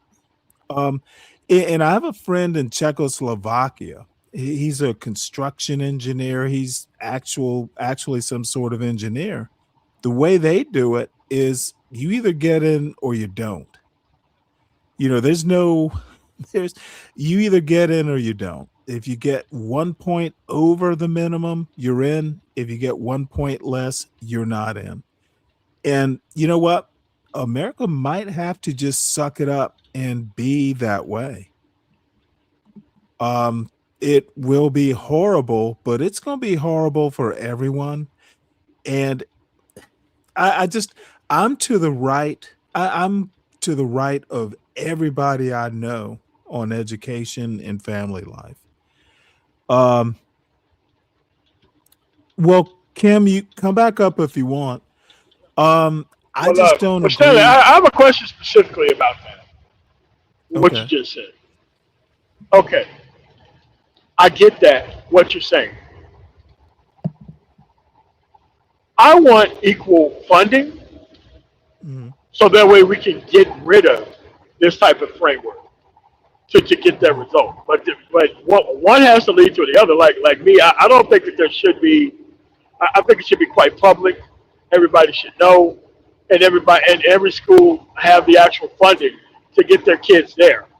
Like Right. like in Germany, when I was there, their schools work because everybody gets an equal amount of funding for education, unless you're Mhm. going to like a super duper like Catholic or Well, let me you ask know you a question. private school. The what Yeah. is it local or is it, education, you know, America gets away with a lot of bullshit because Yes. education is like law enforcement. It's very local. Yeah. It Um, should never be local. It should never be local. correct. Yeah, I agree. I mean, there's a national standard, and I'm not talking about no kid left behind. I'm talking about some actual competing with Mhm. other countries type standard for education. And after the standard comes the actual funding to meet the actual criteria. Well, I'm gonna Because be things have, honest. yeah, I actually think in or out, you either get in or you don't. That actually benefits black people in particular because you it know what does. you're up against. Yeah. You know what you're up against. You either get in or you don't. At least you know what the fuck you're up against. And if not, you can go cross water and go get it and then come back. But at the Yep. end of the day, but I'm saying that the funding framework has to be there. Not Right. the expectation of just being there. There's an expectation, and then there's a funding of the actual Hey, kids to actually get there. hey, MOT, what you're saying is the education department needs to actually be something. Not this Yes. fake, not not the center of fake outrage, but you know what? Yeah. Let's put it all at a national level. Dude, um I would put it in the there's some Pentagon's there's budget. some there's some growing up that America needs to do. And there's a reason why we're 36 in the world when it comes to education, K through 12. And we don't have to be.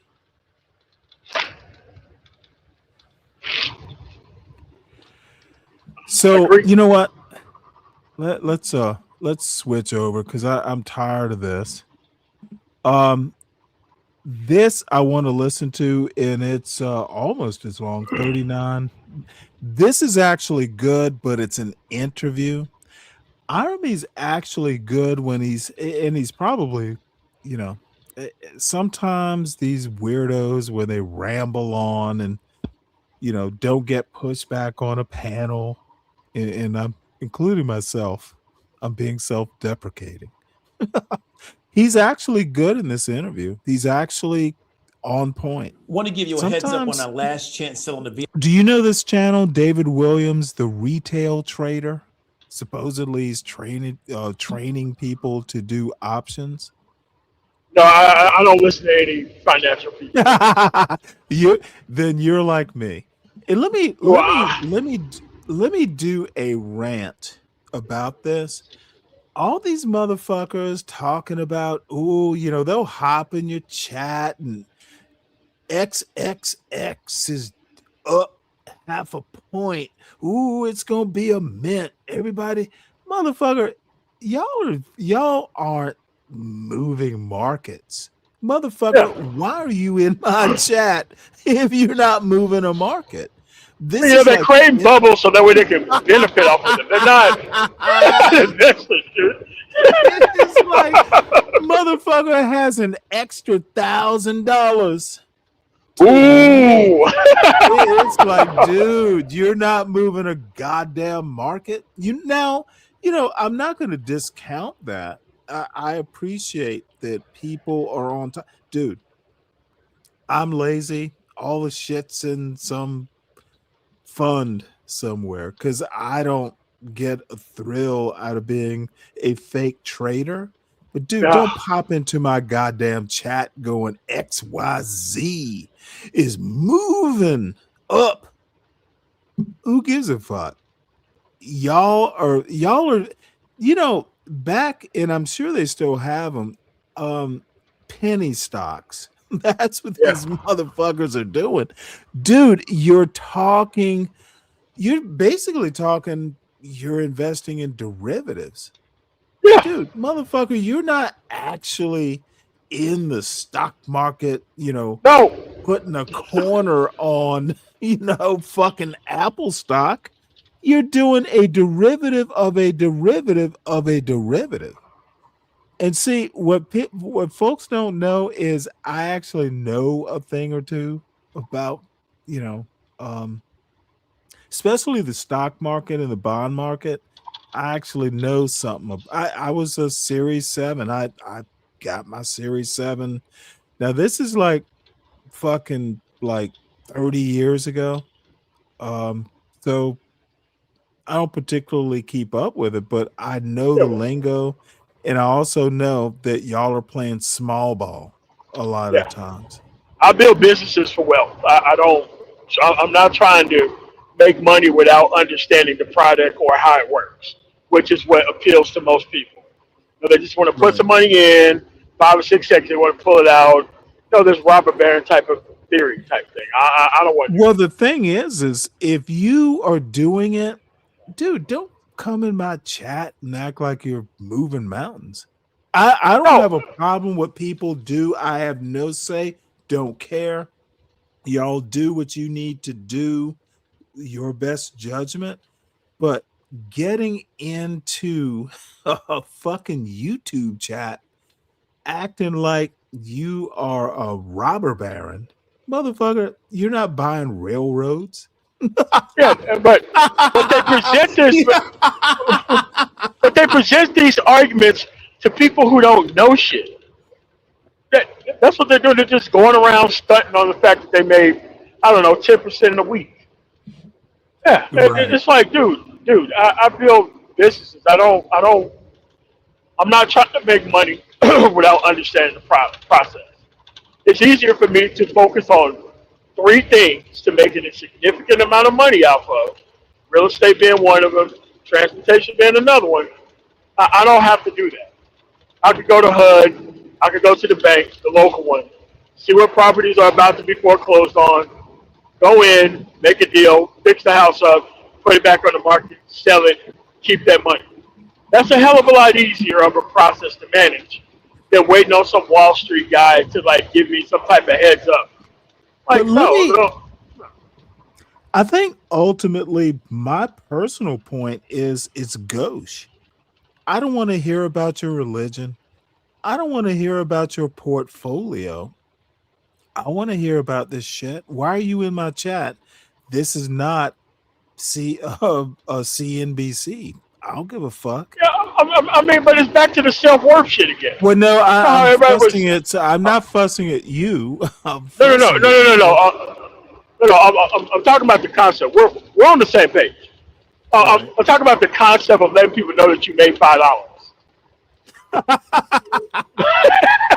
Well, thank you. You were $3 short of a good cup of fucking latte, cappuccino, whatever it is you get from Starbucks, dude. I laugh at that shit. But it appeals to a very certain specific type of mind state who want to make quick money off shit. So they build this kind of credibility off of you don't have to understand anything. I'll just go do the work and I'll just hand it off to you so that way you can quickly benefit type shit. Like, man, nope. I actually want to understand what's actually happening so that way I can make the money. I'm actually just making a style argument. It's gauche. Why the fuck? Yeah, it's Dude, ridiculous. You know, and you heard this. You are this, dude. Why the fuck would you look? There are what is it, the Sage of Oklahoma or whatever the hell? Yeah. Like Warren Buffett lives in some, middle class house that's not ostentatious. That's a kind of dude, when you have it, you don't have to talk about it. No, you don't have to talk about it. Yeah, and dude, I'm gonna use the Delta November. That flashy Delta November. I gotta get into a chat and talk about how much money I made. Dude, that is Delta November heaven. You know what I had to do to a Delta November one time? and he kind of disappeared. He was telling me about all this money. So I walked into my bank account and I showed him what's in my bank account. And he was like, oh, shit. What the fuck? And it's like, do you hear me talking about money? Like, talking about money is some braggadocio Delta November shit, huh? The thing is that it works both ways. If you're poor, you don't have to talk about that either. I don't get, honestly, I don't get what the fuck is wrong with these MAGA blacks and Delta Novembers, and what is up with this bullshit, dude? Get some knowledge in your head and everything will be fine. So I don't know. I honestly, and this is actually something I may talk about tomorrow and definitely on Saturday. I have a perfect title for it. Well, I already have a title for Saturday show, but what's your idea? Oh shit, I could do a Sunday show. Performative masculinity versus practical masculinity. Like, all the Delta Novembers are in is performative masculinity. Yeah. So all it is performative. You're not really. I mean, what they are is just rabble-rousing talk show hosts. Like, they don't have a real connection to any type of specific career field, other than getting drawing a whole bunch of people to them to watch them talk about something that they're not even interested in fixing. Like we're still talking about, or they are still talking about. Oh, don't go there. I know where you. Dude, it is fucking fascinating. They're still talking about this meeting of minds. This is going to be like a month. What in the fuck? And it's so funny because I was thinking about and I'm not going to mention his name because I think he's cool. But it's like y'all are still talking Oh shit. Mary Tyler Moore in the green dress. God damn it. I forgot about that episode. So let's see. I was looking at Uda on Go. Even Chaotic Truth has moved on from that shit. You know, it's like, he knows how to stretch a title. So Daryl Long, again, I'm not going to show his shit because honestly, he's always very respectful to me. So I'm just not. But Anton exclusive. Let's show this though. I'll at least show the thumbnail. Exclusive. Anton Daniels' mother responds to Corey Holcomb and Kwame Brown. Okay, why are we bringing mothers into this? What the fuck? Your son is a self-hating piece of shit who said out of his mouth that Africans was bringing Africans from Africa to America, therefore slavery wasn't bad. Your son said that to another black man in this country. Yeah. Is that from the Corey Holcomb thing? Yeah. Dude, that is so, oh my God. That's so crazy. But yet he went on Jason Whitlock and he was like, oh, I tried to take an intellectual approach. And he lied about completely what happened. He lied about completely. Look, I didn't even know, and I still don't know as much as I should about the start of slavery in West Africa.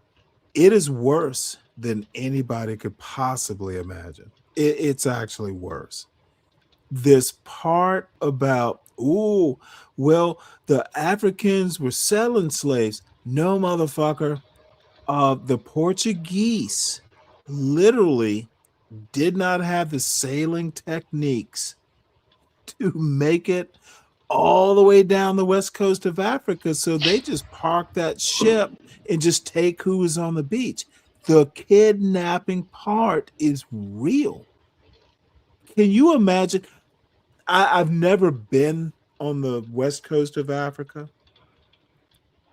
But I've seen YouTube videos. The beaches are fucking beautiful. It's like, holy cow.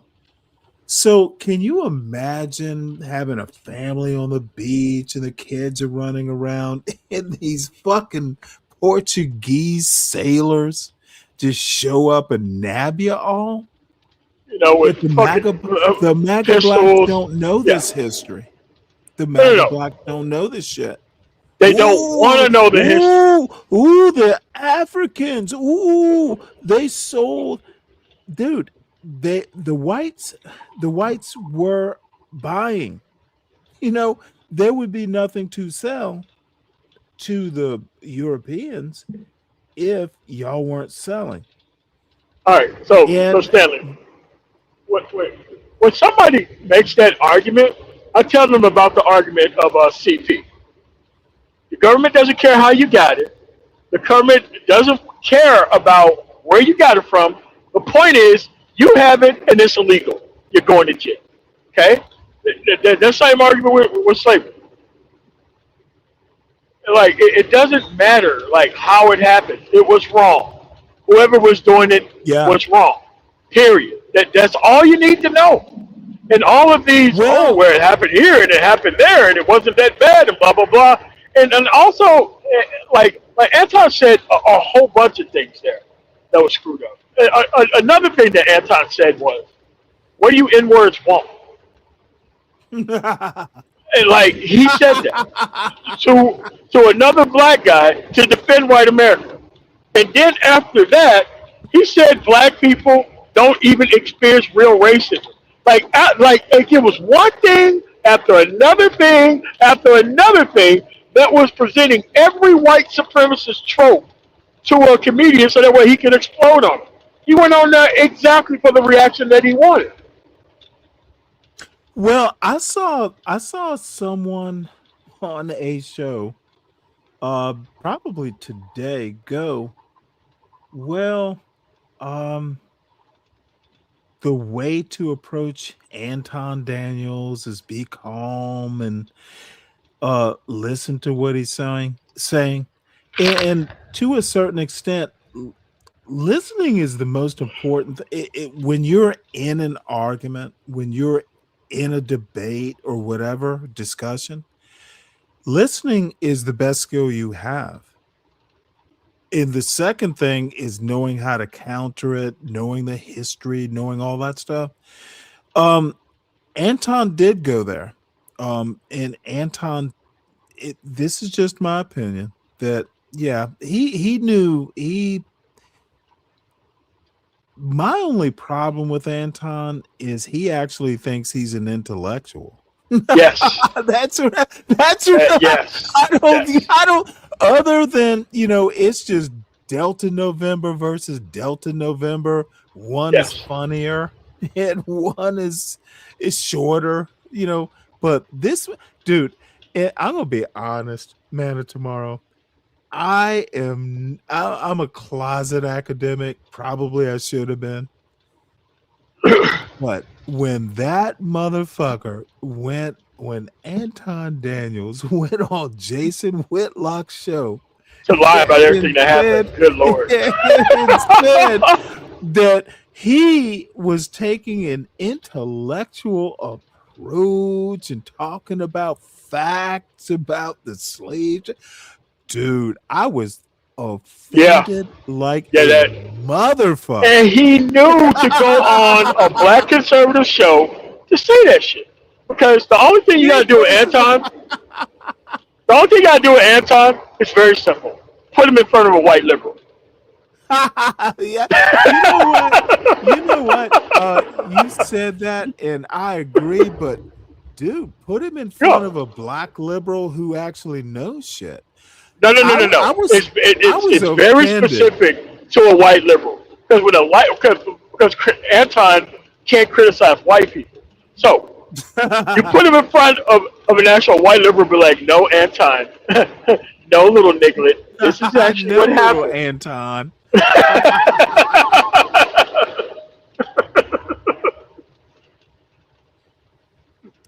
But I won't say I was personally offended, but this motherfucker said he took an intellectual arc. Oh yeah.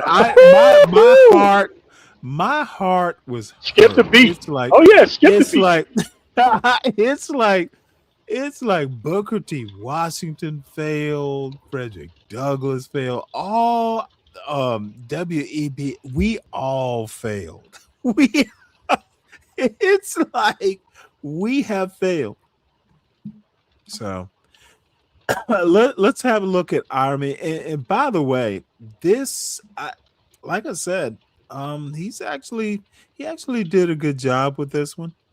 I'm gonna skip ahead of whatever this fool is talking about, but because David Williams has options training. That's why I'm just going. Yeah, I don't care about that. Yeah. I'm not trying to make money without actually understanding the process. Yep. I'm not trying to do that. Nope. And literally anybody can get away with anything with these cheap courses. They sell a lot. A lot of people don't listen to the information. They don't have good outcomes or whatever. I just don't care about that.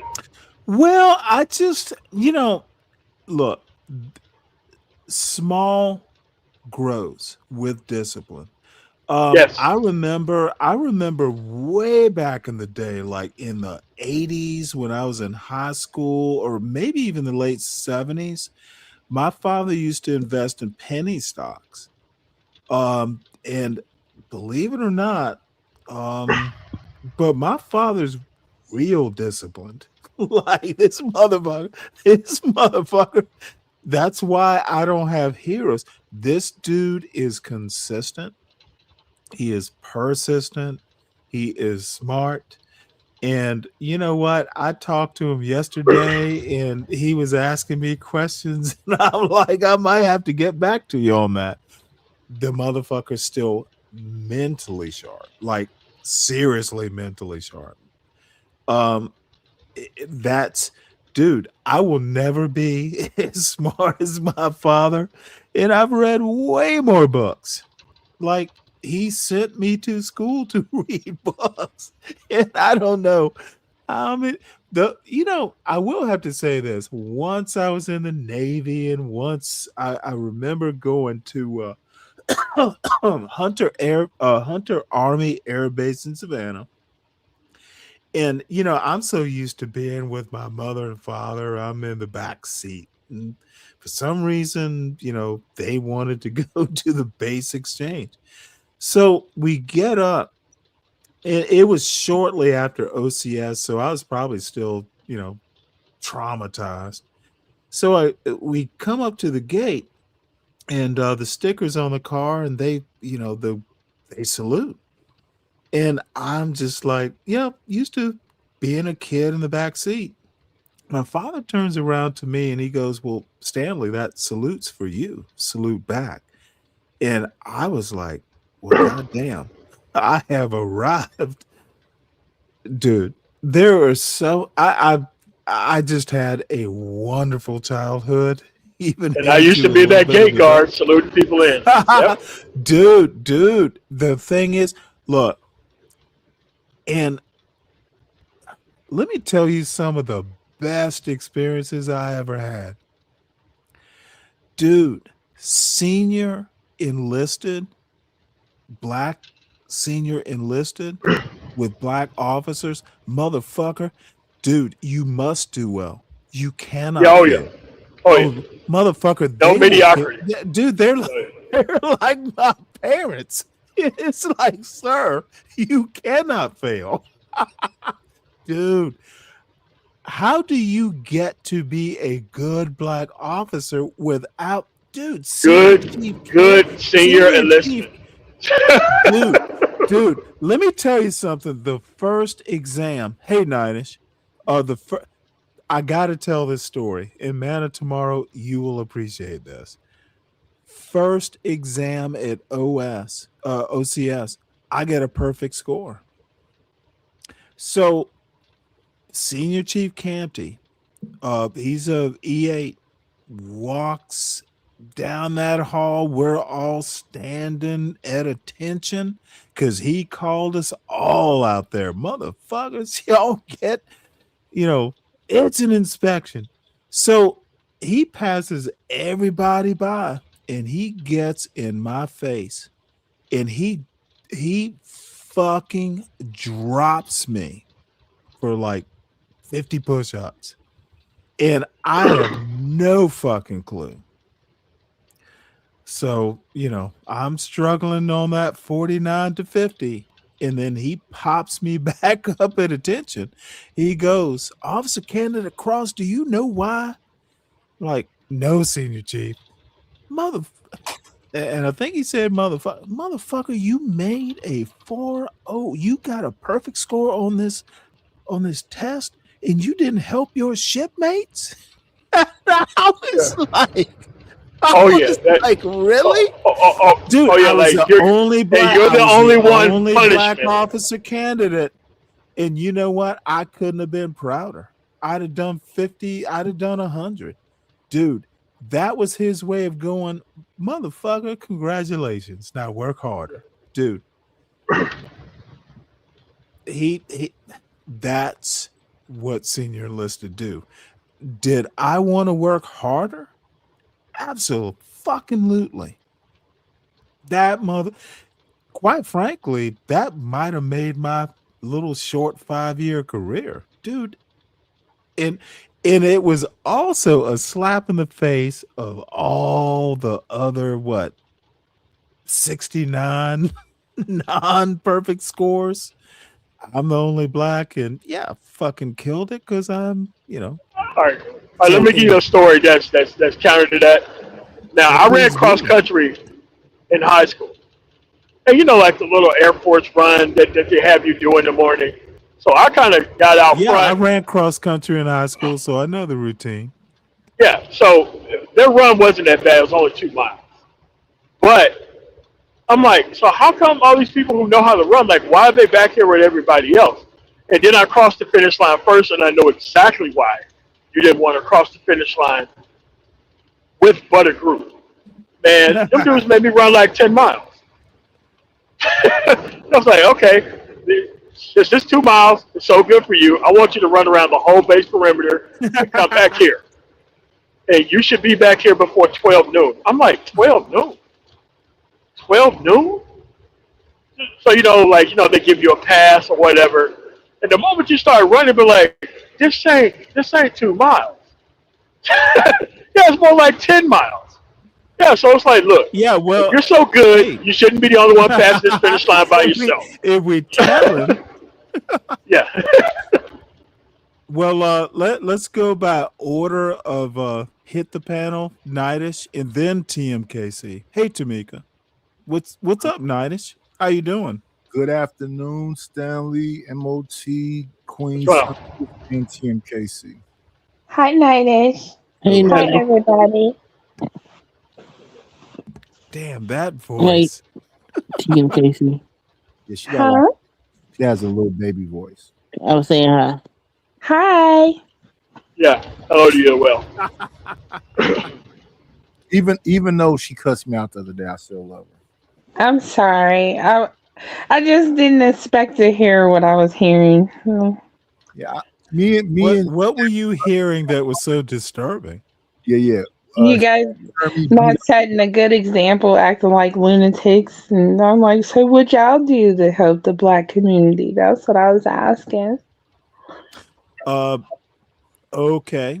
What would actually? What do you expect us to do for the Black community? How do we fulfill your expectations? You be Nightish. You and Nightish would be people like Fighter's father. Like whose father? Fighter Complex. I have no fucking clue who he is. No, I have no idea what that is. Yeah. That hairless, toothless fuck.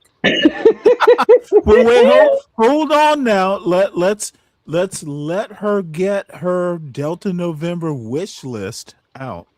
Yeah. Well, what else? What else Or would you know we what? do? Instead of it like being a wish list, you just show them, or you tell them how to to rise up against adversity. Do this. Don't let your homies treat women bad and be your friend. You tell them all the things that you did. You'll do a how-to list. So well, I do not like using the N word on my panel, but I'm gonna take a host privilege. So it's a nigga confessional? Is that what you want? Yeah, that's exactly what I want. What? I'm sorry. I apologize. I took privilege. I know that was the wrong thing to do, but come on, Tamika. No, not an apology. Like, no, I kind said of like confession. Well, you're not you Catholic. tell You them all don't the steps that No, you you arrive go against into a little adversity. dark, like closet cell, and you confess all your sins. What are But your not be sins? apologizing. What do Black women do to help the community you dream of? We help with the children in the community. A lot of us is babysitters of other parents' children. A lot of us give back to other, like our neighbors and stuff. We assist our neighbors. Oh, this is stuff that I do. I don't know about anybody else. And Okay, well then all of a sudden it's become very personal, anecdotal, whatever you want to but call you it. asked me. I didn't So involve myself in it. You just well, asked no, me. I asked you. I didn't ask you to involve yourself either. I just asked what Oh. would you have Black women do, and you decided to substitute yourself for all Black women. Well, it's a lot of us that do it. Like Oh wait, hold it. Are you before. speaking for Are you speaking for all Black women or just yourself? I'm thinking of some that I know that even had to help me. Okay, I just asked you a specific question. Are you I have a speaking question. for yourself? Well, hold on one sec, because I'm All right. curious now. Me too. Are you every woman, Tamika? Somebody told me I In was. that Somebody Oprah. actually told me I was. No, I'm Who not told Oprah. which Delta November told you that? I'm not telling you. I bet it was Mike 123. They might have some stuff in common, but no. I bet, oh, Sugarfoot, you're every woman. Sugarfoot. She knows that joke. So why you gotta tease me? Aw. Well, because hey, we've hit the joke part of the show apparently. Nidus, how you doing? I feel okay, but if she Sugarfoot, that was they song is Roller Coaster. Oh, that's a Mike 123 thing.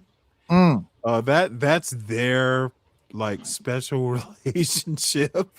But it's like this, TMKC Queen. If you bring something up, long as you know how to get it back down, it's okay. I could get it down back up a couple times. Shout out to you. Oh wow, this is turning into is this turning into DJ Hamp's show? Yeah. Okay. That is where your channel is. It's gone. It don't exist. Why is it gone? It got terminated. Why, For what? United? But thanks for asking, Queen Sunkiss. Tell us why. I talk crazy to enough people where, they did whatever they needed to do to get me up out of there. And when I come back, I'm going to talk the same stuff. And so what did you say that was so crazy that they needed to terminate your channel? Oh, man, I can't remember all the stuff I did. No, I mean, just use different words. No, talk that shit and get my channel taken down. No. I want him to actually. Put it in the back chat. No. Yeah, so. I'm gonna respect the channel over here and not say none of the stuff. Well, I gave you an out, thank goodness. But No. I would love to know. I would love to know. You can paraphrase. I hope. Yeah, that's what I'm saying. Paraphrase, not say it directly. Come on, dude. I only know how to say it directly. I don't know how to paraphrase. Okay, great. Put it in the back chat. Yeah. and listen, Queen Sunkiss know me. She know I know how to say some wild stuff. So yeah, it caught up to me. Dang, you acting like you robbed somebody and they came and shot your ass.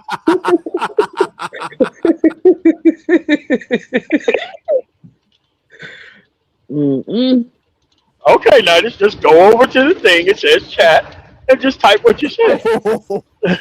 He said he don't remember. He say so much stuff.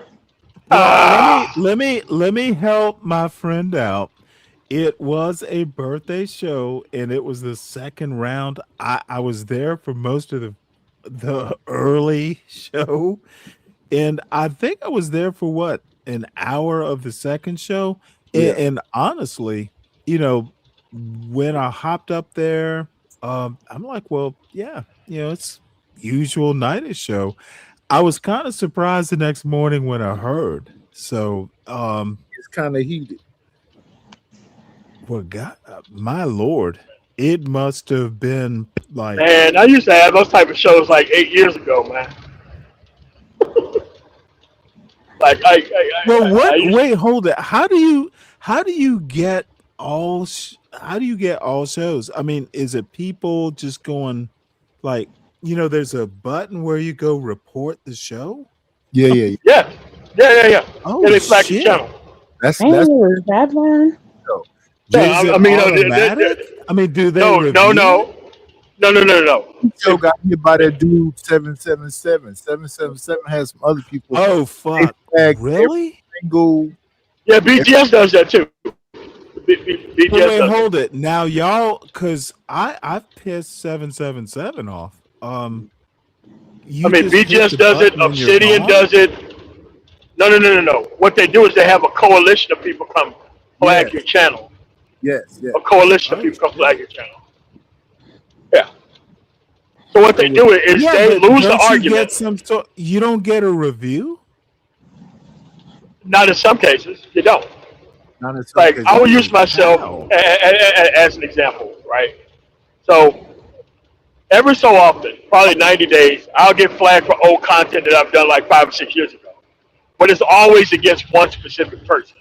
Oh, And then I go from really? this rolling thing over and over again. So what they do after they flag your channel is they go and lie and say a whole bunch of shit. So that way you can't respond. So that way if you respond, they'll just flag your channel again and your channel get deleted. So people thinking that I won't respond to a certain content creator, but like no, they front up front they'll flag your channel, and then if you respond to them, they'll flag you off YouTube. Yeah. That's what it is. All right. Well, I better be. I better be on the lookout. No. It's just that Things that as are long as you have related. like an upper crust conversation that excludes these people out of it, you'll never have a problem like that. That's why I changed Well, what kind of I content I bore did. them. I bore them away from the channel. Correct. Yeah. It's like most of the people who, in all honesty, and again, I have to do the commercial to kind of look. I'm at 285 after a whole year, and most of the people that are here actually want to be here. They just put up with my stupidity. So, let me take this time to shout out all my 284, 85 people. But there are times when I get like 250 views, and I have no way other than to assume that 250 of 284 watch the show. And oddly enough, the stats, behind the scenes stats confirm it. So, it's a slow build, but it's a I have a lot build. of subscribers, but the content that I did to get those subscribers, I don't do that type of content. Really? Yeah, I don't do the pointing out the fact that dating coaches are full of ish. I don't do that type of content. So most of the people have just found other vendors to actually, because they was interested in the back and forth. They was not interested in actually solving any problems, which is what I figured out. Like more people wanted to get on talking about problems. Nobody was interested in voting and actually fixing any type of problem. Well, So I just stopped those type of you actually solve problems. I think that a lot of, especially MAGA blacks, are uninformed. So, that's kind of and I'm sorry, I'm old, and let's just face it, I'd rather read a book sometimes. But I think getting people informed, or at least give them breadcrumbs to figure out, if you're interested in why, I don't know, Trump is successful, they're breadcrumbs, and there are reasons why. So, informing people is my solution. And shout out to MOT looking like the Black Undertaker. Dude, if you seen the type of content I was doing 8 years ago, it's appropriate. No, but let me tell you something though, Nightish. Dude, I've been up on this dude's channel, and I was refreshed. It was like everyone knew some details, and we were talking about news stories. It actually puts my show to shame. I was having to look up shit. So, we need more shows like that. Hey, MOT, can you write some in the chat so I can go over to your channel? It's just search for Man of Tomorrow, in the actual Man of Tomorrow channel because with this James Gunn and his foolishness about this movie. It's What? ridiculous. You're not subscribed? Hey, can I ask you a favor, Knight? Please ask Savage and Unapologetic and Wilhelm. Y'all need to subscribe so you can learn how to think. I don't know if I'm dead serious. What I watched. And I actually like Cellulite. I think he and Raw G are actually I just like them. They're political, and I'm okay with political. We can have fun going back and forth. Some of the others, at least, look, how can you not love a content creator that is putting the raw Senate footage of some vote up there? Shit, I watch that. That's why I'm asking Men of Tomorrow to write something in the chat so I can go to the channel, because when I type in Men of Tomorrow, it's telling me it's not Okay, showing. are you too drunk to type? Type in man space of space tomorrow. I typed in and then figure it out. Videos and other shit. It's not showing me his. All right, there you go. Now, no, like regular YouTube have. Hold it. Let's play a game. Thank you. I'm 50. Let's see if he can figure it out. I need help. I don't know this. Okay, great. Okay, so I just typed it in there in the chat. Because if we keep listening to this small liquor beer drinking nigga, we can never get nowhere. Because I'm going through on Sunday, I'm going through the actual timeline of the Pretty shooting, so that way you can understand where the failures were and why he ended up in the situation he ended up in. And it's mostly federal, a federal disconnect with their actual mission.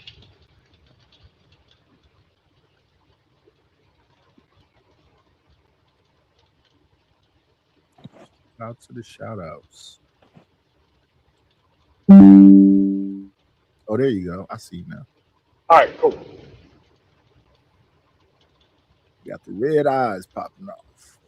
Yeah.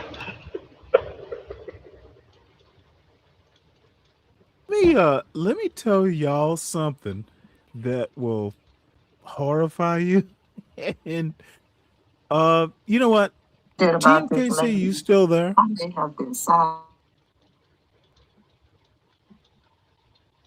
You still there, TMKC? Holder. Yeah. I think she fell asleep. Hey, when she got to put a lot of things down, that takes a little bit of energy. Well, Dawn, I'm jealous.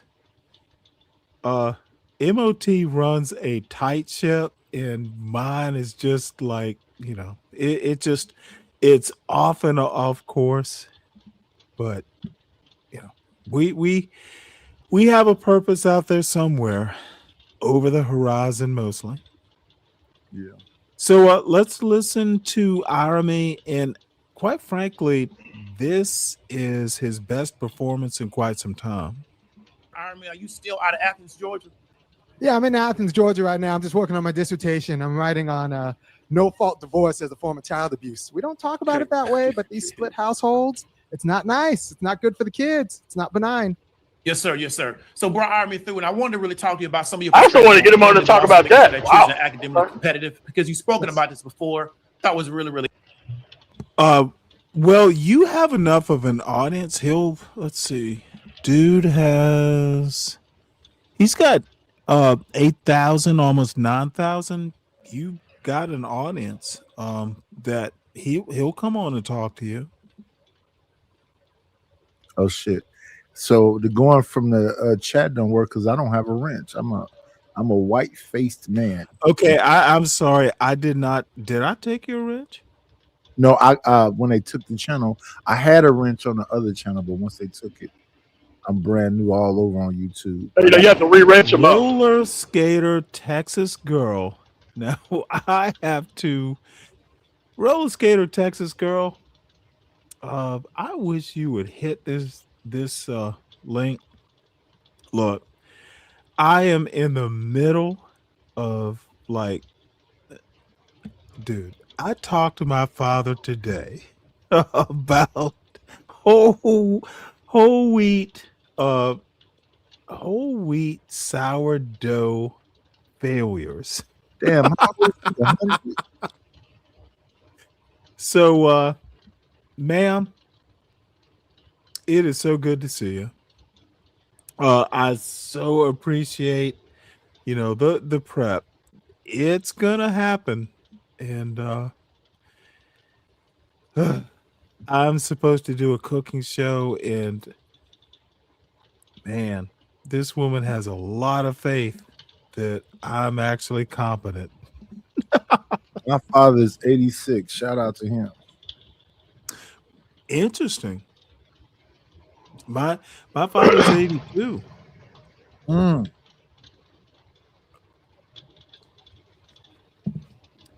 So did you find Man of Tomorrow's channel? Did you subscribe to it yet? Yes. Excellent. Really interesting, and something that we talk about on my channel is trying to put yourself in the best position to be successful, but not just yourself, but also the group of people that you're around. So I wanted to come and have you add your perspective on that.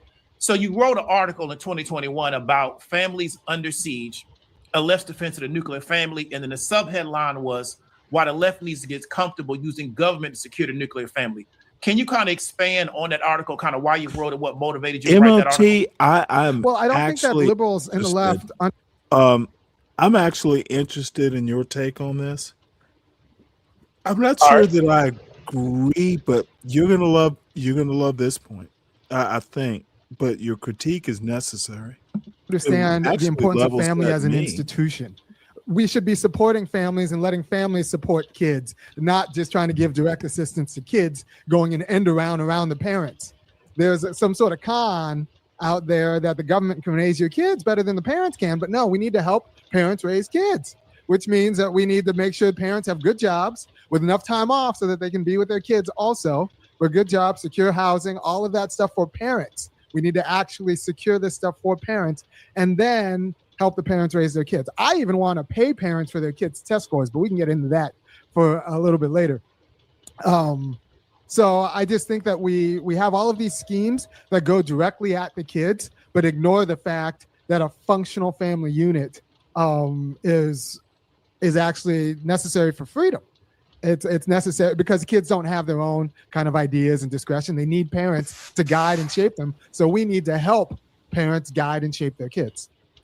So, but where do you think the idea that we can replace parents with just resources, is that something that's ideological? Is that based on maybe some type of social sciences background? Like, what creates the narrative that all we just need to do is give resources and the parents are not as important as the actual resources?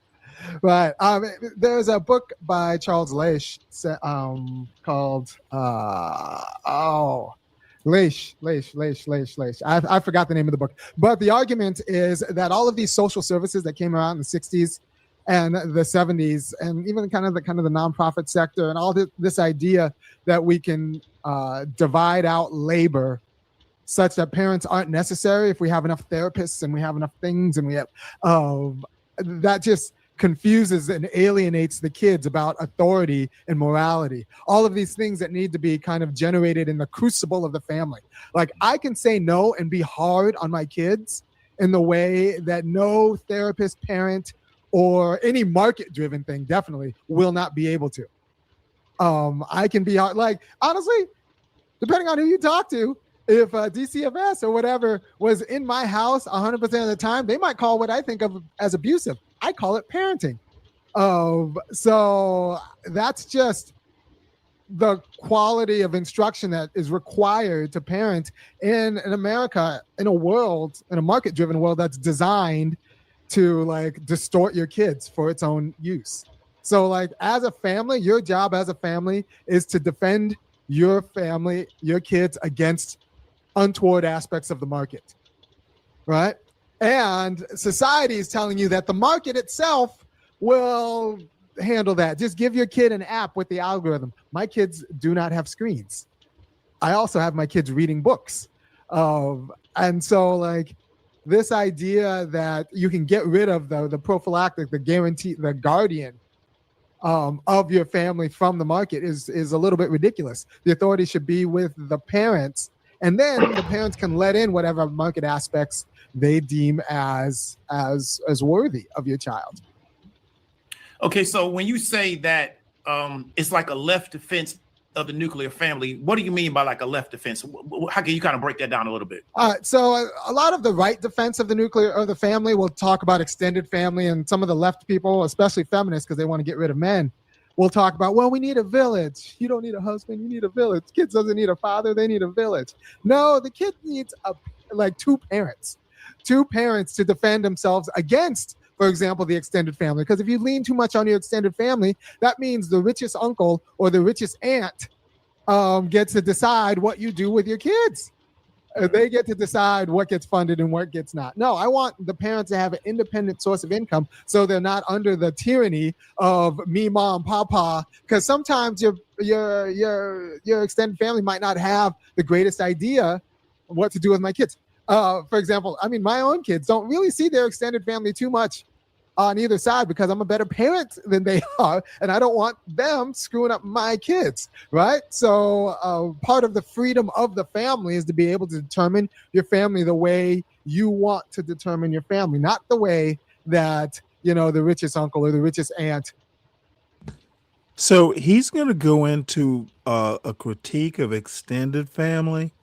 And I actually sent this to a friend of mine who is South Asian. Any critique so far? Or is he talking too fast? No, I agree with everything that he's saying. Yeah, I do too. I've always thought it was a governmental approach to have these actual outcomes. You can't expect parents to do something like that. They have limited resources. The government has the direction of where they want kids to go in. And this is why you got to have like a government should have a very strong hand in making sure that the family is successful. Like you said, with family paid leave and sick days. And I actually believe in smart kids going to school actually having access to Section 8. So that way they can have an easier time finding housing and whatnot, so that way they can complete school. I do believe it. Smart kids? Where would their parents be? No. But so they take their smart parents kids with them? No. No, it's for the child itself. I'm talking about rooms in people's houses, not Section 8 where you get like a 7-bedroom house and you're paying market rent to some type of slumlord. So that way you can't house a family. Yeah, I'm not with that. I tell you, man, tomorrow, you're gonna love where this conversation eventually. You're gonna like this. And I know he's gonna go in that direction. I know. I know he is. Okay. Well, I thought he came up with it. If it's something, but yeah, you are the best panelist to watch this that I can think of. I have some critiques, but let's hear him out. And I agree with dude. Education uber alles. Army hit a home run with this interview. And there's very little I can disagree with. There's some things I might go, but what about? But ultimately, it's so weird. The wonderful thing about Irami is he's actually an academic philosopher. He's done a better job, in my opinion, of taking Marxism and making it black better than Cedric Robinson in some ways. And that's a tall order. But but you have to be studied on the subject rather than just say Marxism bad, no context. right. And you know what?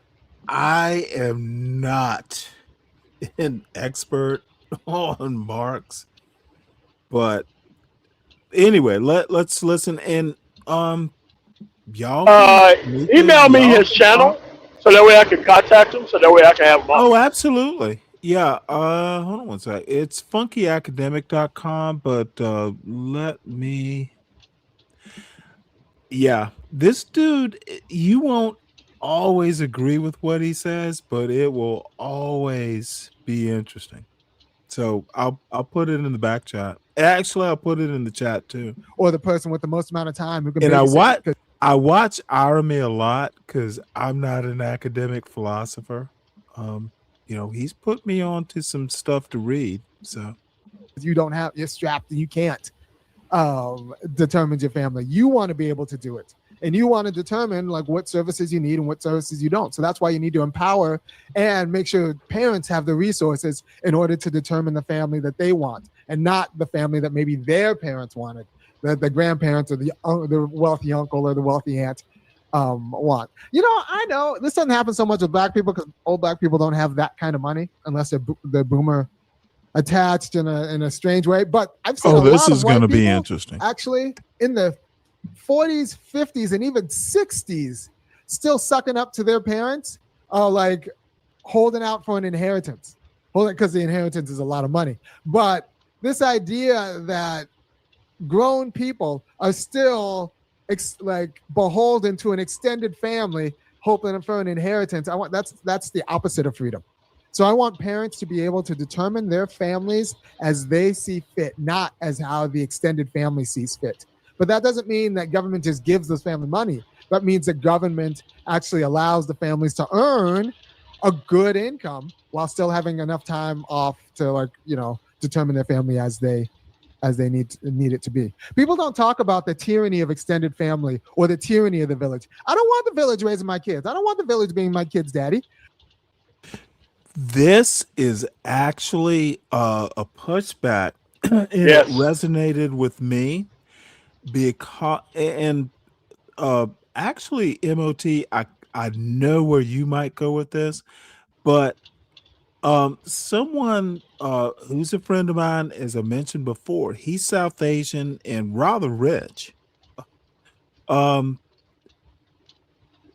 Look, Irene's right on this extended family thing. That's crazy. Yeah. So I don't even like mentorship programs, and I'm a little bit suspicious about adoption. I don't think this is why it resonated, motherfucker. I don't either, unless you have to have a mentor. Unless it's a success based. This person is an XY career field for 20 something years. Mentorship program, because most people who are mentors are like these YouTube dudes. Delta Novembers who's trying to cosplay. Let me tell you something. There's a Delta November I'm thinking of, and this motherfucker is a creepy motherfucker. And I'm not going to mention his name because too many people know him. And, he's not here to defend himself. If he was, I just go right at him because I think he's a fucking creep and an uneducated weirdo. And he's not BGS. He's not, but he's not unknown. So, Tamika, any comment? Queen, comment? I don't know. I was just listening. I was trying to guess who you were talking about. Chicago Rilla. Oh, I like Chicago Rilla actually. He's not a bad young man. Oh, I'm just thinking about all the people that you argue with. Yeah, and who don't I argue with at this point? But let me give you a hint. He's a coach. Coach Ferg. Oh, wait, hold it. I said he's a coach. Queen Sunkissed. Yes. I got a because I subscribe to your channel. Hoodoo? Hoodoo? Yeah. What you actually do content, Queen? Like this? Yeah, I've been making content for years now. Oh, drop your look. Hold on. Everyone, hold on. If you have a channel, please drop the channel links liberally every time you think of doing it. I will just advertise yourself. It's free advertising. Yes, Queen Sunkissed has a channel. And by the way, I got my Queen, please drop your channel, talk about your channel. And then I have a comment on a person who criticized my behavior on your channel. Oh, I have some comments. Oh well. It's not going to be ugly. Let me get it. Okay. View channel. Share channel. Share. Okay. And again, just drop your channel, talk about your channel. See, these are show topics, so I don't have to bore a bunch of folks with my dumbass, stuff. If you got a topic that's on your mind and you're a content creator, please do hit the link.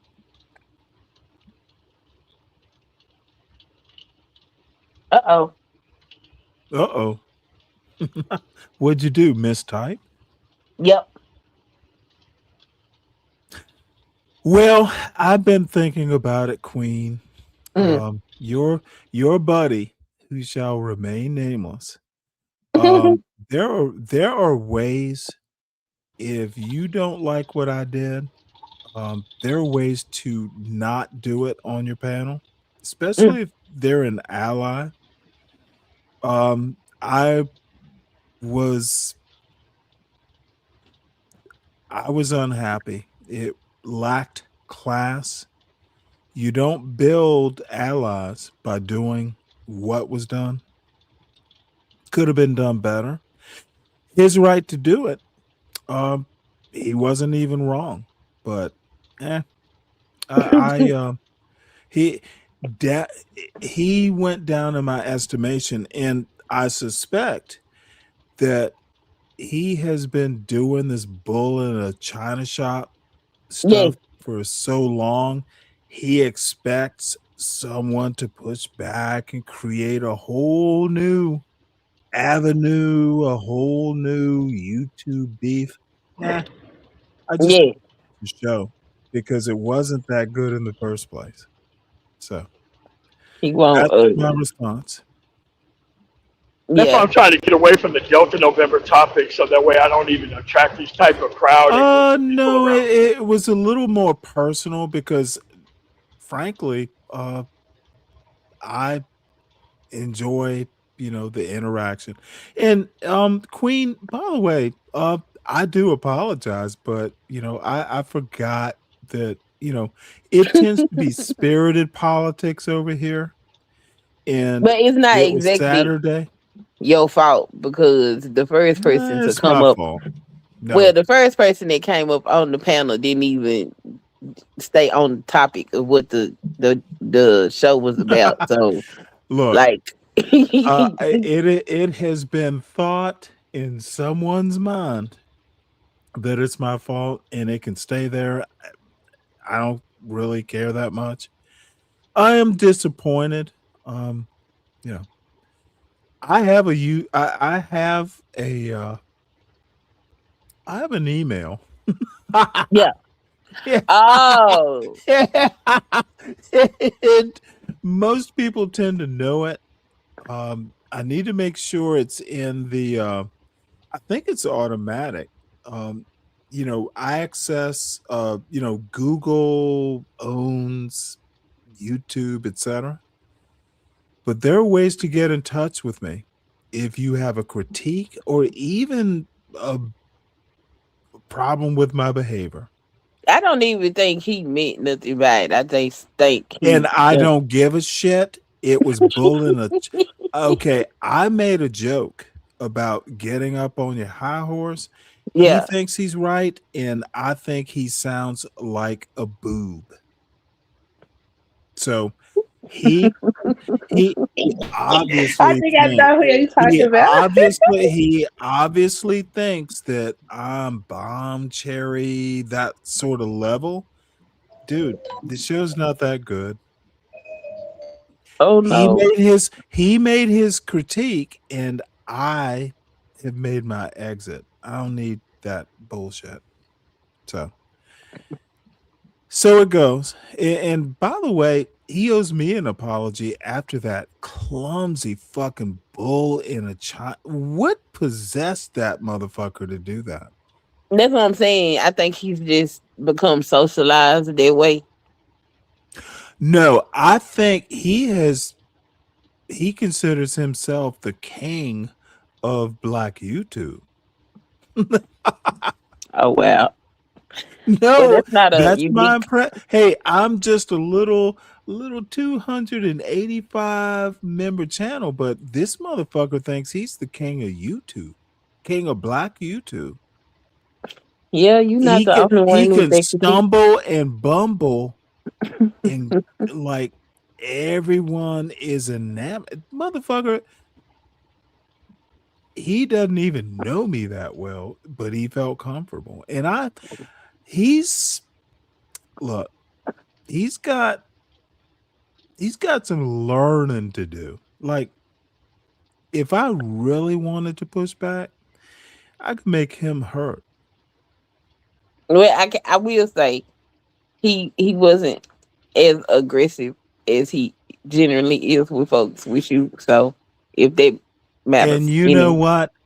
He was more aggressive than he should have been. There are other ways to do it. The motherfucker. Let me. Actually, I've been saying all that to say this: the motherfucker lacks class. That's that Texas, like, no, sorry, cowboy diplomacy does not work all the time. Texas sharpshooter fallacy. I'm not your average YN. I'm from Texas. Okay. No. All I'm I said saying, Texas sharpshooter fallacy. all I'm saying is I was actually kind of offended. Does he think I'm bomb cherry or Sharon? I was kind of pissed off. Fuck you. Yep. Who the fuck is he? Dude, he is way over his skis, thinking that anyone gives a fuck. Now I understand why Sharon doesn't give a fuck. Dude, he's gone too far. He thinks too much of himself. He needs to reel it back in. So that's what I have to say on the matter. I was actually offended. I can understand it. But he won't. Not on his own. No, not on his own note. Oh, look at her. My husband is amazing. I thank the universe for him every day. He makes life easier. Well, you know what? Valentine's Day is coming up soon. Mrs. Watson. You know what? I know what I'm going to do. I'm going to take up a big YouTube. Dude, we're going to get you a Valentine's Day card and some flowers. I'm just going to do it. And I'm going to go, I love you, Kimmy. Kimmy. Let's see. And you just forewarn him, you're going to be smothered with flowers. Oh, wow. He's not going to be able to give you enough flowers, Kimmy. And I know he's amazing. So I'm just actually teasing. I was going to say, y'all want stuff on Valentine's Day? I did. You know what? It's so funny because my wife's birthday was a week before. We were also older. Valentine's Day is just a thing. We don't do it either because our anniversary on the 10th. Yeah. Yeah, I don't do the Valentine's Day or Christmas shit. So it's like, what's the point? We just had an anniversary. What we gonna do with Valentine's Day? I don't know. There's something to be said for it. I have never liked Valentine's Day.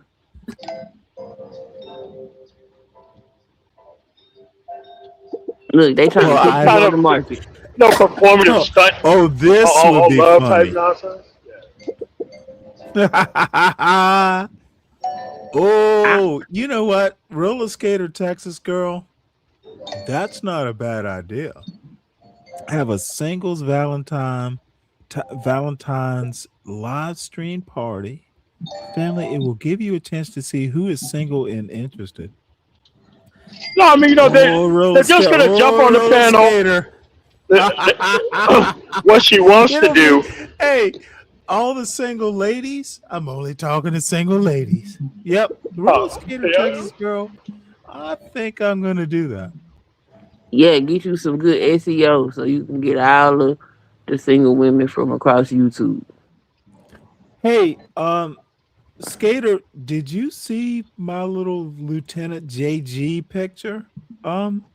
It let some ladies know that I wasn't ugly, at least when I was young. Nah, I wasn't ugly. I was in my little what would you call them? Your Daisy Duke. You know, the navy whites, the summer whites. So anyway, y'all got too many uniforms. Shoot. Yeah, way too many. We don't, dude. I used to make a joke, like, my command tour should be the Bureau of Naval Fashion, and there's no Bureau of Naval Fashion, but fuck yeah, we had so many uniforms. However, you know what? They were all cool. No, we needed those uniforms. They are awesome.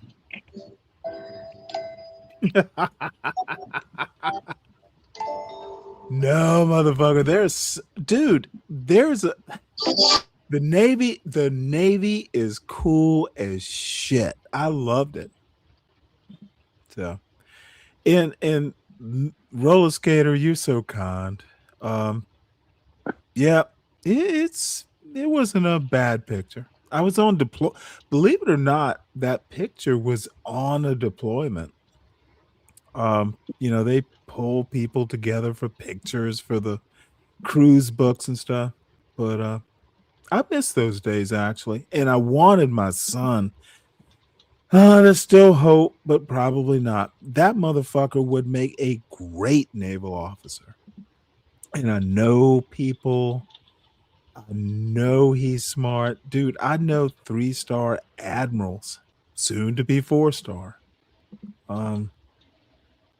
We were 01s together. So, but you know what? My son will be great, no matter what. Megabyte, Kelvin, good to see you. Where have you been, Kelvin? And Dawn lives in France.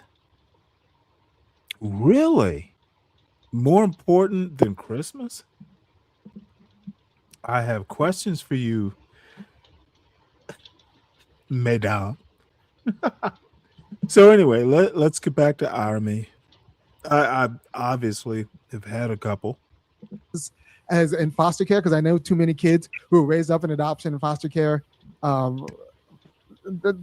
different institutions, but I know too many who are, as adults, like would have been better off with a committed mommy and daddy. So that's my defense of the nuclear family. You want to get rid of the tyranny of both the government telling your kids what to do with an end around the parents, and you want to get rid of the tyranny of extended family, clan governance, where the aunts and uncles tell your kids what to do, and you have to listen to them because the aunts and the uncles are the ones with time and money. No, I want to empower parents to do what parents can do. Making sure that parents have resources to be parents. Do you have any kind of specific things that you think government should do to allow parents to be able to be parents, as opposed to like maybe spending all their time working and just trying to support themselves? Right. So there are a few different strategies I have. One, you need a federal job guarantee. And this isn't even MOT, actually this is the unconstitutional. part You can I'd tie the like your wage opinion to on. the dependencies.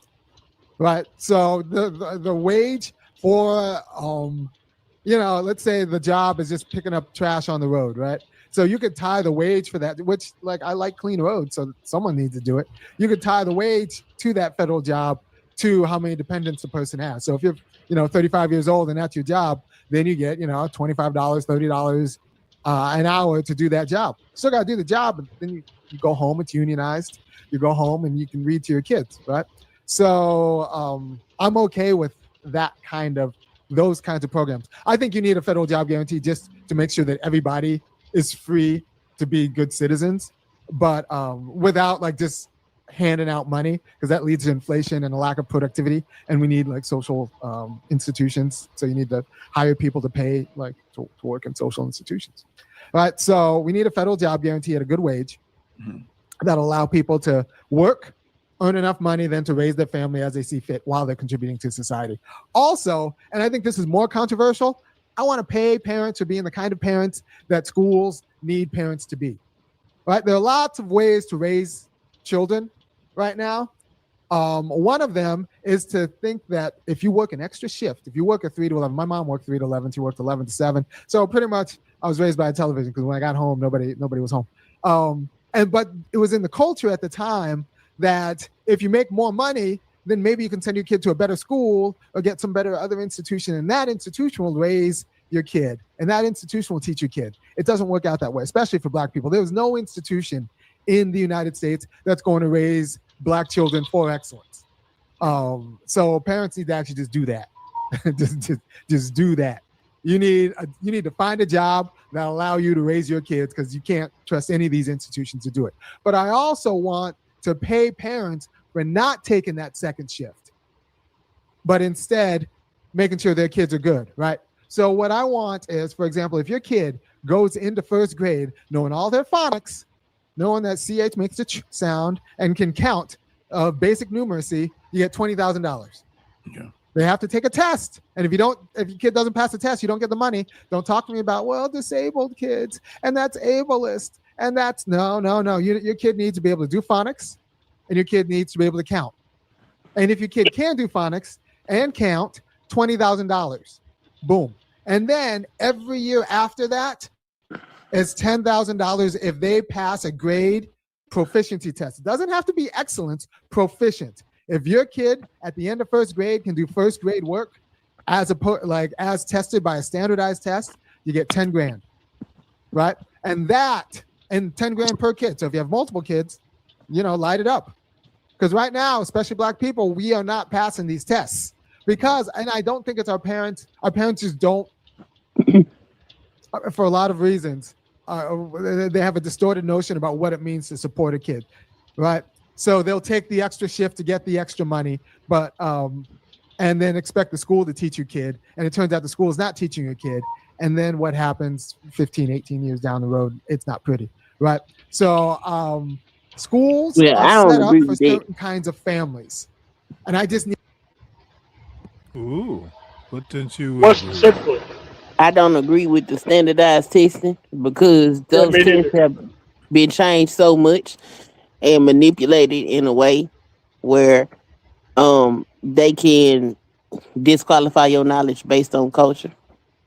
So I don't Okay, necessarily agree with standardized testing. let's expand this. When are you talking about? 1972? I'm even talking about in the early 90s. I remember my mama fighting about it Okay, in but Texas. what year is it now?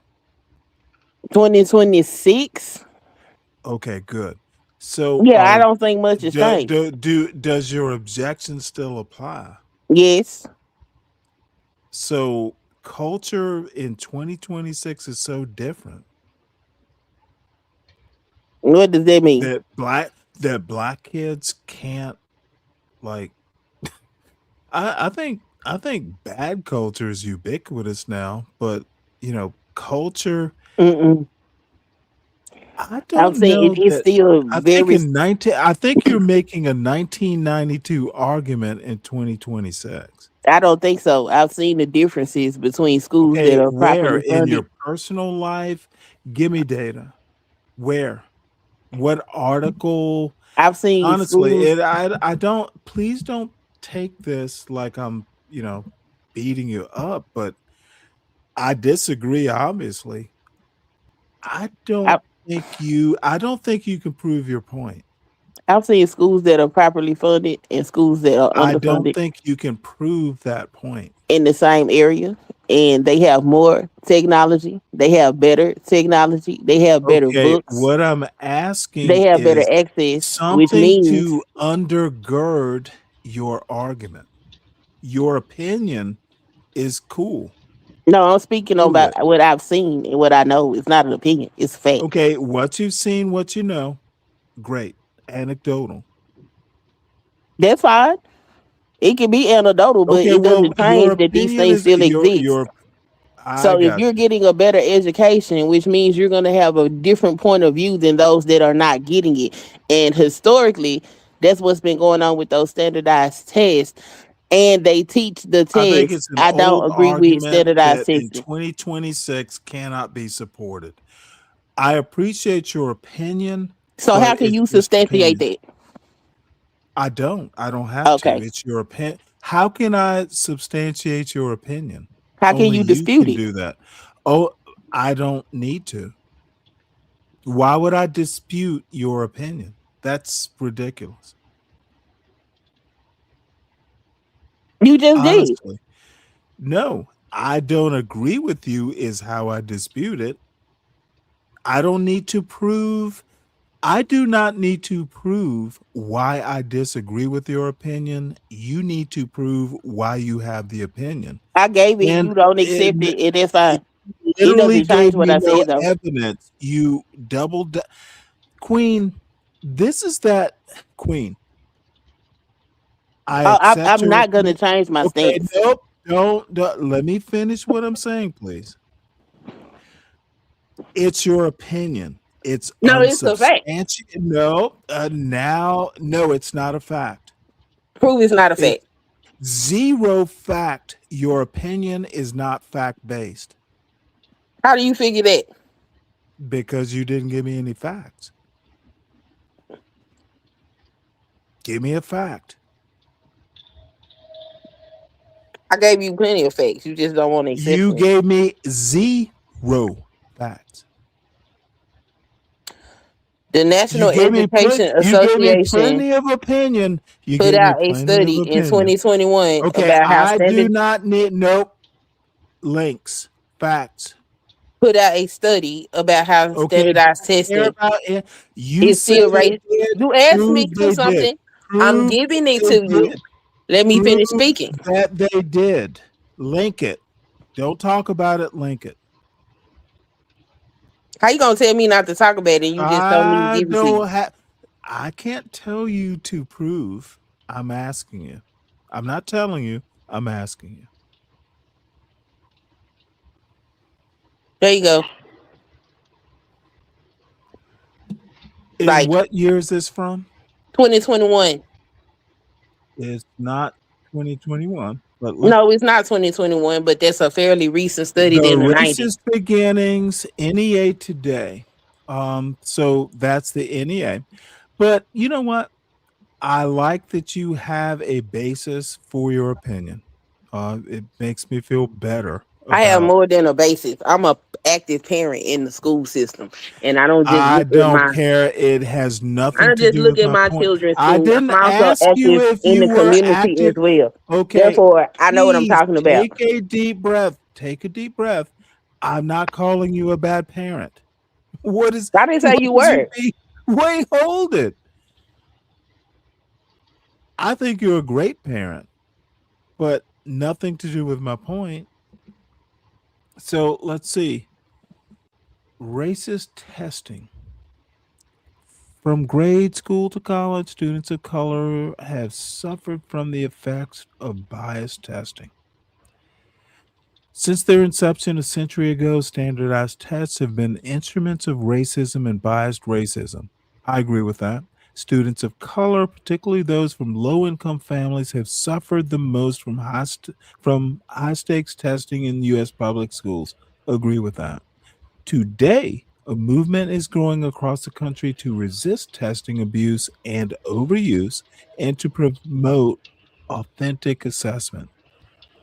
Okay, number three, I'm interested in mandating schools to administer some form of statewide assessment, So they're going to do more standardized testing. Educators across the country criticized the decision, saying, so essentially, in Ibram X. Kendi, who, by the way, stamped from the beginning excellence. It pissed America off. It's what he did after the actual hard research, the National Book Award winning book that is problematic. We still think there's something wrong with kids rather than recognizing something wrong with the tests.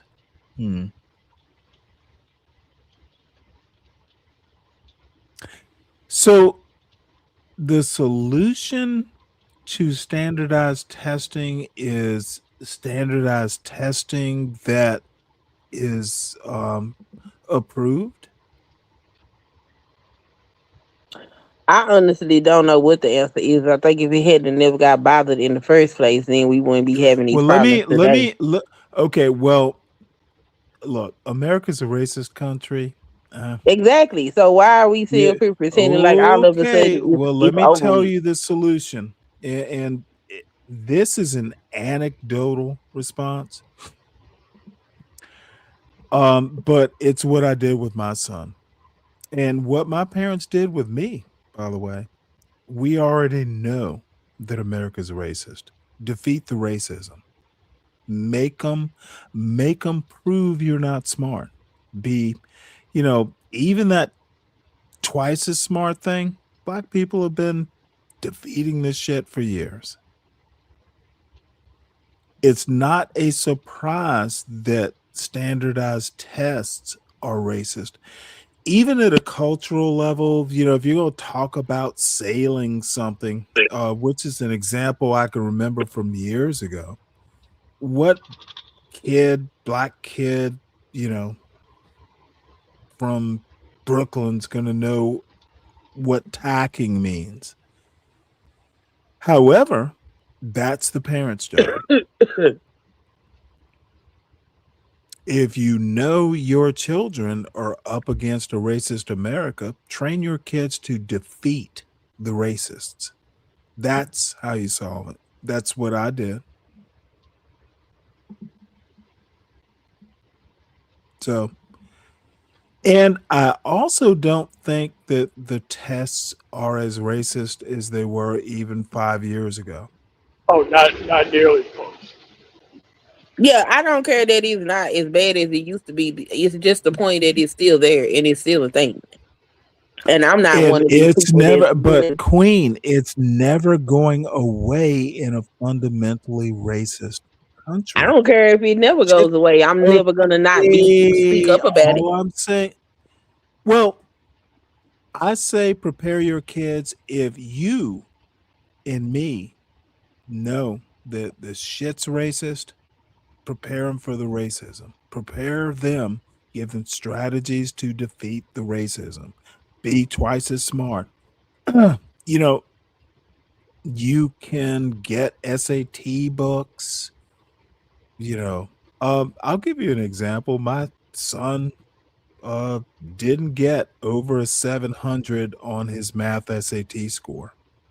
He got a 6 something, but he wanted over a 7. And you know what I did? Well, shit, there's books out there. And guess what?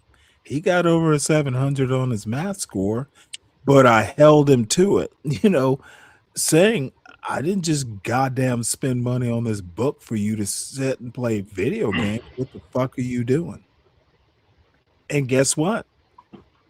he got into one of the better engineering schools around on his math score.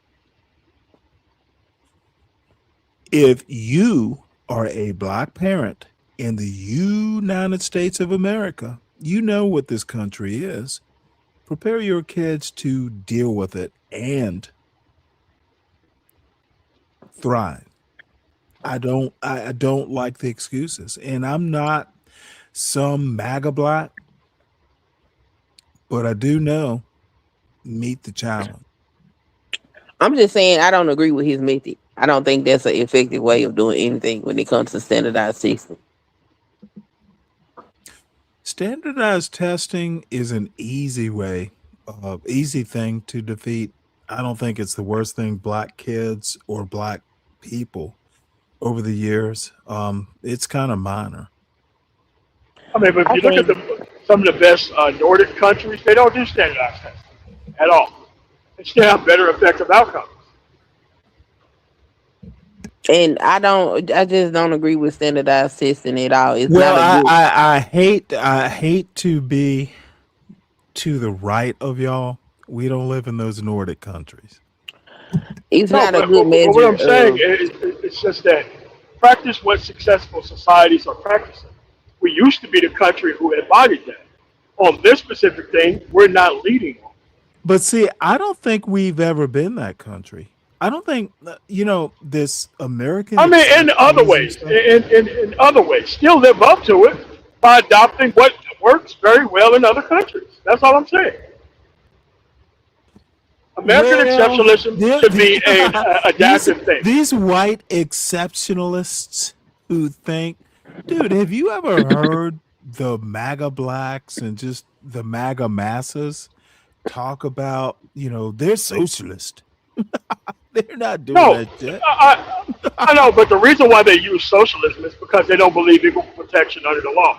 They don't care about No, outcomes. they just believe that white makes right. No, It no, go ahead. I'm they're being a here. little They're here to put their own literal race down to promote someone else, and they're here. not even promoted within the group that they are promoting. That's the thing that doesn't make any sense. After Reconstruction, post Reconstruction, they'll kill a white if you're Yeah, not they will. on code. That's exactly what happened.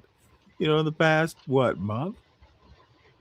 And the actually on code mean is high delta November behavior. That's what on code actually means. Yeah, I know. But how are the MAGA masses? Dude, I've been trying to equate the MAGA blacks with the MAGA masses. There's a code.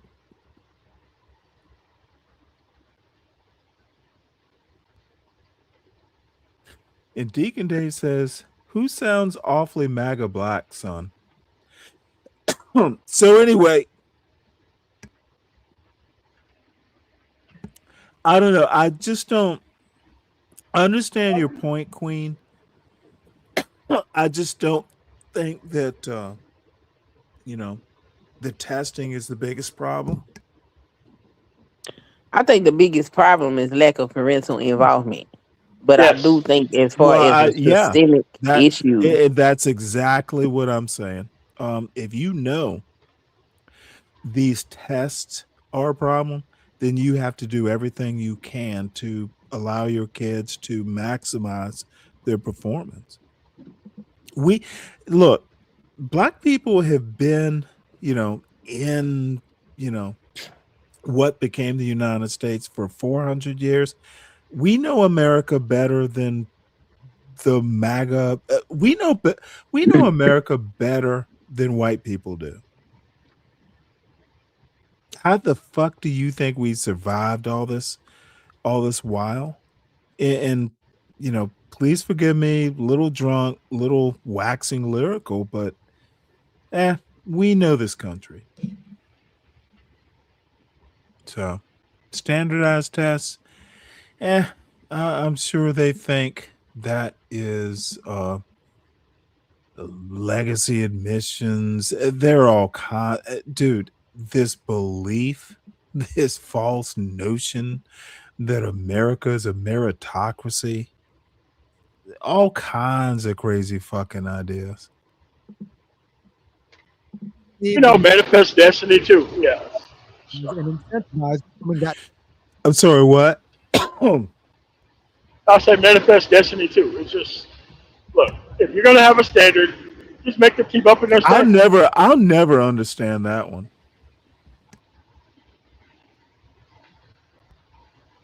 White makes right, dude. These motherfuckers, like, I will never understand the manifest destiny part. It was literally like propaganda. Yeah. And by the way, tomorrow I actually made, because there's a lot of stuff around that manifest destiny and the MAGA. I didn't do it today because I wanted to, do this irony, this particular video, as a matter of fact, but it's coming. MAGA is like the worst thing to happen to America, Jesus, since the early 1830s. So, but I'm sure black people will survive, the crazy white people once again. certain sort of family, because I see it right now. The white families or the Asian families or the families that know what they're doing with respect to like teaching their kid directly. School loves them because school acts like a multiplier. So if you give your kid 3, you get times 3 in school, so you end up with 9. If you give your kid 0 times 3, you still get 0. So you have to think of school as a multiplier of what goes.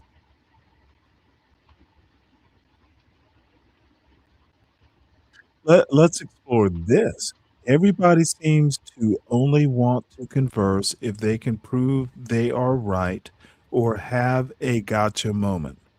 Are you talking about this show, ma'am?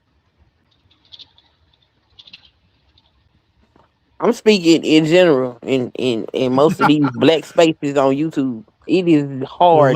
let me let you and CKJ3 and Kelvin and everyone know I want to be proven wrong sometimes. I am nothing less than gracious and embarrassed if I'm wrong on a point. But right is right, and I don't confuse. I do not do the every conversation is a good conversation. I don't Oh do the no. whole. Horrible. I don't. Look, people like Thomas Chatterton Williams and all these little soft boys. Ooh, you have to steel man an argument. Ooh, you gotta prove to the person talking to you that you understand their argument, and you gotta be, fuck all that bullshit. If I think you're an idiot, I'll just tell you you're an idiot, and the steel manning, fine. Prove me wrong. But you also have to understand how to do an argument. If you express your opinion, it's not fact. Even if you read something and it's your opinion is based on fact, if you get called on it and someone says, well, I don't believe you, provide the source. Why do you think this? That is fair. Or just go, hey, you know what? I'll get it to you later. That's always an option.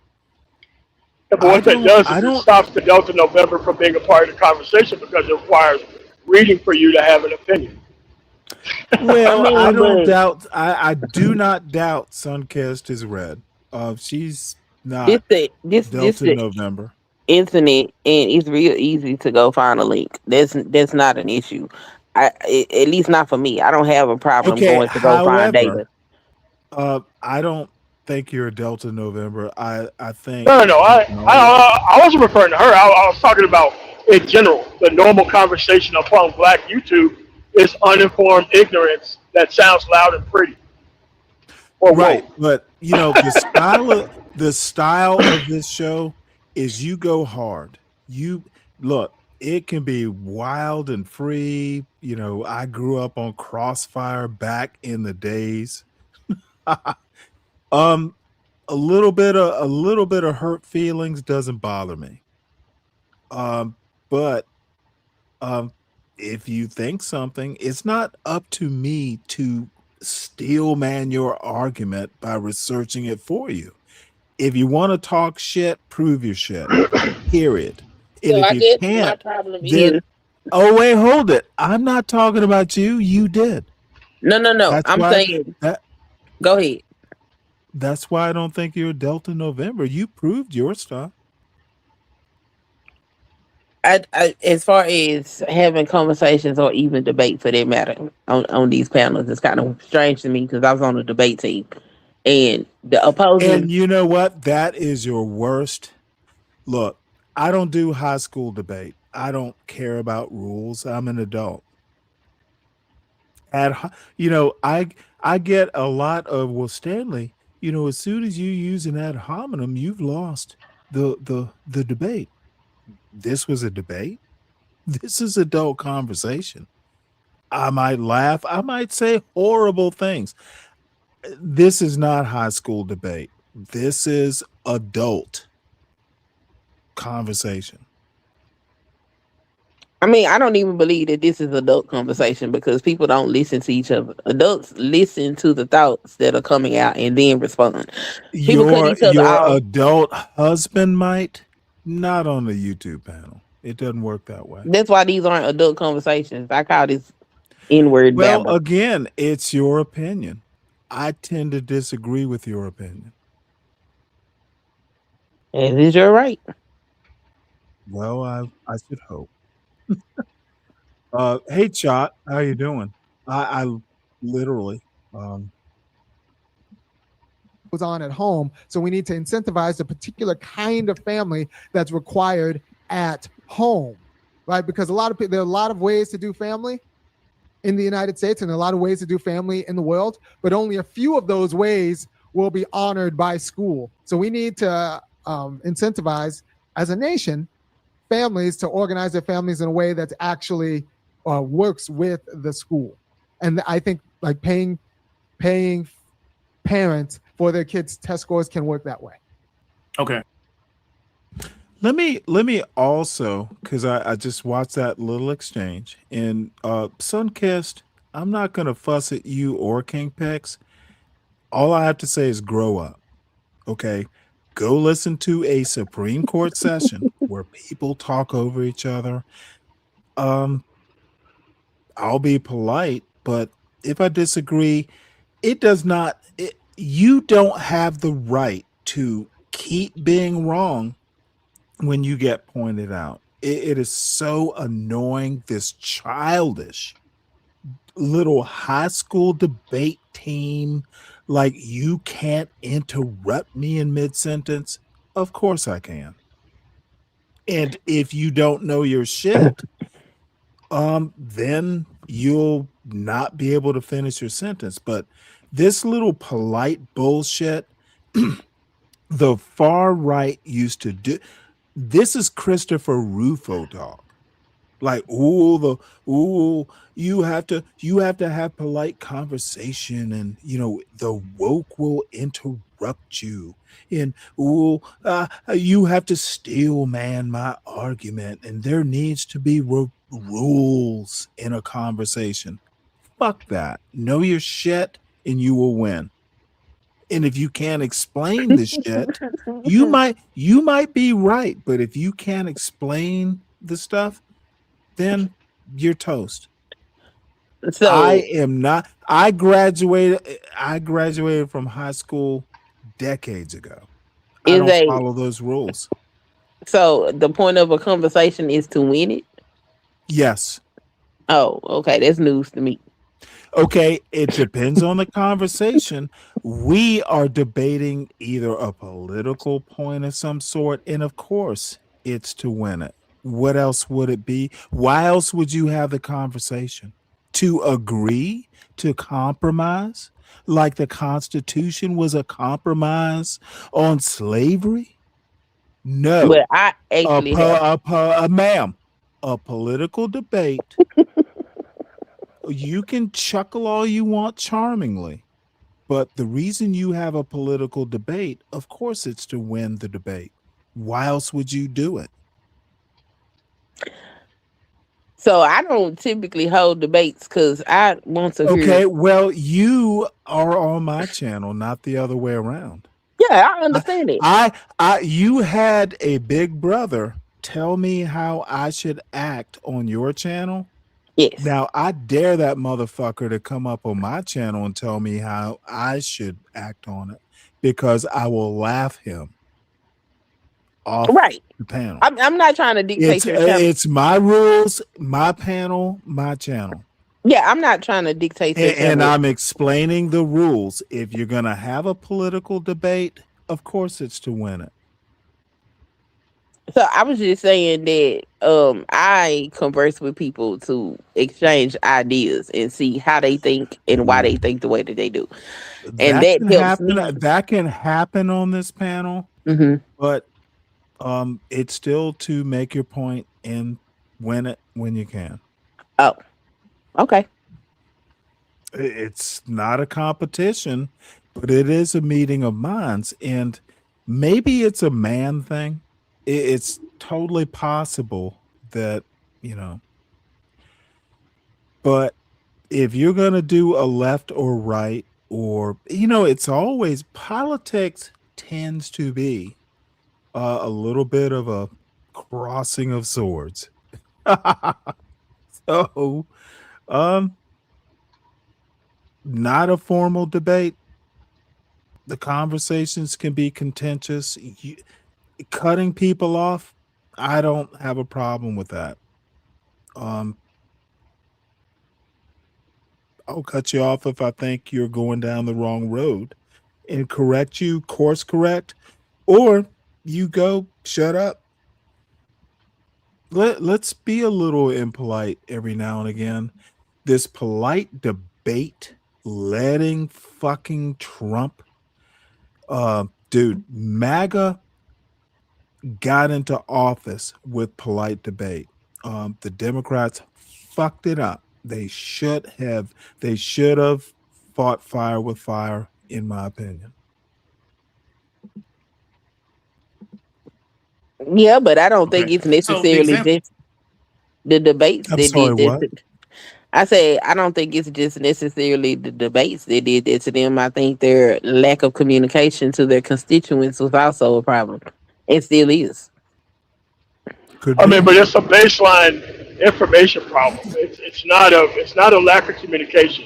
All these people live in liberal cities. It's not a lack of communication. They know where the good stuff's at. It's just that it's an association issue. But I'm kind of interested. What you're describing, Queen, is a top down. Where are the people talking bottom up to the Democrats? Why aren't people calling, flooding the phones in their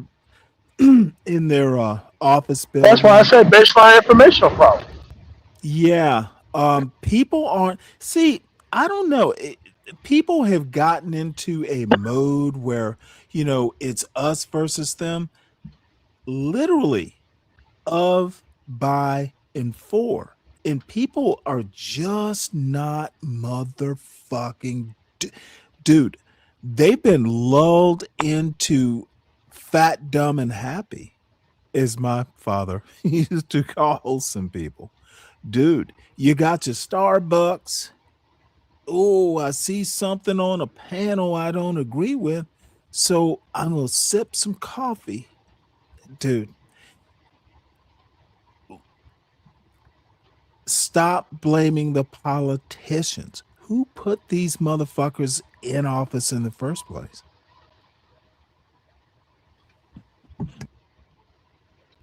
So please respond. Oh, you talking to me? The people Of did. course, I'm talking to you, ma'am. The You're an voters. equal on this panel. Push back. The voters put the people in office, but I will say that from my little limited experience in my corner of the world, a lot of folk don't know how to properly participate in the political process. Is that the politician's fault? It's not the politician's fault, but if the politician is serving the people, they should know that a lot of their people are uneducated. No, ma'am. You're avoiding my question. I answered the question.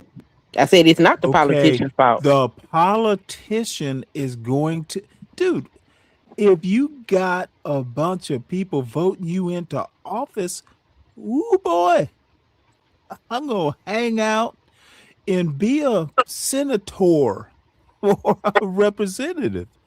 It's up to the voters to put the right politicians in office to represent them. It's not the politician's fault. Now, of course, they can do wrong and all that stuff. But what happens? Dude, if you don't know what that politician ate as a child, his first meal, and what I mean by that is what he even thinks in detail, it's the voters' fault.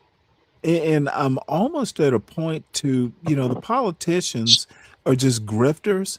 It's the voters in America that are the problem. Yes.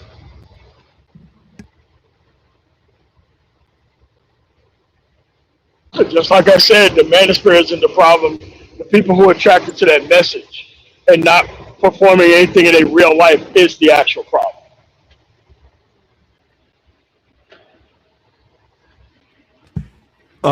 Yes, ma'am. Are you gonna balls in your court? I mean, I don't disagree with what you said. It goes along with the fact that people don't know how to participate in the political process. Which And one thing? it's a cascading problem. Yes, it is. Parenting. I say this constantly. It's parenting.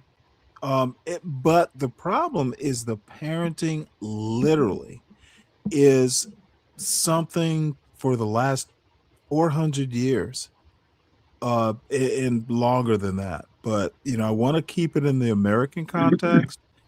You got to parent. It's almost like defensive driving. You have to do defensive parenting, motherfucker. I'm not. I'm a little tipsy and using that MF word, but look, I trained my son to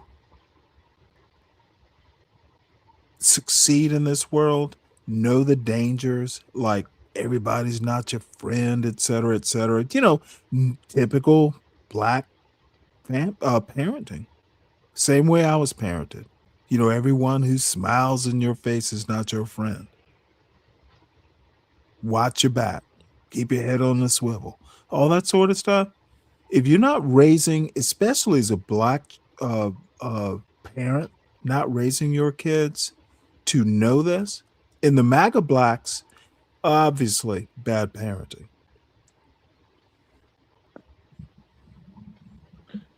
Well, I don't know if I would go that far, especially when it comes to politics, because I wasn't told a whole lot about politics, and I think I was parented fairly well.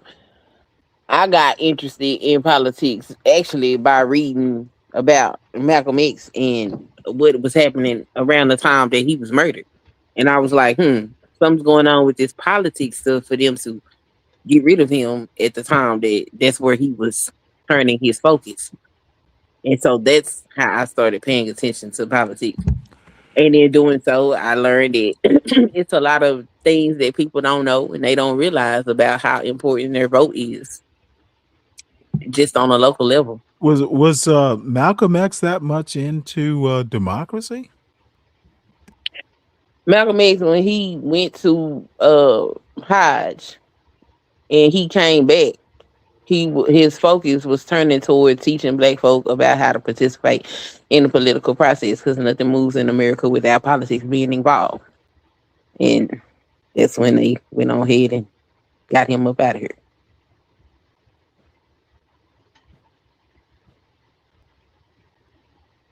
Okay. And She sounds Chris like she's M. from 1894. What the fuck does that mean? I'm sorry, Am what? I a black Oh, woman from the South? I am.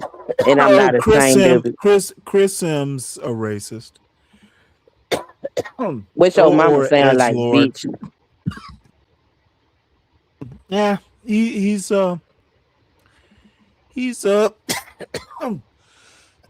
excuse me.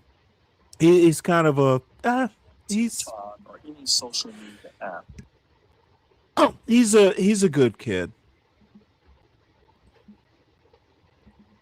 What you use, from my understanding, is that if a person is engaged in a particular behavior, Right. because they're looking for a particular reward, what we can do is just change the incentive because they're still looking for the same reward. Right. Right. So if they're incentivized to take that extra shift at Dollar General, or take that extra shift from 3 to 11, at Publix or whatever, the government can incentivize them to take that to stay home and read to their kid instead. Okay. And I think that'd be a good use of public, like that. I need black people reading to their kids, not necessarily working 3 to 11 at Publix. I feel you. So let me ask you.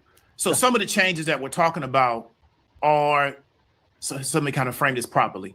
Do you see these particular changes being more social/cultural, or that's something that the government can just incentivize? And the reason why I'm asking you is that if we at the current time, like right now in 2025, have a population of people, let's just say I live in the metro Atlanta area, where they just really don't care about their children.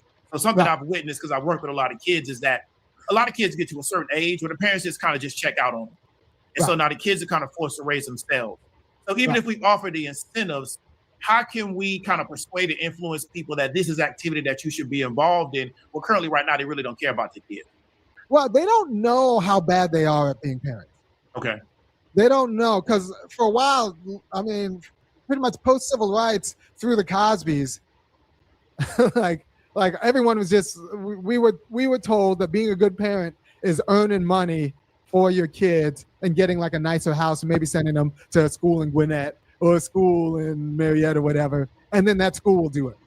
Yeah. And the school will do the work. So they actually don't know what it takes to be good parents. So it's not like they want to be, and then they give up once they realize their kid is so far behind, and and then they still find reasons to start blaming the kid. So we actually don't know now what I it takes to think be a good he's parent. This is why I actually tell people talking about Delta November parents. Yeah.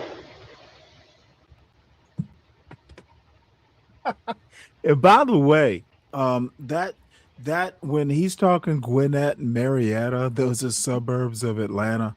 He's talking about some of the rappers.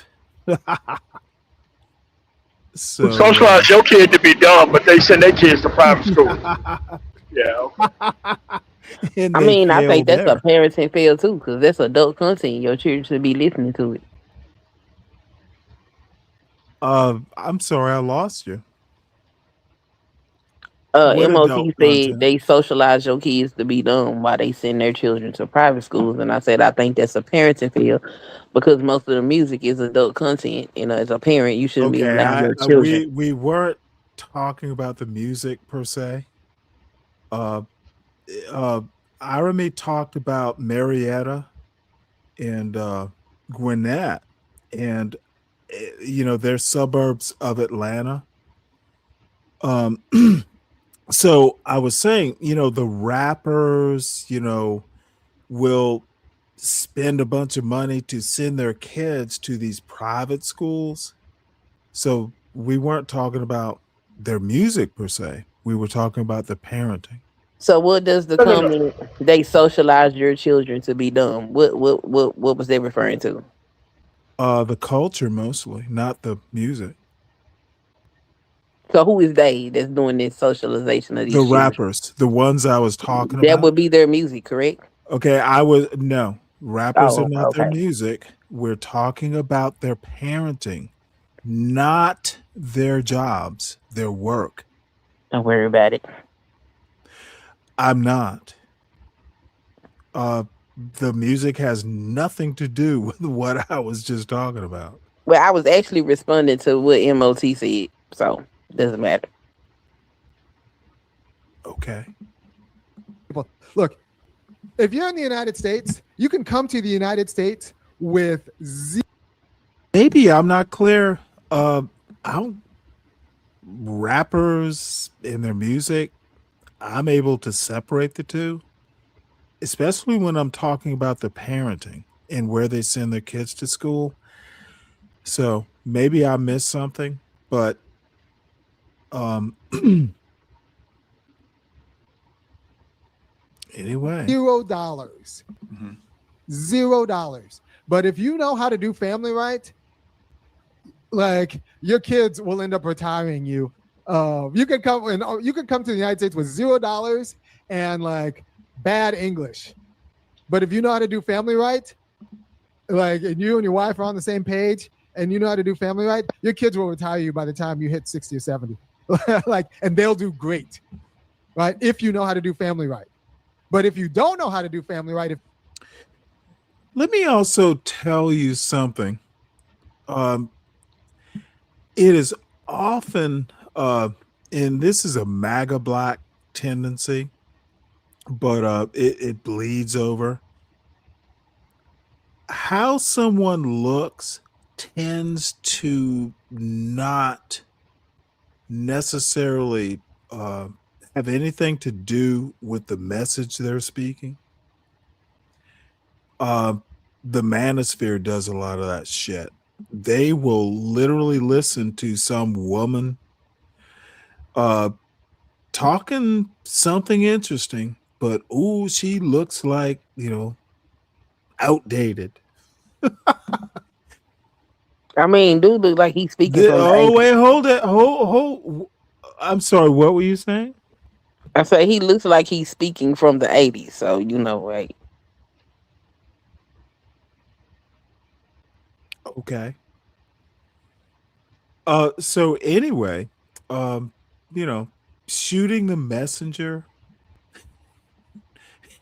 because of the message. I don't know that that's always the right thing to do. you're confused about how to do family, and there's a lot of market institutions who are designed to confuse you, you'll be screwing up for generations. So this is why recent immigrants do so well. They might not have a lot of English, they might not have a dollar in their pocket, but they have a good family culture, and America is organized that if you actually have your head screwed on right with a good family culture, like you're doing fine. Like you're gonna win. And under a generation. You just because you know that the family is the defense for the Now look at this motherfucker bringing something from the 80s. Dude, the message is on point.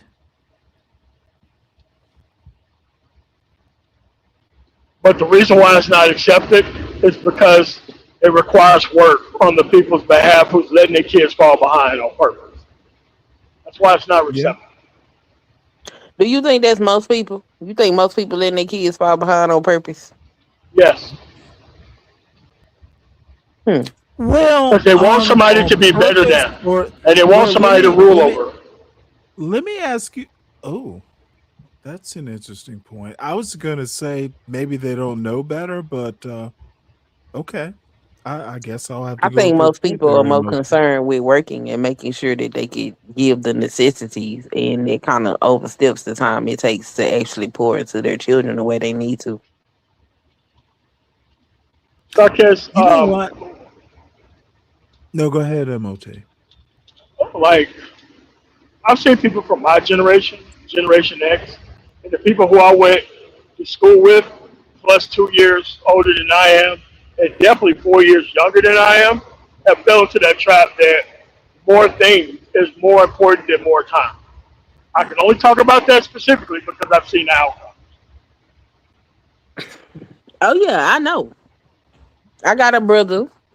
My brother he's adopted, and he was actually my cousin on my daddy's side, and my mama adopted him. And he came when he was 2. I was 17, so I was getting ready to leave the house when he got there. And when he got 12, he was he was bringing F's and D's home in elementary school, which didn't make any sense to me. And so I had my mom send him to me. Like, give him here. Let me see what's going on. And it was a lack of parental supervision, which is why he was doing it, because I didn't have any problems.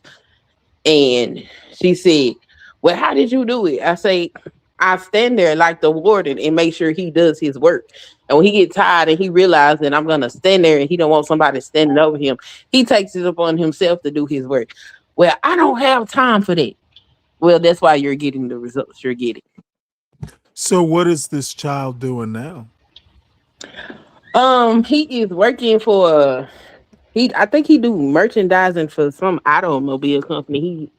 He did like 4 years in the military, and now he doing something in merchandising. Good for him. Yeah, he did better. I told him, I was like, look, once you leave here, it's you. You ain't gonna have nobody standing on top of your neck. Now I'm equipping you with the tools that you need to be successful. It's up to you to do it. He did it. And I've had several children come through my house before I even gave birth to my own. And people just don't know how to properly parent these children. I mean, it takes leadership, it takes structure, it takes caring about outcomes, and it takes wanting to see them do way better than you, even if you don't benefit from it. It's more sacrifice than I think most people care to realize or even accept. And most people actually don't do it. They don't. They better go work. If I were actually gonna judge, in this 2026, the majority of people don't. White, black, that's I think parenting is the one truly raceless thing. America has had bad parenting for 250 years and more, but I mean, I've seen it. Like I said, I was active in the school. I wanted to go be a physician, but I got pregnant. So I was like, well, I can't take care of my patients and take care of my children properly. So one is more you do important know than the that other. doctors do that all the time, right? Do what? Have kids and take care of patients. Yeah, they can do that. I'm not doing. All right. So let me do the quick commercial. Everyone, please make sure that you hit the like button. I so appreciate everyone in the chat. Please share it out. You know, we are on the drive for 5. One of these days we'll actually be monetized. I'm sure it will happen one day. However, it's more important just to I don't know, have these conversations, watch Irami, who apparently looks like something from the Bohemian 80s. And I couldn't put those two ideas together. This Bohemian look goes all the way back. You know, I think of the Beat generation back in the 50s. But Paisley apparently is a Beat thing that the younger folks thinks is a Beat thing.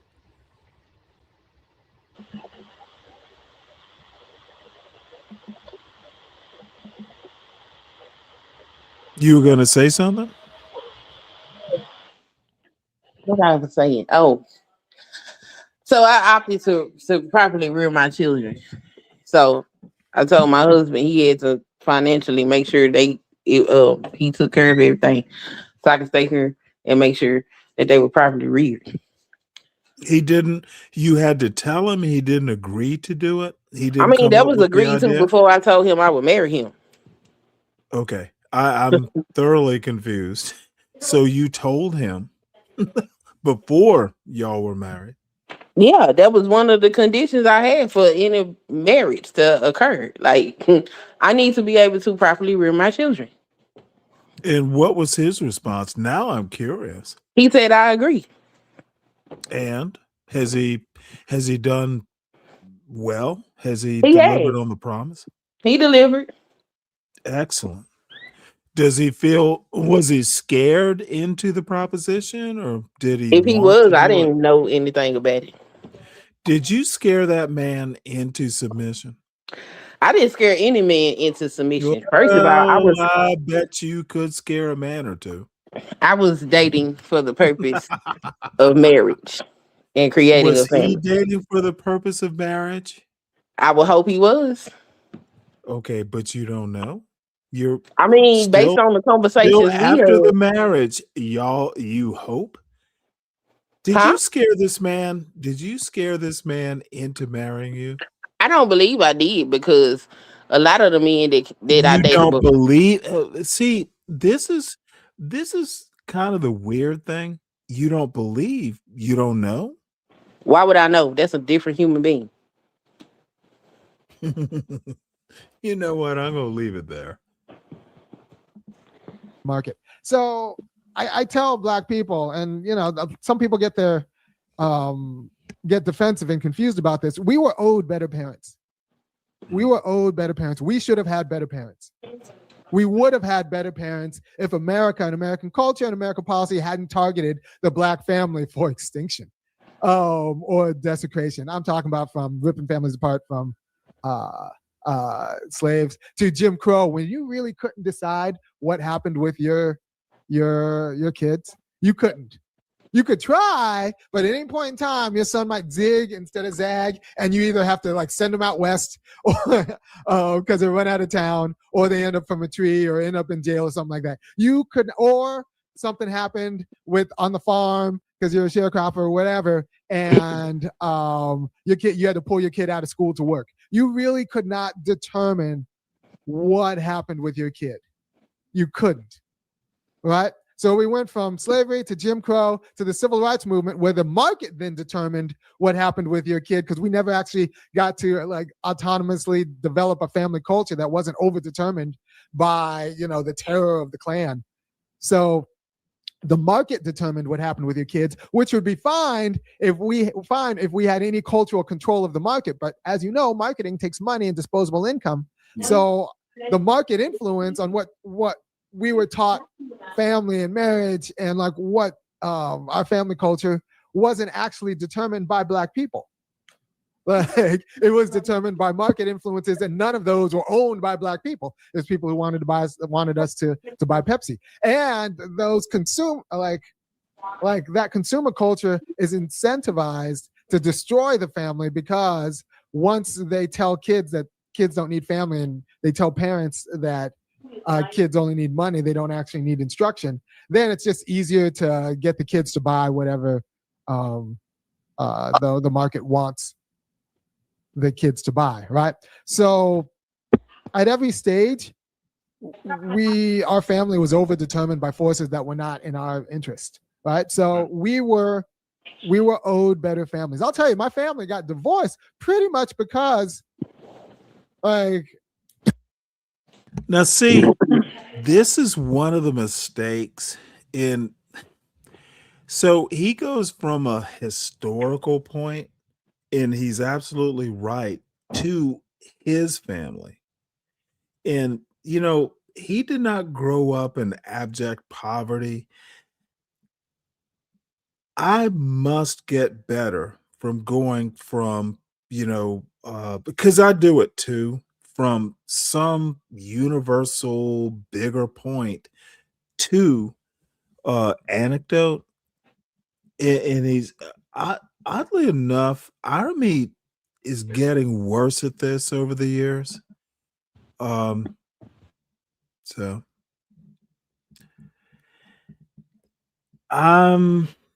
good points. let's see. The one Army's on is current. Not current. Chuck, I'm not sure what you're asking. This show is from like today or yesterday. So Armiose Frimpong is on this channel, and I need to get better about dropping people's channels. David Williams, the retail trader. I'll drop his link, which I should have done. So this is David Williams' channel. And seems like he does some like financial stuff, or he cares about it.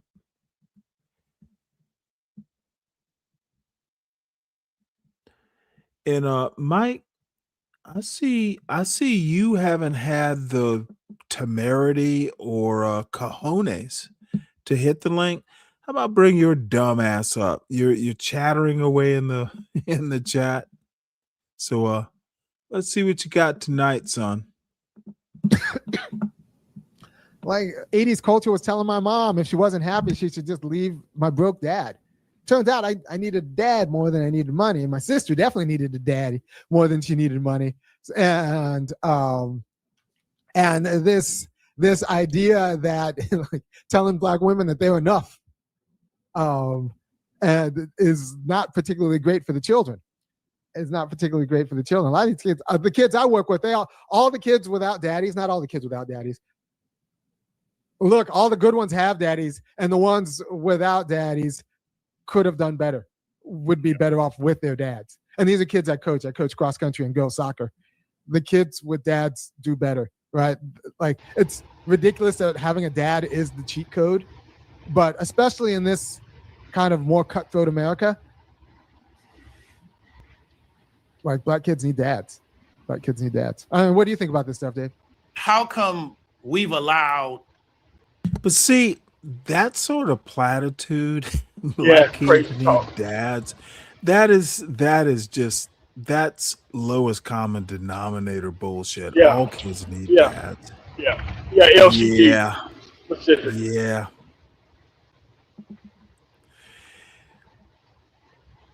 Any Retort, no.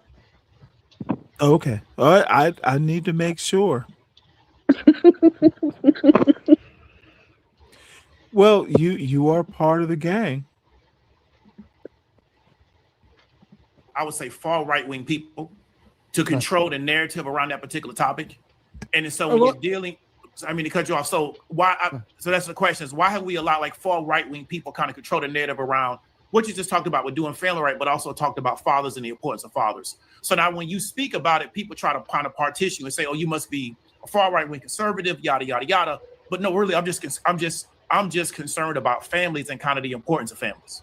I'm more concerned about families. Well, you want so the far right actually understands that families are important, but they load in all of this other nonsense into it. Okay.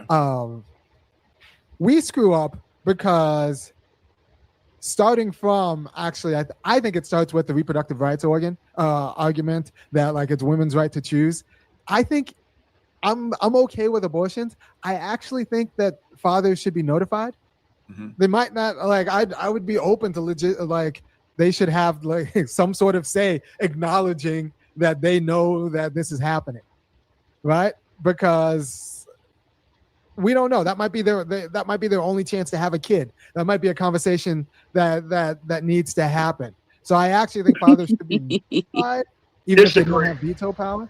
It starts from there. The assumption that women are. Yeah, he's talking about. I'm sorry. I was looking at a breaking story. What are the disagreements? The idea that you have to let the potential father know that you're getting an abortion is for what? Like, well, what's that going to do? What is he going to do but start some shit? That's what I'm saying. See, I am actually going to have to take the opposite side on that one. Okay, clarify. It's a Catholic thing. You know, he's a. Oh, okay, all right. Religious, okay. He's 50% of that child. Now, I'm not saying he should have a say-so, but he should know. I don't think Is he should that know anything. If it was meant for okay? him to know, So you think I'm wrong? I think if God created it that way, it'll be that way. When a woman becomes Okay, pregnant, nobody knows. that is a horrible argument, ma'am. Nobody knows but her, Okay, God, do and you Queen, I often wonder if people actually understand their own arguments when they spout Oh, talking I points. understand exactly what I'm saying. Well, then tell me why I'm going to disagree with you on that point. Why I have no shouldn't the idea why father you're know? going to disagree. You can tell me though. Okay, well then you get to listen. If you're going to bring God into this horrible argument, God designed man and woman to produce a child. Am I right or wrong? Am I right or wrong? Okay. I asked, am I right or wrong? I don't believe you either. Okay, you don't believe that men and women produce children? Now, yes, men and women produce children. Are you sure? Because you didn't seem so sure a minute ago. That's not what you said a minute ago. Question. Okay. Men and women produce children, right? It's 50-50 how the actual reproduction happens, correct? In some respects, yes. Okay. Tell me the exceptions. Exceptions of what? Dude, you are disappointing me. What are you talking about? Yeah, I thought so. I mean, you disagree with me. Okay, let me help you out with the basic biology, because apparently I have to teach as I make this argument. Okay. A sperm enters an egg, right? Yes. So the sperm is produced by a male or a female? A male. Good. So an egg comes or is produced by a male or a female? Female. Good. So a sperm into an egg, and I can describe the process if I must. So it is literally a 50-50, correct? Yes, in some respects. Okay. Tell me the exceptions. Oh, when you get down to chromosomes and things of that nature, then it's different. Okay, It's not 50-50 split. But no. I've had a genetics course or two. I've had a So have I. I'm a health class. science major. No. Now I want to know, what are the exceptions? The mother provides 51% of the DNA, and the father provides 49%. I'm sorry, what? 51% of the DNA comes from the mother, 49% comes from the father. You need a link for that? You literally. Do you need a link for honestly, that? No. Oh, you actually think you're making a point, don't you? No, I said in some respects. You literally. And you wanted to fight about it. I don't know why. Ma'am, 50. Hey, chuckle all you want. 50-50. So let's go with the 50-50. You want to quibble over which time it's 49 and which time it's 51? No, I don't. I said in some respects. You were right. That's what I said. I don't know why that's a problem. You literally sound like a querulous. Oh, you are a problem. Mostly to your own argument. Yes. You still haven't told me why you disagree. So you want to argue exceptions? No, I don't. I told you. Okay, then why would you bring it up? Do you have to be absolutely right? Do you have to argue exceptions? I didn't argue exceptions. I said you did. You literally brought up 51 to 49. No, I was asked about that. Okay, I didn't bring that up. You did not bring it up now? No, I didn't. You can go back and listen to Okay, it. You brought so it up. you didn't use the term 51 to 49. It wasn't After you asked me to explain why I didn't say okay, you were I'm 100% gonna correct. have to tell you, Sunkiss, this is Delta November. What? This is That's fine. a Delta November interjection here. Okay. I say it's 50-50 and you have to quibble over 51 and 49? I didn't. You said in some cases, right? I said in most respects, yes. That's what I said. So you could have Okay, continued well with then, your how argument. about just say yes? Because we're not No, I arguing. won't. Okay, Sunkissed, you are very frustrating. Stop arguing exceptions. But it's not an exception. It is. It's okay, so can you go literally ahead and an explain exception. why you don't agree with the fact that when a I woman don't give comes, a fuck at this point. Now I'm going to be me. It's a 50-50 proposition, and men have a right to know when they impregnate a female 100% of the time. Now, the woman gets the right to, whatever her choice is, but a man needs to know. no, he doesn't. If he wanted to know, he Well, would have then made you her. and I just basically disagree, and that might be, dude. I'm good. It's okay to disagree. I don't have Well, a I know problem with it's disagreement. okay. I know it's okay to disagree, man. I know it's also okay to point out that you have arguing exceptions is really a problem. But I wasn't arguing exceptions. I told you And I largely say you were. Wait, hold it. I thought disagreement was okay. it is okay, but I wasn't Okay, well arguing then exceptions. I disagree with people who argue exceptions as a rule. Oh, okay. And you don't think you do, and I think you do it constantly. Okay. And we disagree, but we disagree. Cool beans. What's up, JB? Hey, what's up, man? You told her, Stan.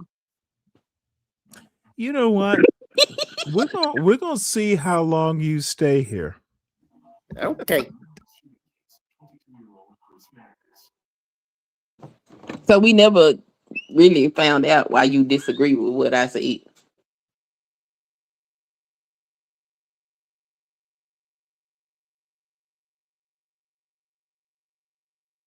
I'm sorry. Men should know when they get a woman pregnant, and you don't seem to think that's necessary. I don't. Why does he need to know? Okay, well then that's where we disagree. I think it is necessary. Why is it necessary? I don't have to explain it. Figure it out. Okay. To decide. I literally told you 50%, 50%, and then you wanted to quibble biological exceptions. Well, no, that's not my Honestly, this is literally Delta November. I said it was an intervention. You want to be right on the exceptions, and exceptions are not a way to structure an argument. Men need to know because 50% of how the baby was produced was by them. Women need to respect the man who got them knocked up. If she doesn't know, that could be, maybe that's what you're talking about.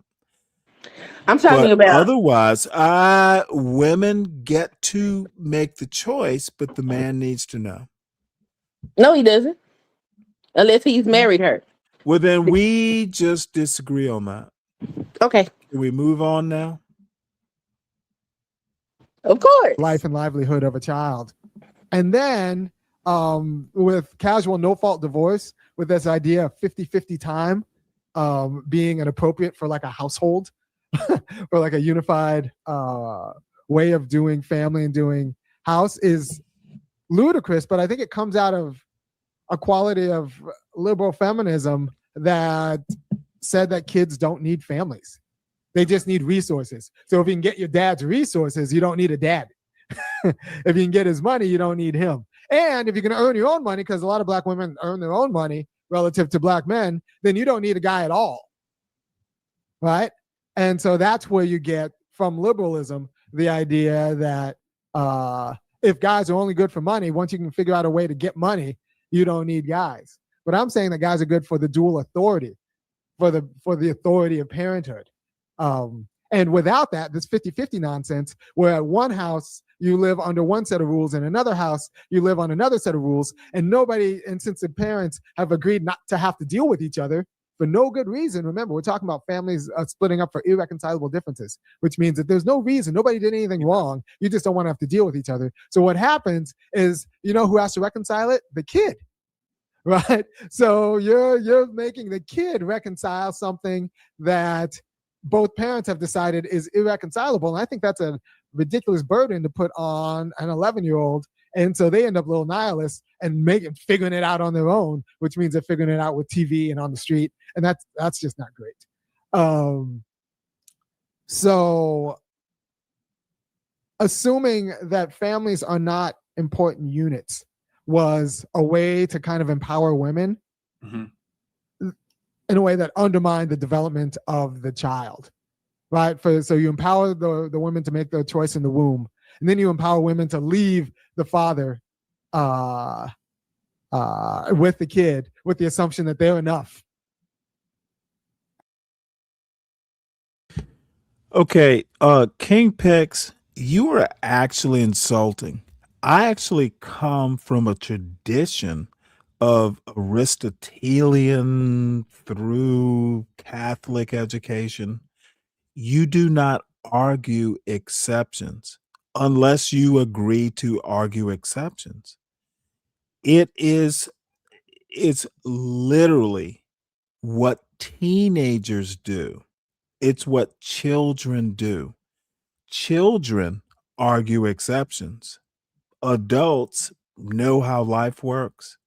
And if it takes a man and a woman, or better yet, a male and a female to produce a child, it seems very obvious that 50% of the producer of the pregnancy should know that there's a pregnancy. It's bullshit to be so just, I don't know. It's not feminism, it's stupidity to not let the person know. It's literally, this is the result of people not knowing shit. And then it turns out that kids like could have used the discipline and the structure of a father. And then then there's a quality of liberalism that just leads to bad parenting. Liberals let kids quit. I don't know, like in what capacity do you work with kids? As like a tutor or a coach or what? It's coaching. It's coaching sports. Coach. So you see it in coaching sports. Coaching sports, it's like kids with fathers. You could work with the fathers to help the kids develop, and in a way that it's hard to talk to mothers about the structure and the discipline that's required to develop the kids, right? Now, some coaches kick parents out of practice, and they want practice to be a parent-friendly zone. I'm not one of those people. I want parents in. I want parents in at every stage. I want parents to know what I'm doing and why I'm doing it, because really, I want parents to work with their kids in the off season and at home on what we do at practice. Yeah. So I want parents in. I want parents watching. I want parents participating. I want parents as assistant coaches, because those are the parents who, when we get home, they'll know how to work their kids the way I'm working them. So I'm like, I understand that when I'm developing a kid, if I can develop that family can develop the kid, and then I can just multiply what the family does, and everyone's going to be on the same page, and that's what's good. And those are the kids who win. Like if you're Stephen Curry's AAU coach, you don't want Dell out of the practice. You want Dell in the practice. You want Sonia in the practice. You want them in, and that way you develop the family, and then that family can coach the kids because that family can do things that I can't do. But if the family doesn't understand the importance of sports, or if the family doesn't understand the importance of discipline, or if the family thinks, well, they just want to have fun. Oh, this is just for fun. And usually these are moms who get confused about this because maybe they didn't play sports, or like they'll let their kids quit for different reasons. Like, life isn't fun all the time. And you learn that in sports, where if you want to win, some of these practices are going to be hard. And you're not going to have fun at every moment in practice. And that's what it's about. You get through this, and if you get through this, you'll be able to beat the kids who quit during practice or just scrimmage as opposed to like work the drills, right? So I want to be able to bring in parents to kind of so that they understand the discipline, because the real work's going to happen. Not the real work, but the supplemental work. Honestly, maybe the practicing is a supplemental work, and the real work happens at home. Understand what you're saying, and I really appreciate that. And I want to kind of get you to rolling because you were kind of talking about how you work with parents, because I don't want to hold you too long. So you talked before about making sure that your children are academically competitive because that gives them advantage against other children. Yes. So first, kind of give us an understanding of what that means, and then also help us understand how you develop that particular perspective. All right. So what that means is once you have kids, everything else is a hobby. Okay. Everything else is a hobby. They're like your job. I don't care what your office is. If your kids are trash, like, you screwed up. And far as if you ask me, I'm not really impressed with the Obama's kids. Like, I'm not impressed with Sasha and Malia particularly. I'm not impressed with Chelsea. It's funny because I'm a little bit impressed with Ivanka because she's a little bit brighter, but like the rest of Trump's kids, not so much. But I don't care what your office is. If your kids are basic, or if your kids are trash, you screwed up your life. You screwed up your whole life. So once you have kids, everything else becomes a hobby. This is the weirdest thing with Irami. Irami is sometimes he is very predictable. So your judgment about 20-some-year-old kids from a president, the first black president, you're not impressed? Well, dude, when you are in that position to judge, please do. They're not baby mamas. The presumptuousness sometimes of Irami, it can be amusing. Everything else becomes a hobby. And if you don't understand that, you're not built for this world. Because my kids are then going to eat your kids, and I don't want my kids to eat your kids. I want your kids to be colleagues with my kids. Mm-hmm. So I need you to do your job as a family person so that I can do my job as a family person, and then our kids can make a better world, right? So what that means is I don't expect school to actually teach my kids too much. I expect everything they learn that matters to come from my mouth. That includes reading, math, and then it get reinforced in school, and then they get to be leaders in school and get to try out different methods in school. But for the most part, there is no institution that teaches black kids what they need to know. So I expect them to learn it from me. So I teach my kids math. I have a whole curriculum.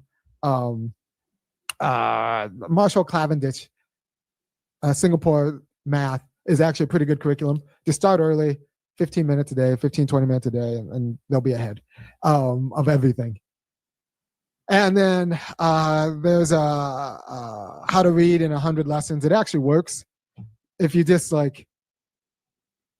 if you just use that book when your kid turns 3 or 4 in preschool, it'll work. In 3 months, your kids will be able to read how to read in 100 lessons.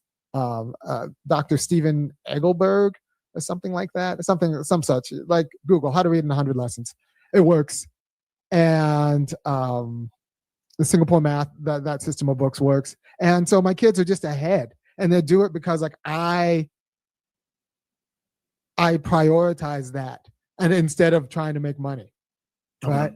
And a lot of people, like white liberals can get away with it because they make so much money they can pay for their screwed up kids, the rehabs and all that stuff. But even a lot of black people who don't make a lot of money, who don't make as much money as they would if they just had better kids,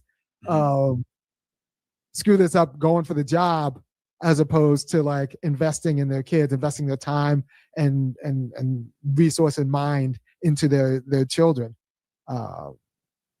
So I do that, and I want other black people to do that. And that's one of the big reasons why I do my show, to help people become better at, I say some aspects of my show are a relationship show, but I'm not a relationship show about how to get laid. I'm a relationship show about how to do like a family.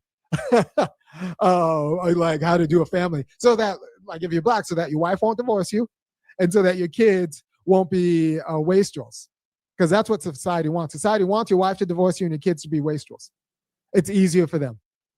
But I want your wife not to divorce you, and I want your kids to actually be colleagues with my kids, which means I want them to win. And I want you to be like, you know, a part of that kind of winning and shaping that winning. So that's a lot of what I. All right. So JB, what you got? Oh, Sunkissed, what you got? I'm a go Oh, I off ain't got on nothing. that. I'm fist to go off on that bitch king picks, man. Yeah, Don't you dare can wait. speak on me, What you got, stupid motherfucker. Sunkissed? I mean, I think. I see you going back and forth with Mike. Oh That yeah, is you know.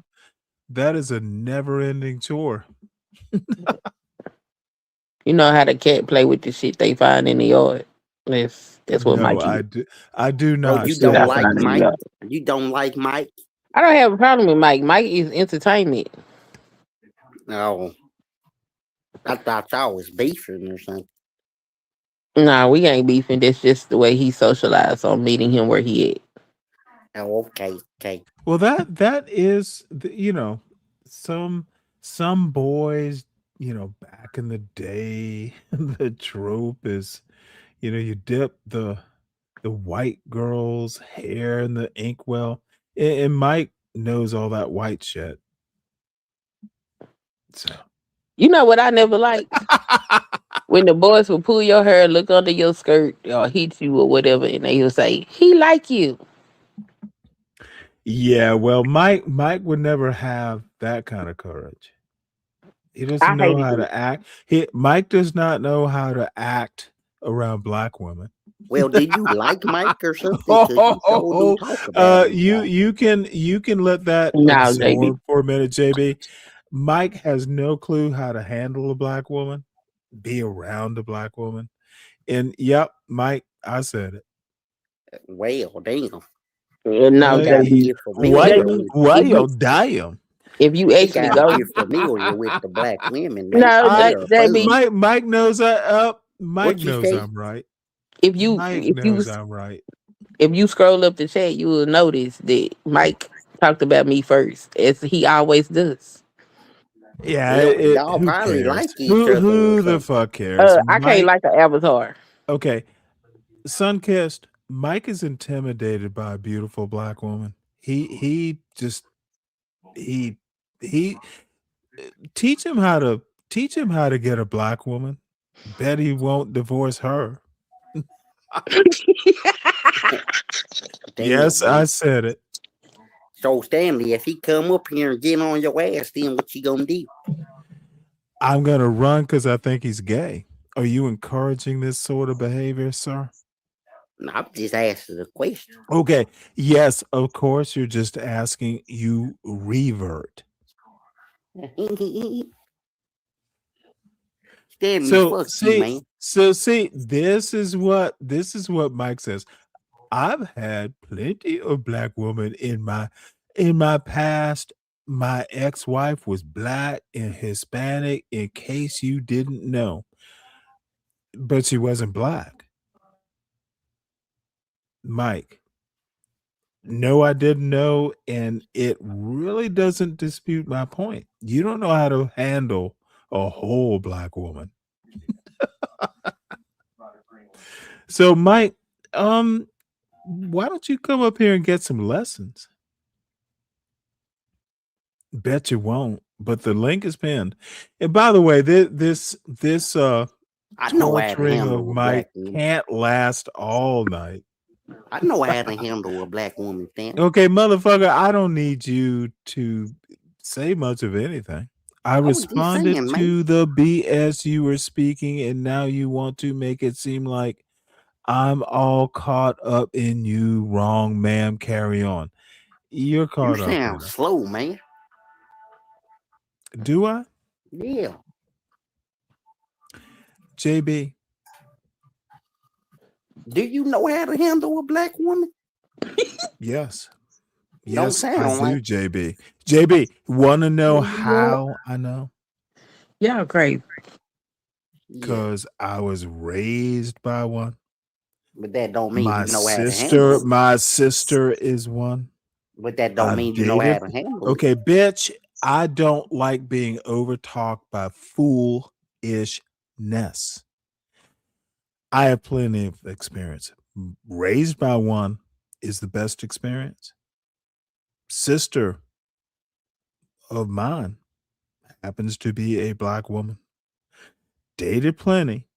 Did not marry one, but I'm perfectly comfortable around black women because I was raised by one.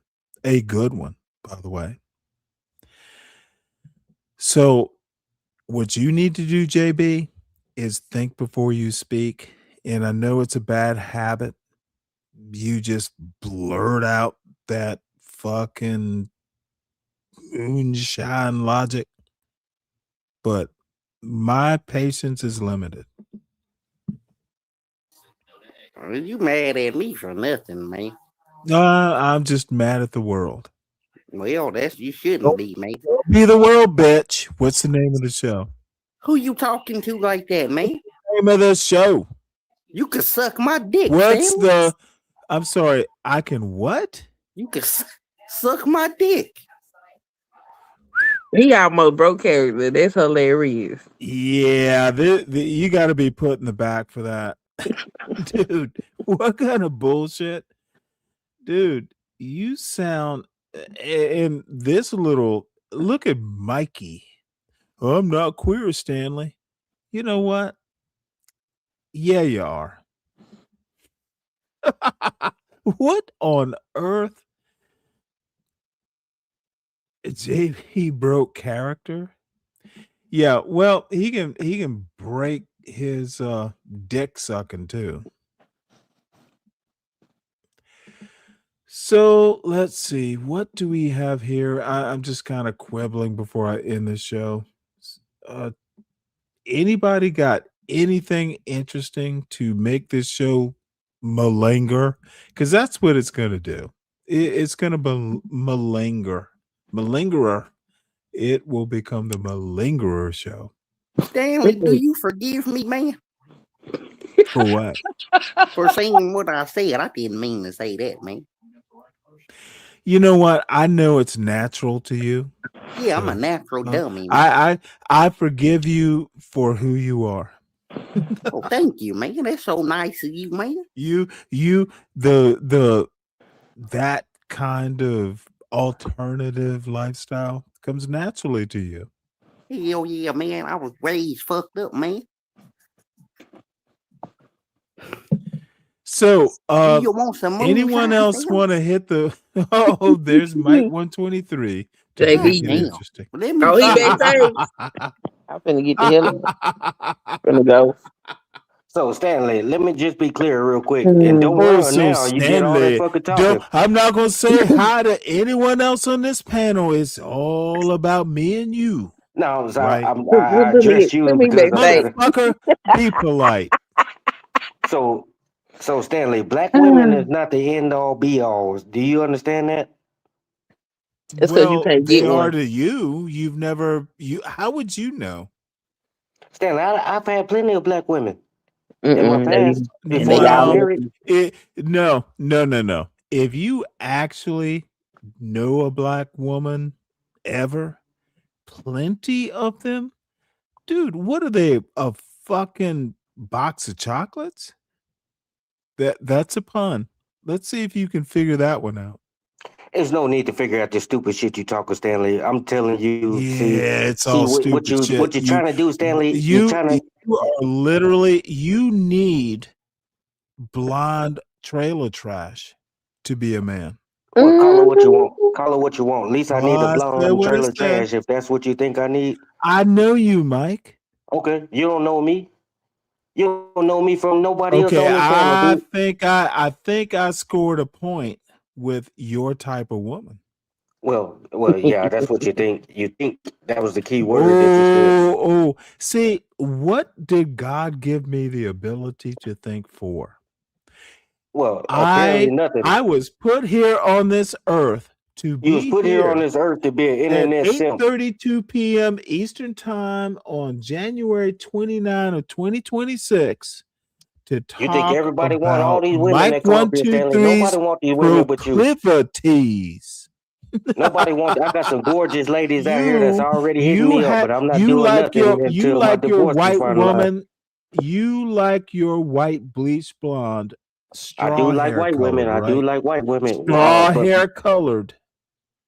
my go-to women are Hispanics. I think there's some beautiful women. Your go-to women are bleach blonde, trailer trash white women. Okay, call it what you want, Stanley. Oh, I'll call them Hispanic then. Well, call it what you want, but at least I can get them. At least I can get them. And Stanley, I don't have to sit on the internet and simp for these ladies. Except you're on the internet right now, Mike. And I'm not simping for the ladies like you. You're not? I come up here. I was responding to the stupid shit she was saying in the chat. Why she wanted to say what's her name?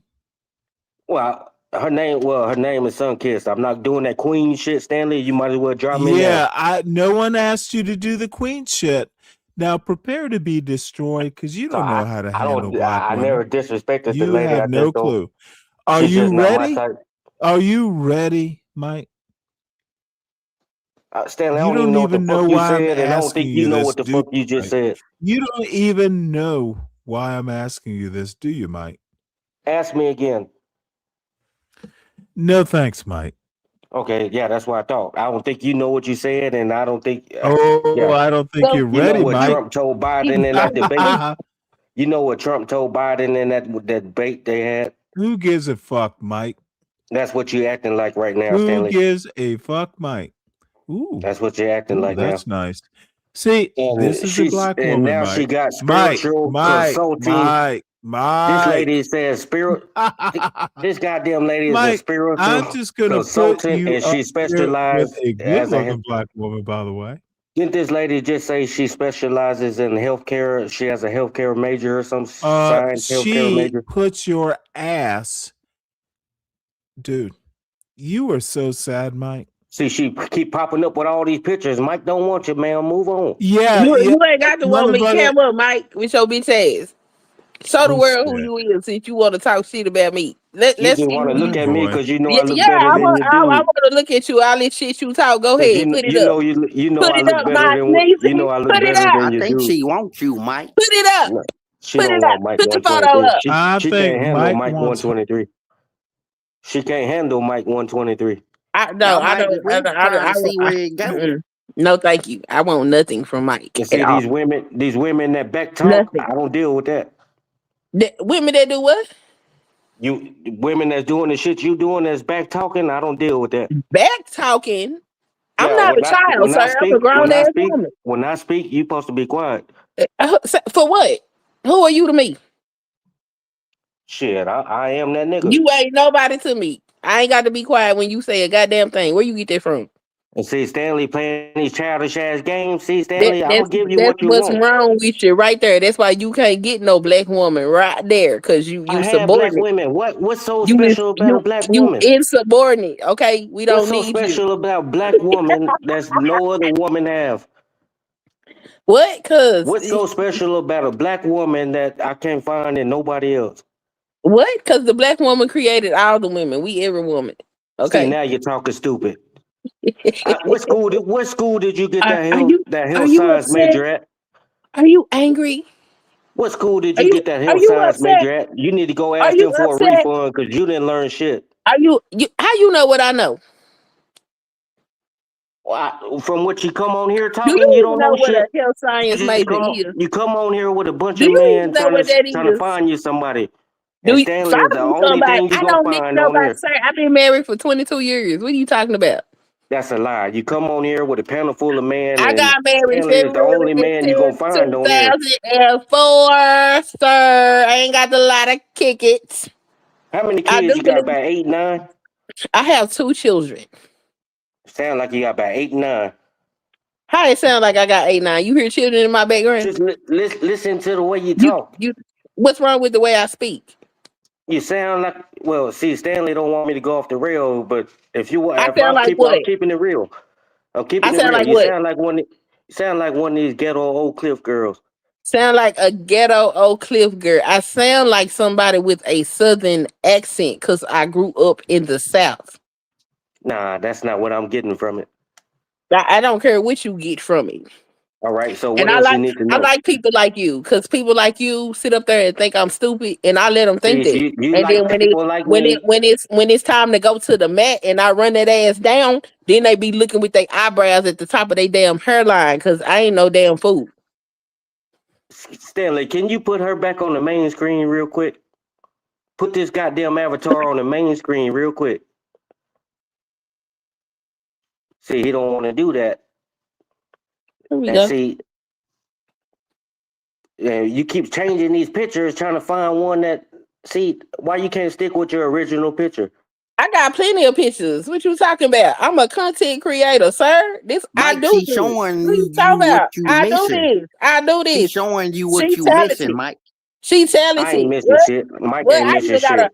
I even got a cartoon me. Look at that. Look at that. Five. See, you so childish. You making cartoon video photos. I don't deal with child. Oh, let's look at this guy. Oh, you ran out. Look at that guy. Poor How many Mike. pictures do you Mike, take? Do you Mike take a doesn't day? know what to do. Mike has no clue. Stanley, I changed this girl world, dude. That's why I can't You deal I with don't can't people like think change he this. my would. world. Mike gonna I give can't think you he deal with would. people I like think this. he would. Hey, Mike. I think he would cheapen her world. I can't deal with women like this, Stanley. Of course you can't. Mike. That's my point, Mike. You don't know how to handle. Ain't no way in hell I let my woman have a Motherfucker, goddamn see, YouTube this is channel what and I sit up love. here. This is what I love. I literally told you you couldn't, and you confirmed. Thank you, Mike. I wouldn't let my My woman judge, tell. my I ain't confirmed wouldn't shit. let. tends to be See, right. Stanley, now I you trying to wouldn't flip let. it into something. I I ain't wouldn't flip let. shit, Stanley. My I ain't woman can't. confirmed shit, and She I ain't can't do flip shit. this because I'm insecure. My woman ain't gonna do It this. ain't about I insecure, wouldn't let lady. because she a kid. Shut your See, ass up. that's how I know you're stupid, and your husband probably as stupid as you, probably stupider. If that's We the still word. married. But Where she's your marriage married. at? Hey, Mike. Oh shit, Where Mike. your Don't. marriage at? We still married. As Oh stupid as we shit. may Oh be, shit. we still married and we still I raising our tried children to together. So look. where your punk ass marriage at? And who raising your motherfucking kid? Matter of fact, where kids at right now? Where they at? Where they at, Mike? Oh They shit. Where with their they at? Oh mama. I shit. get them on the weekends. They with their mama. You don't even know Since you where want your to know, goddamn since you kids want at, to but you know Oh got so to sit up golly. here and talk. motherfucking much, You know what? I know where mine are. They right here. since I you can go want to look know at so them whenever motherfucking I much, get ready to look at. Hey, baby. since you want to know Hey. so motherfucking You much, can't you do don't think that. I Why could you do that? talking about me? See, Step your me and pussy Mike. up, See little what you bitch. don't know. Go ahead, get it out. Let me know when to speak. You can speak. I could pick up the phone right now. My kids would be over here.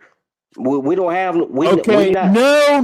we not in no fucking You're that losing type of the marriage. Whatever argument. you think it is. Mike, step your pussy up, okay? See how stupid you sound, lady. Step your pussy up. Dawn, See these this the type of chicks that nobody need to deal with. These chicks right here like hers. These are the problem of the world. She wants you bad, Mike. Your man pussy is tragic, sir. You need to do some Kegels or something. man pussy. See this She lady wants you here. real bad, Mike. You sound like This a lady. hoe. Call her what you want. Call her what She you want. wants you Have fun real while you're bad, doing Mike. it.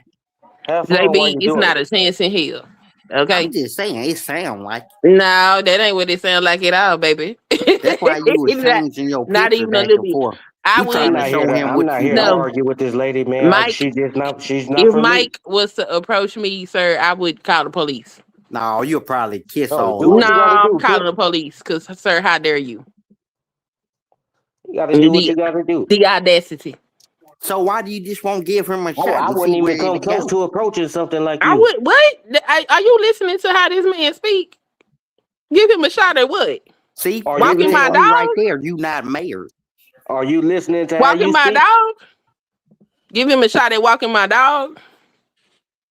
No, what you No, can being do, you with can give you. me a shot of Jack Daniels and some Do Coke. what? Do what?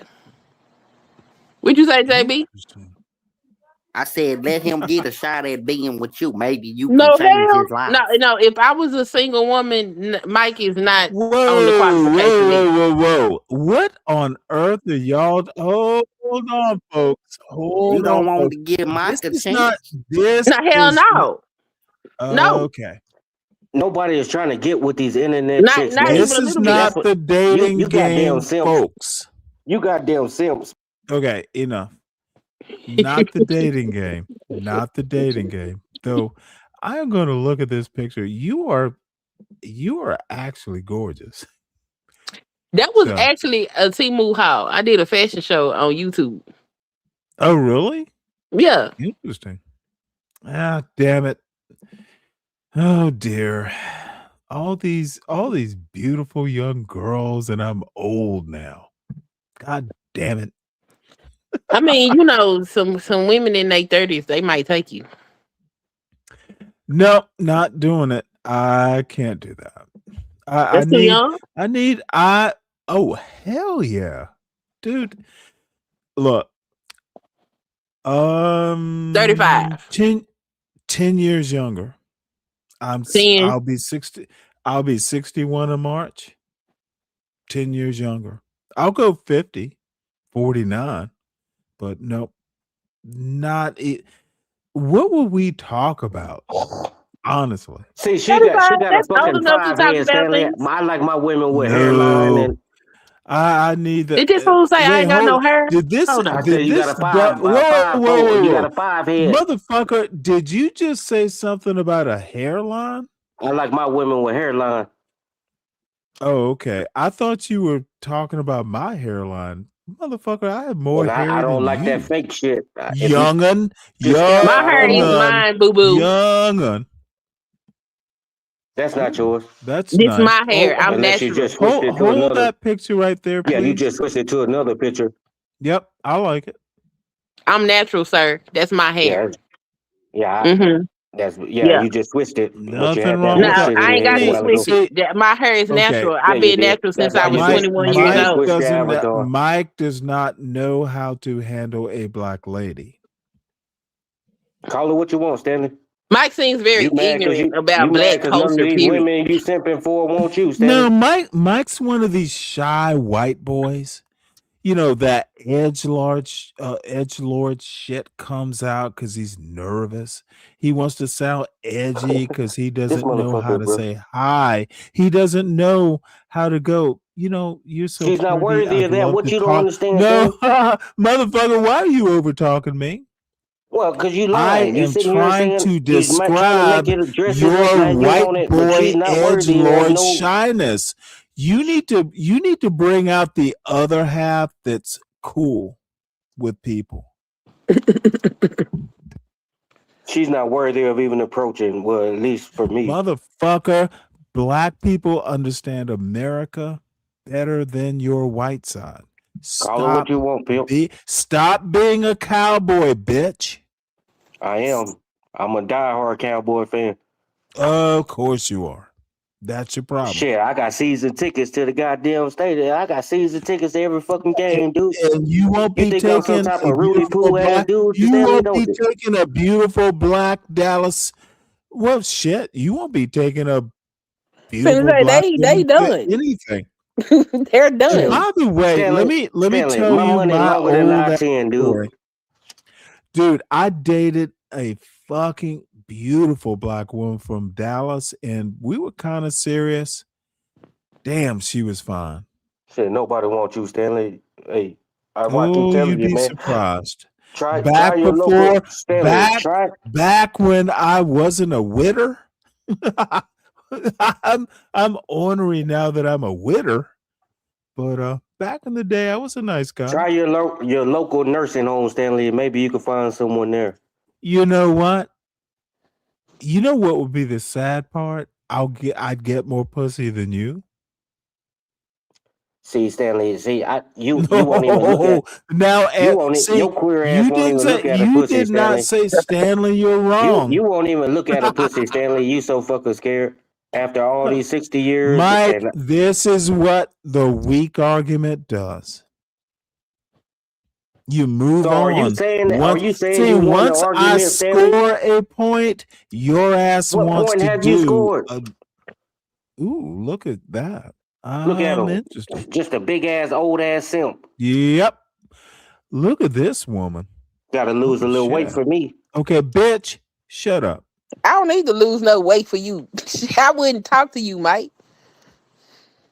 Damn. Nice. Thanks. Mike couldn't handle that. I wouldn't fuck with Mike. I'm sorry. No, Mike doesn't want Mike doesn't want his kids to have some melon. Stanley, I'm not trying to have no more kids, dude. I'm damn near 40 years old, Stanley. I don't need no more kids, dude. Please don't have no more. I'm good with my two. Good. Thank you. Mike, what would you do if one of your daughters married a black man? I only have one daughter. I have a daughter and a son. But if that's what she Okay, want to my do, bad. she could. What would you do if your daughter married a black man? Long as he's respectful, and treated right, I don't have a problem with it. I'm not racist. What if he slapped you? Like, Mike, shut the fuck now up. you're talking stupid, Stanley. No, it was a joke. You're right. It was a joke. Now you're talking stupid. Why the fuck would he slap me? I literally said, let me apologize, Long as he Mike. respect I you was and just treated right, I don't give a fuck what you do. making a joke. I was just making a joke. Well, your By the your way, joke is not oh, noticed. whoa, bitch. Don't you dare And go there. call it what you want. Okay, Call me bitch, what you want. let Nigga, me it's just put a you word. in the back because your Go ahead. dumbass does Go not. ahead. Put me in the back. Put me in the Dude, motherfucking back. That's what you been okay, trying to do. I dude. need you know If you I want me to wasn't leave, talking just tell about me you. to leave. Motherfucker, I asked you what you would do if your daughter did. It's not talking about your child. It's mostly about you. Don't you dare, motherfucker, or I will ban your dumb ass. I wasn't talking about your child. I was talking about your parenting, you dumb fuck. Dude, if you even attempt that shit, I will banish your ass. Stanley, I don't even know what the hell you talking about, dude. You Yeah, asked me what but would you I know do with what, my daughter motherfucker? if I her man was slapped me. making a You point. asked I was making a point for people like you who have no clue what words mean, how to understand the words they hear. I'm talking about you and your parenting. What would you do? Nothing to do with your child other than you have a child. Wanted to make sure of that point, bitch. But that's not what you said, Stanley. You asked me what would I Okay, do what if my did I daughter say, was to date bitch? a black What did I man say, and he slapped bitch? me. You asked me what would I do if my daughter was to Oh, date a that black was the man and he joke. slapped It me. was a And he joke, slapped me. That's bitch. what you said. And I didn't hey, take that that shit black serious, man Stanley, who because it'll slaps never you, happen. that black man who slaps you is not your child. It'll never happen, Stanley. See, I'm not worried about these little jokes you're throwing You're at, dude. still worried about the slap? I responded to the Motherfucker, I slap and you moved on turned it from into that something like 2 different. minutes I ago. responded to your slap comment and you turned it in, oh, You motherfucker, you thought responded too late, son. I don't respond on your time, dude, and I ain't your son. Oh, then motherfucker, of course I don't respond on Your son is yours. a puppy, Stanley, to Mike 123. Oh, wait, hold it. You didn't ask me about my parenting. You just went directly about my son, right? Yeah, because I know your parenting already, Stanley. His son 19 and you 30. This I wouldn't give a motherfucker fuck. just He's still a skips puppy. over. He a puppy to Oh, I Mike know you're 123. parenting, so I I'll go mean, it's crazy directly that you at your comparing son. yourself to a kid. You Stanley comparing compared me yourself to to a his son. child. No, you compared See, yourself. now you talking as stupid as Stanley. No, you compared yourself to his 19-year-old son with your Lady, 30 carry plus on. age. Carry on, lady. Why are you comparing yourself to a 19-year-old? Because I can do that. Because you know what? Answer Since that question. I I can was do going to that. take up for you. So why did Stanley just automatically say, "Oh, what if your daughter was to date a black man and he slapped you?" Where did that Yes, come from? and Is that not so the same thing? how is that about your daughter? Is And that I not the same literally thing? said, "Okay, bitch, this is Tell me what you dude, want, god nigga. damn it, it is so difficult working with fucking this education system is just failing." I literally said, "What would you do?" See, that literally is about you, bitch.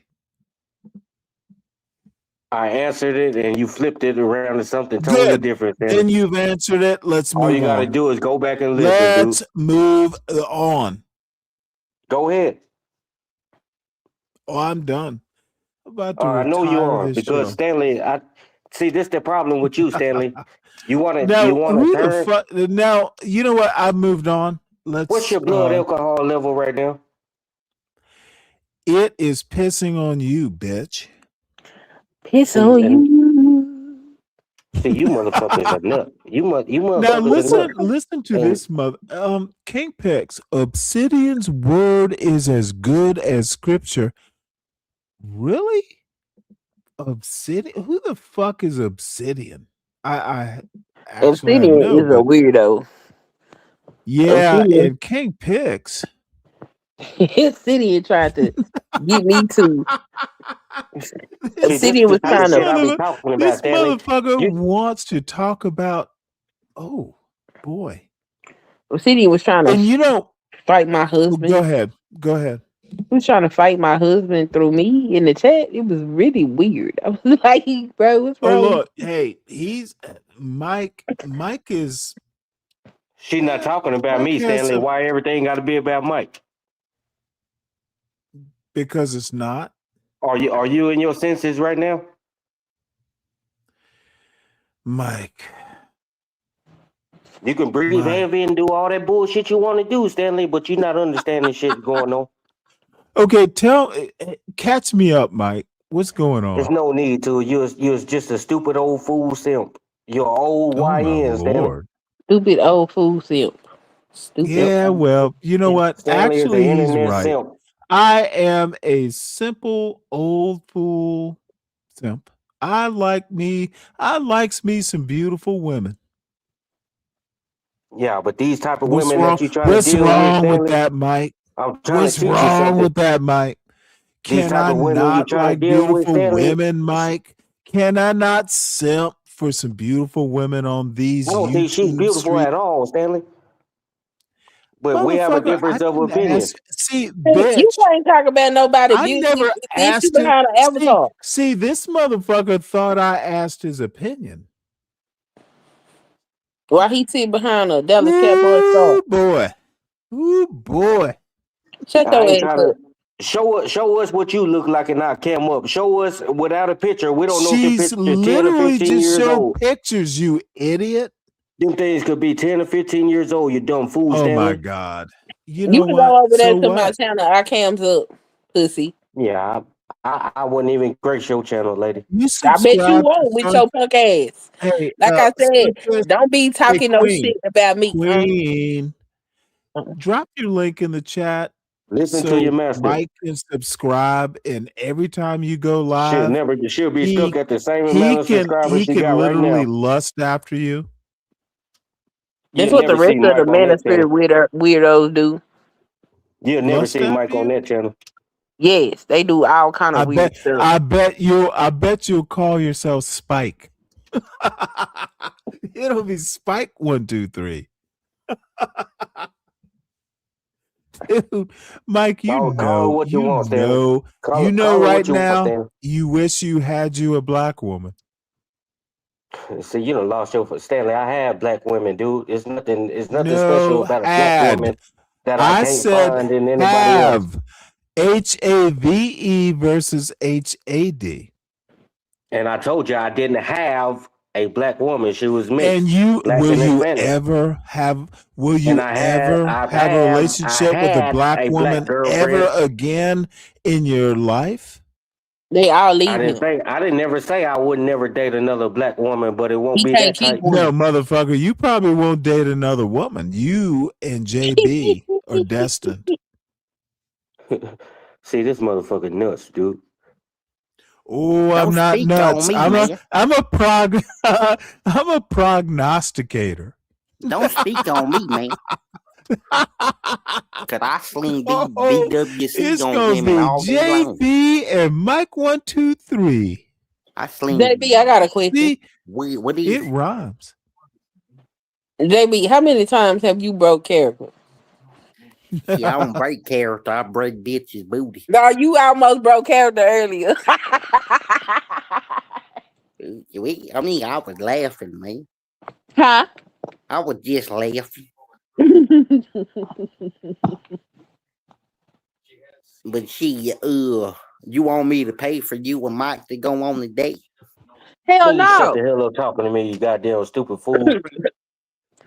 You can just give me the money. I don't need the date. with something that looked like Hey, that. let me say one interesting thing, and then I'm gonna wrap up the show I because was I just trying to actually get you some pussy. I am way past my dinner What you time. gonna do with that chicken? You know what? I'm gonna put them in a pan, and I have learned that carbon steel pans Shit, Mike are 23 actually just had a better ribeye steak than and some cast potatoes. iron. So Shit. I'm gonna get it scream hot. These are bone in chicken breasts. So I ain't trying to listen to all the cooking shit. skin side down, bone side down, and then flip them. They're dry. They're in the refrigerator. They'll be crispy. And then I thought about just going all the way through on the stovetop, but I probably won't. I'll put them in the oven to finish. And I have fresh green beans, which I have snipped the ends, and green beans and potatoes. I don't know why they work, like fresh green beans, and these are little like heirloom potatoes, like purple and red and white. There's something, I don't know what it is about green beans and just potatoes. I don't know. They're delicious. Yep. That's So a anyway, classic meal. that's gonna be it. Classic And meal. in the meantime, no, go ahead, Queen. No, I was just saying that's a classic meal. Is it? Yep. Chicken, green beans, and potatoes. Yep. Nothing fancy, Yep. but it's just me. I Need to keep mean, it that's simple. a regular dinner. Shoot. You got your meat, you got your starch, you got your veggie. Yep. Do you put on green panties when you make green beans? Oh, Jesus. No, that's ignorant. He has to, and this motherfucker has a wrench asking me those questions. Ignorant is a pussy. Oh, That's crazy. ignorant. Ignorant is Oh, a pussy. ignorant. I got invited to karaoke and I don't know what to wear. Where you going to What, karaoke? live? Huh? Where is she at? I guess it's at a bar. I ain't never been to it. Damn. Oh, some blue jeans. There we go. I just wear some jeans. It's gonna be some Daisy Dukes, right? Oh no, it's too cold for that. And I'm too Stanley old for want to some see Dukes. that. Stanley, I'm why you too trying to steal Mike girl, man? I'm too old for Dukes. Really? Stanley, why you trying to You steal don't Mike seem girl, that man? old. What are you in? Are you in your 50s now? No, I'm in my 40s. All right. Well, Stanley, really why you too trying to old? steal Mike girl, man? I got teenagers. I have no business walking around in Daisy Duke. Well, That's I got you. insane. See, you have a sense of decency. That would be crazy. So now you trying to get with Stanley, nigga? I'm married, sir. I He's ain't trying to get with married, nobody. motherfucker.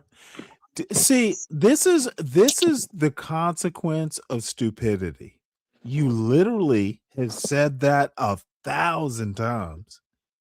You're not new to this channel, but is it probing questions? Is JB Smooth the FBI?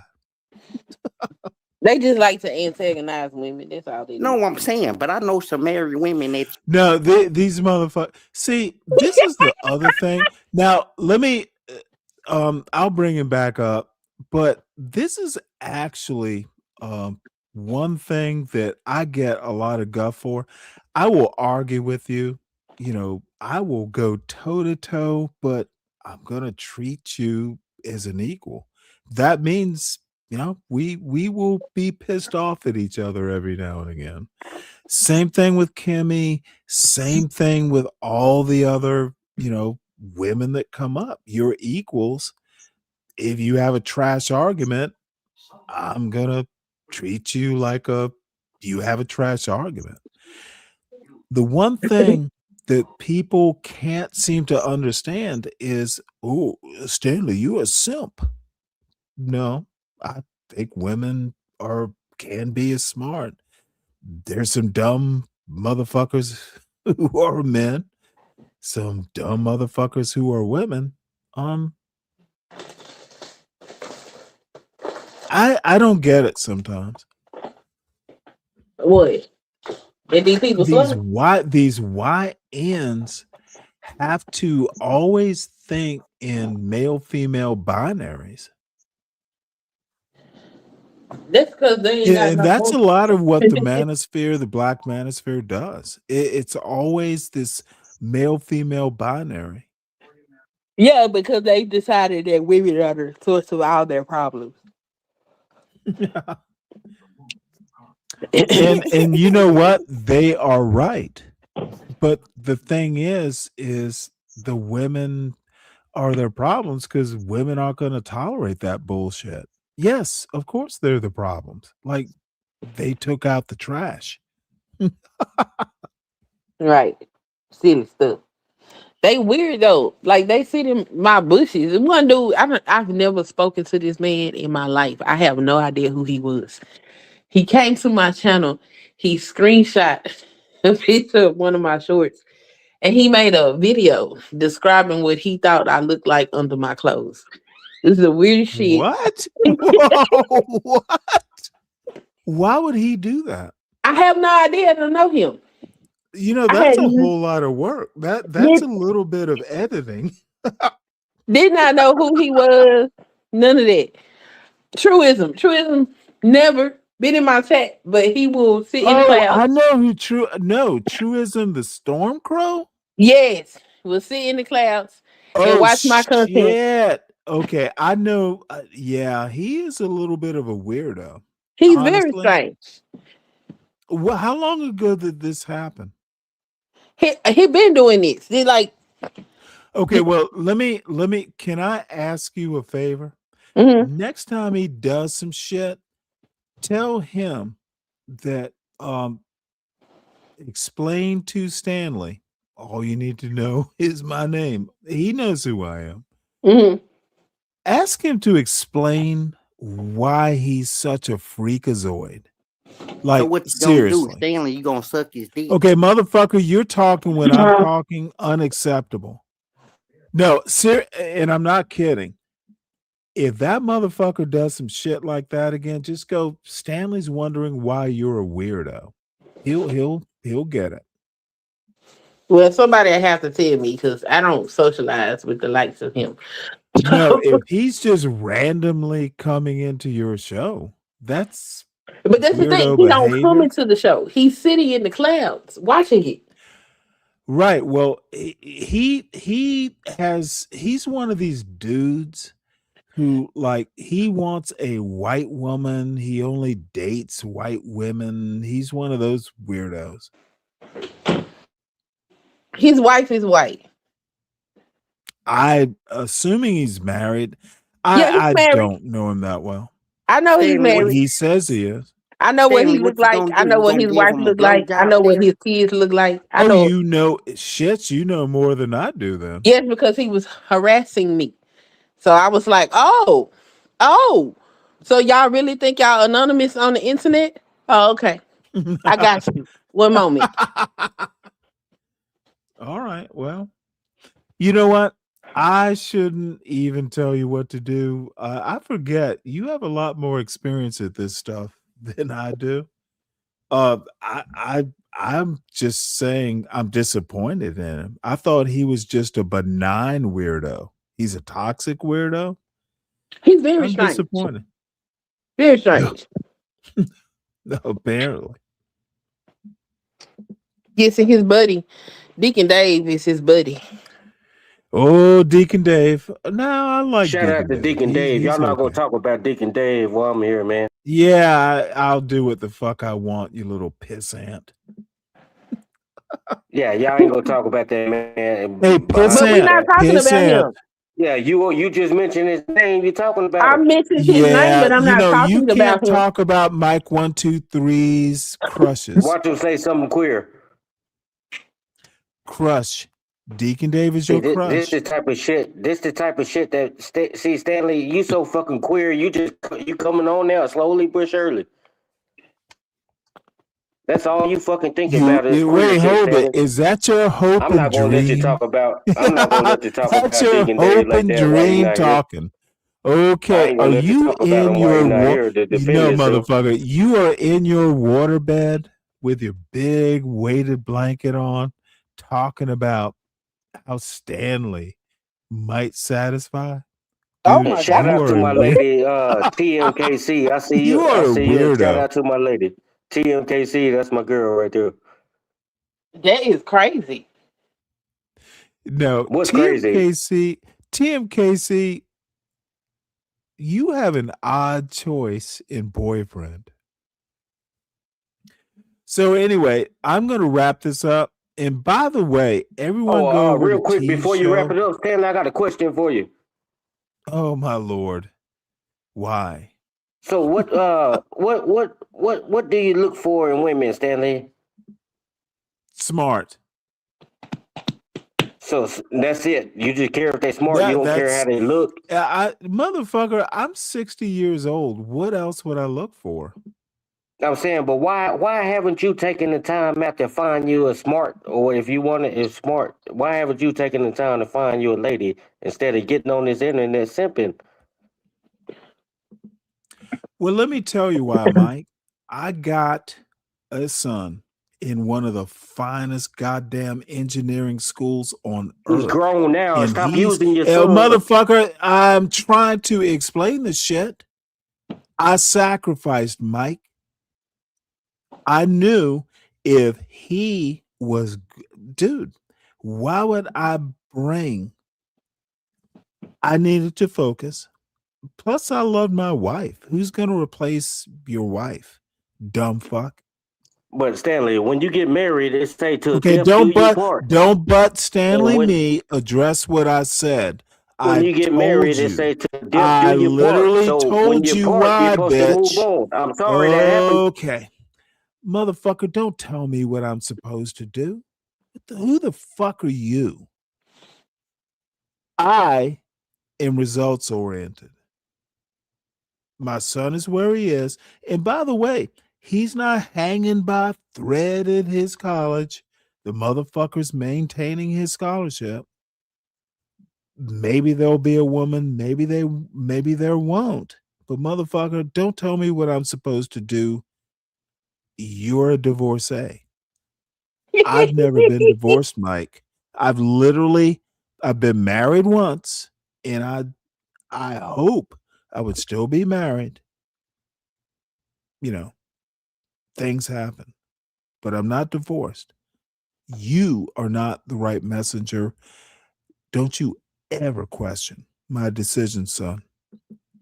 I'm sorry that happened to you, Stanley, but what I was getting at Okay, was the bigger motherfucker, picture. I don't need your sympathy. What I do need is your discretion. The bigger picture Why would was I you was getting at. ask me stupid ass questions? Well, it wasn't stupid. Because I haven't is the reason. When I meet the right woman. I'm saying you running out of time, Stanley. No, I'm not. Yeah, you running out of time. You keep saying, "Oh, I'm 60 years old." What So, am I running out of time to do, Mike? because the woman that produce more children is my well, we know you biological can't have clock any more kids. ticking, We know that. bitch. Okay, you sound like a fucking fool. Okay, call me what you want, Stanley. It's fine. But let me What finish am what I I'm running saying. out of time for, Mike? Well, you're running out of time Be unless you find specific, your old. please. You're not gonna find. Well, there are some old ladies out here that's fine as in some of these young chicks like Sunkiss. But Stanley, but some of the you running out of time, player. I'm trying to give you a word of advice here. It only is funny how you can say my name I'm and you talking to trying to Stanley right insult me. now. Do you not You understand? damn Be quiet when I'm alcoholic talking. drunk ass Do you bitch. not understand? Be quiet when I'm Mike Do you not 123 speaking. understand? Keep my See, name this out your type of punk shit, ass Stanley. I mouth. can't. And I don't give a damn what you talk about. You wouldn't hear my mouth if you hadn't mentioned my name. 84% of these I didn't have shit to do with your black women that conversation. like her. What you bring my 84% of name these up black for? women like her. We bring my 80 name up for. Because I can do that. Okay, but then I can talk shit about you. Because You you shouldn't have can, brought but my name I'm up. but listening. let I'll me be get right finished. back, You're not hurting and my then feelings. I'm gonna end the show. You're not hurting my feelings. Mike, I ain't trying to hurt your feelings. Mike, fuck you. stand down. So what I was asking Stanley was, I just. I'm listening. I will be right back. Nature's So calling. with all due, I'm gonna Nature is continue. calling, bitch. Okay. So I was asking Stanley. I wasn't trying to be rude. I'm sorry that happened to him, man. He lost his wife. I'm sorry that happened to him. You know, but I Then just leave think, him you know, alone. I'm not fucking with him. I'm trying to give him a little word that nobody probably ain't gonna tell him this, but I'm trying to tell him when you get She'll married, move on when he ready. can you shut the hell up? No, I can't. I sure can't. Are you gonna let me finish, or you gonna keep No, goddamn talking not at like you all. do? Nope. Yep, that's what I'm Well, gonna do. go ahead, get what you got to Yep. say out. And let me know when I can speak. You don't get to speak. You just don't get to talk. That's how they work. Just be quiet. So you gonna hold it down till Just Stanley go get back? ahead and be quiet. You gonna hold it down till Yep, Stanley every get time back? you open your mouth, I'm gonna All talk right, well too. keep talking. We Yep, don't I'm need gonna dead keep air. talking. Keep We're gonna talking. keep doing it. Keep talking. Yes, I'm gonna keep talking. What's up? Because I'm not here to argue with you. Yeah, you ain't got to argue. I'm just gonna not let you talk. All right, you got to do what you got to do. Take up for your master. But I'm trying to Oh get his. I'm boy, trying I'm to get so his old entertained. YN. I'm trying to get his old How you YN gonna give something he him could some probably advice use. he I didn't am ask you back. for? Unsolicited Can advice I is say something? The both of you, just Go ahead, Stanley. hold on a second, Mike. Look, there comes a time. Uh, I was 49 when my wife died. So, you know, sometimes you get old enough as a man to know I have a child.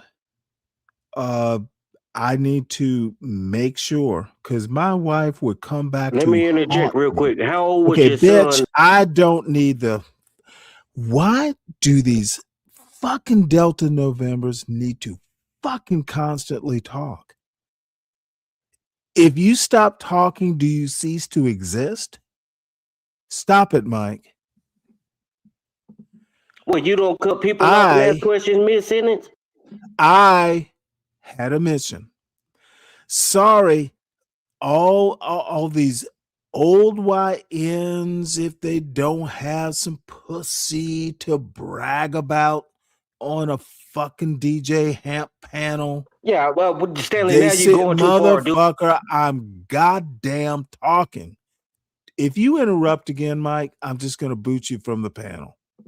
Do what you got to Don't do, but you interrupt. do it all the time. Do not interrupt when your daddy is talking. So you got me fucked up, Stanley. I was asking a I goddamn don't give question, a dude. fuck Just you about any interrupt of people. that. Okay, you know what? This belligerent bitch can't fucking control himself. I didn't need a wife. I had a mission. Look, you raise even a mixed kid, he needs to conquer. Okay. This isn't second best. This isn't bullshit.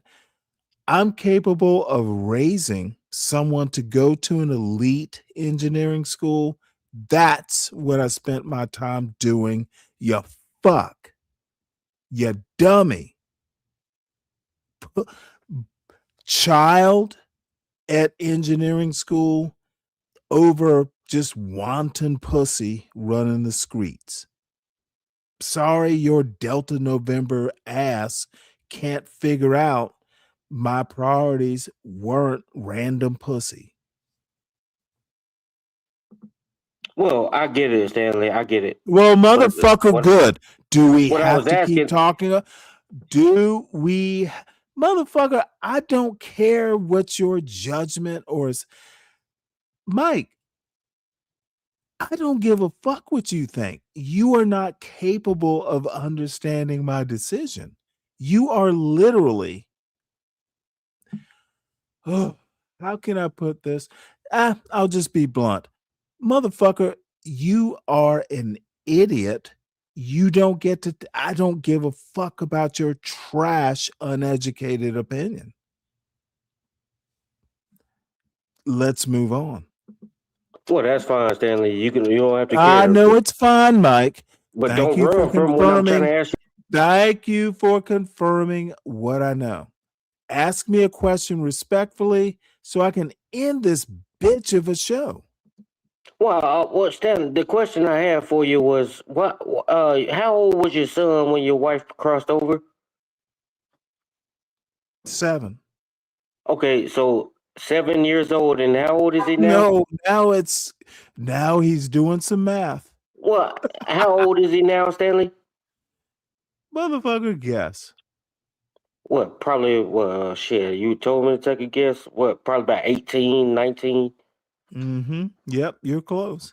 Okay, so the question I was getting, the bigger question, so when you got how long has he been in school right now? Which school? K through 12? 12 years. I'm When did sorry. he graduate K through 12? I guess if you tack on kindergarten, 13 years. When did he graduate K through 12?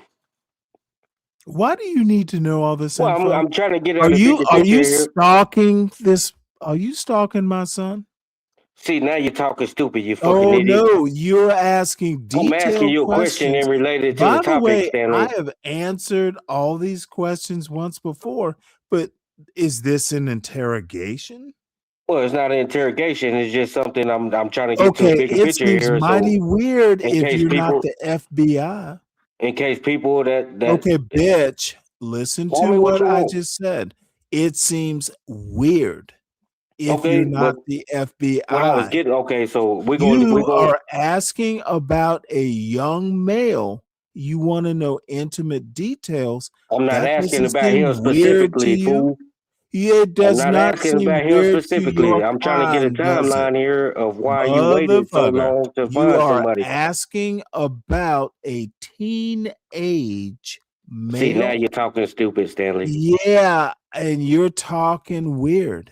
Because I'm trying to get to a timeline here Well, of I why you don't give a waited so fuck. long What to you're try to trying move to on to something do else. is, dude, I can't let a creep like you ask all these questions. As a parent, I'm concerned. Well, I'm I trying need to protect. I need to protect my child see, now. now you're talking dumb shit, I need Stanley. to protect my child from predators. Yeah, okay. I'm gonna leave Oh, it you alone, Stanley, sound because now you're talking rather dumb. weird. Why are Now you you're asking talking all dumb, these Stanley. questions? You Why don't do want to you hear need it. to You know don't want all to hear these what I'm asking. Just details? say that. Mike, Just say that. you don't know when to stop being weird, do you? It's not weird. You just not in your right frame of I mind. literally, as a parent, Your blood am alcohol telling you, level is 3 times the motherfucker, legal limit. dude, legal limit. What the legal limit? Why are we talking legal limits? Because you're not understanding what I'm trying to draw a timeline of why you haven't moved on and find somebody else. This is weird. Okay, call it what you want, G. We can move on Dude, if that's what you want to do. I stand won't answer down, nothing else. creep. So let's move on Stand to why down, your wife creep. left you. Tell us Stand what- down, creep. Why you want to know so bad? Why your wife left you? What happened? Wait, hold it. Let's not get into all that. Let's end the show. Everyone, Well, everyone, you don't have to end the please, show. I'll take it over. Just give me the control. Mike, y'all go over to T's show. She's live. Please tell her that I said, hey, I may You go be tell her over you there. said, hey, we don't have to. Bitch, you just want to take over my goddamn panel. The fuck? Go over to T's channel. Here for the T. Most of y'all probably know it. If not, just child listen podcast. And I may be over there to troll mostly because I know 777 is going to be over there, and I love trolling that weirdo. Mike, go. You're a weirdo. 777's a weirdo. Y'all may get along. Go up on the panel. So, Clarice, God damn it, where have you been, Clarice? What's up, Richard? So, anyway, I'm ending it. Sunkissed as usual. Love having you here. We will go back and forth, but you know, it's what we do on this. Oh, I'm okay with it. On this little old channel that will never be monetized. Hey, but by the way, my shorts, everyone seems to like my shorts, just not the lives.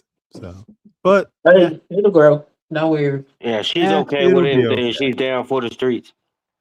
Y'all go over to T show now. You hear? Why you ain't got no mic, no wife mic, huh? No. You mad because I don't want you? No, Previously, that's why you keep asking. My husband's still pregnant. Why you ain't got no wife though? Since you so concerned Where's your about husband at? Let me speak to your husband. You so concerned about a married woman. So You're tell not me why your married. wife You show the old why marriage your wife certificate. non-existent, Mike? Let me tell you something, because he can't say it. Yeah, you're pretty goddamn attractive. Thank you. I appreciate that. Especially when the hair's out and all that. Yeah. Mike just doesn't know how to. Mike just does not know how to give a compliment. So just excuse him. He'll be okay. Don't let Stanley lie to you. You're not attractive, and It's the alcohol. You need to work alcohol. Motherfucker. The alcohol has permeated his brain. Fuck? I literally It's done irreversible damage. Mike thinks if you are not like looking like I don't know.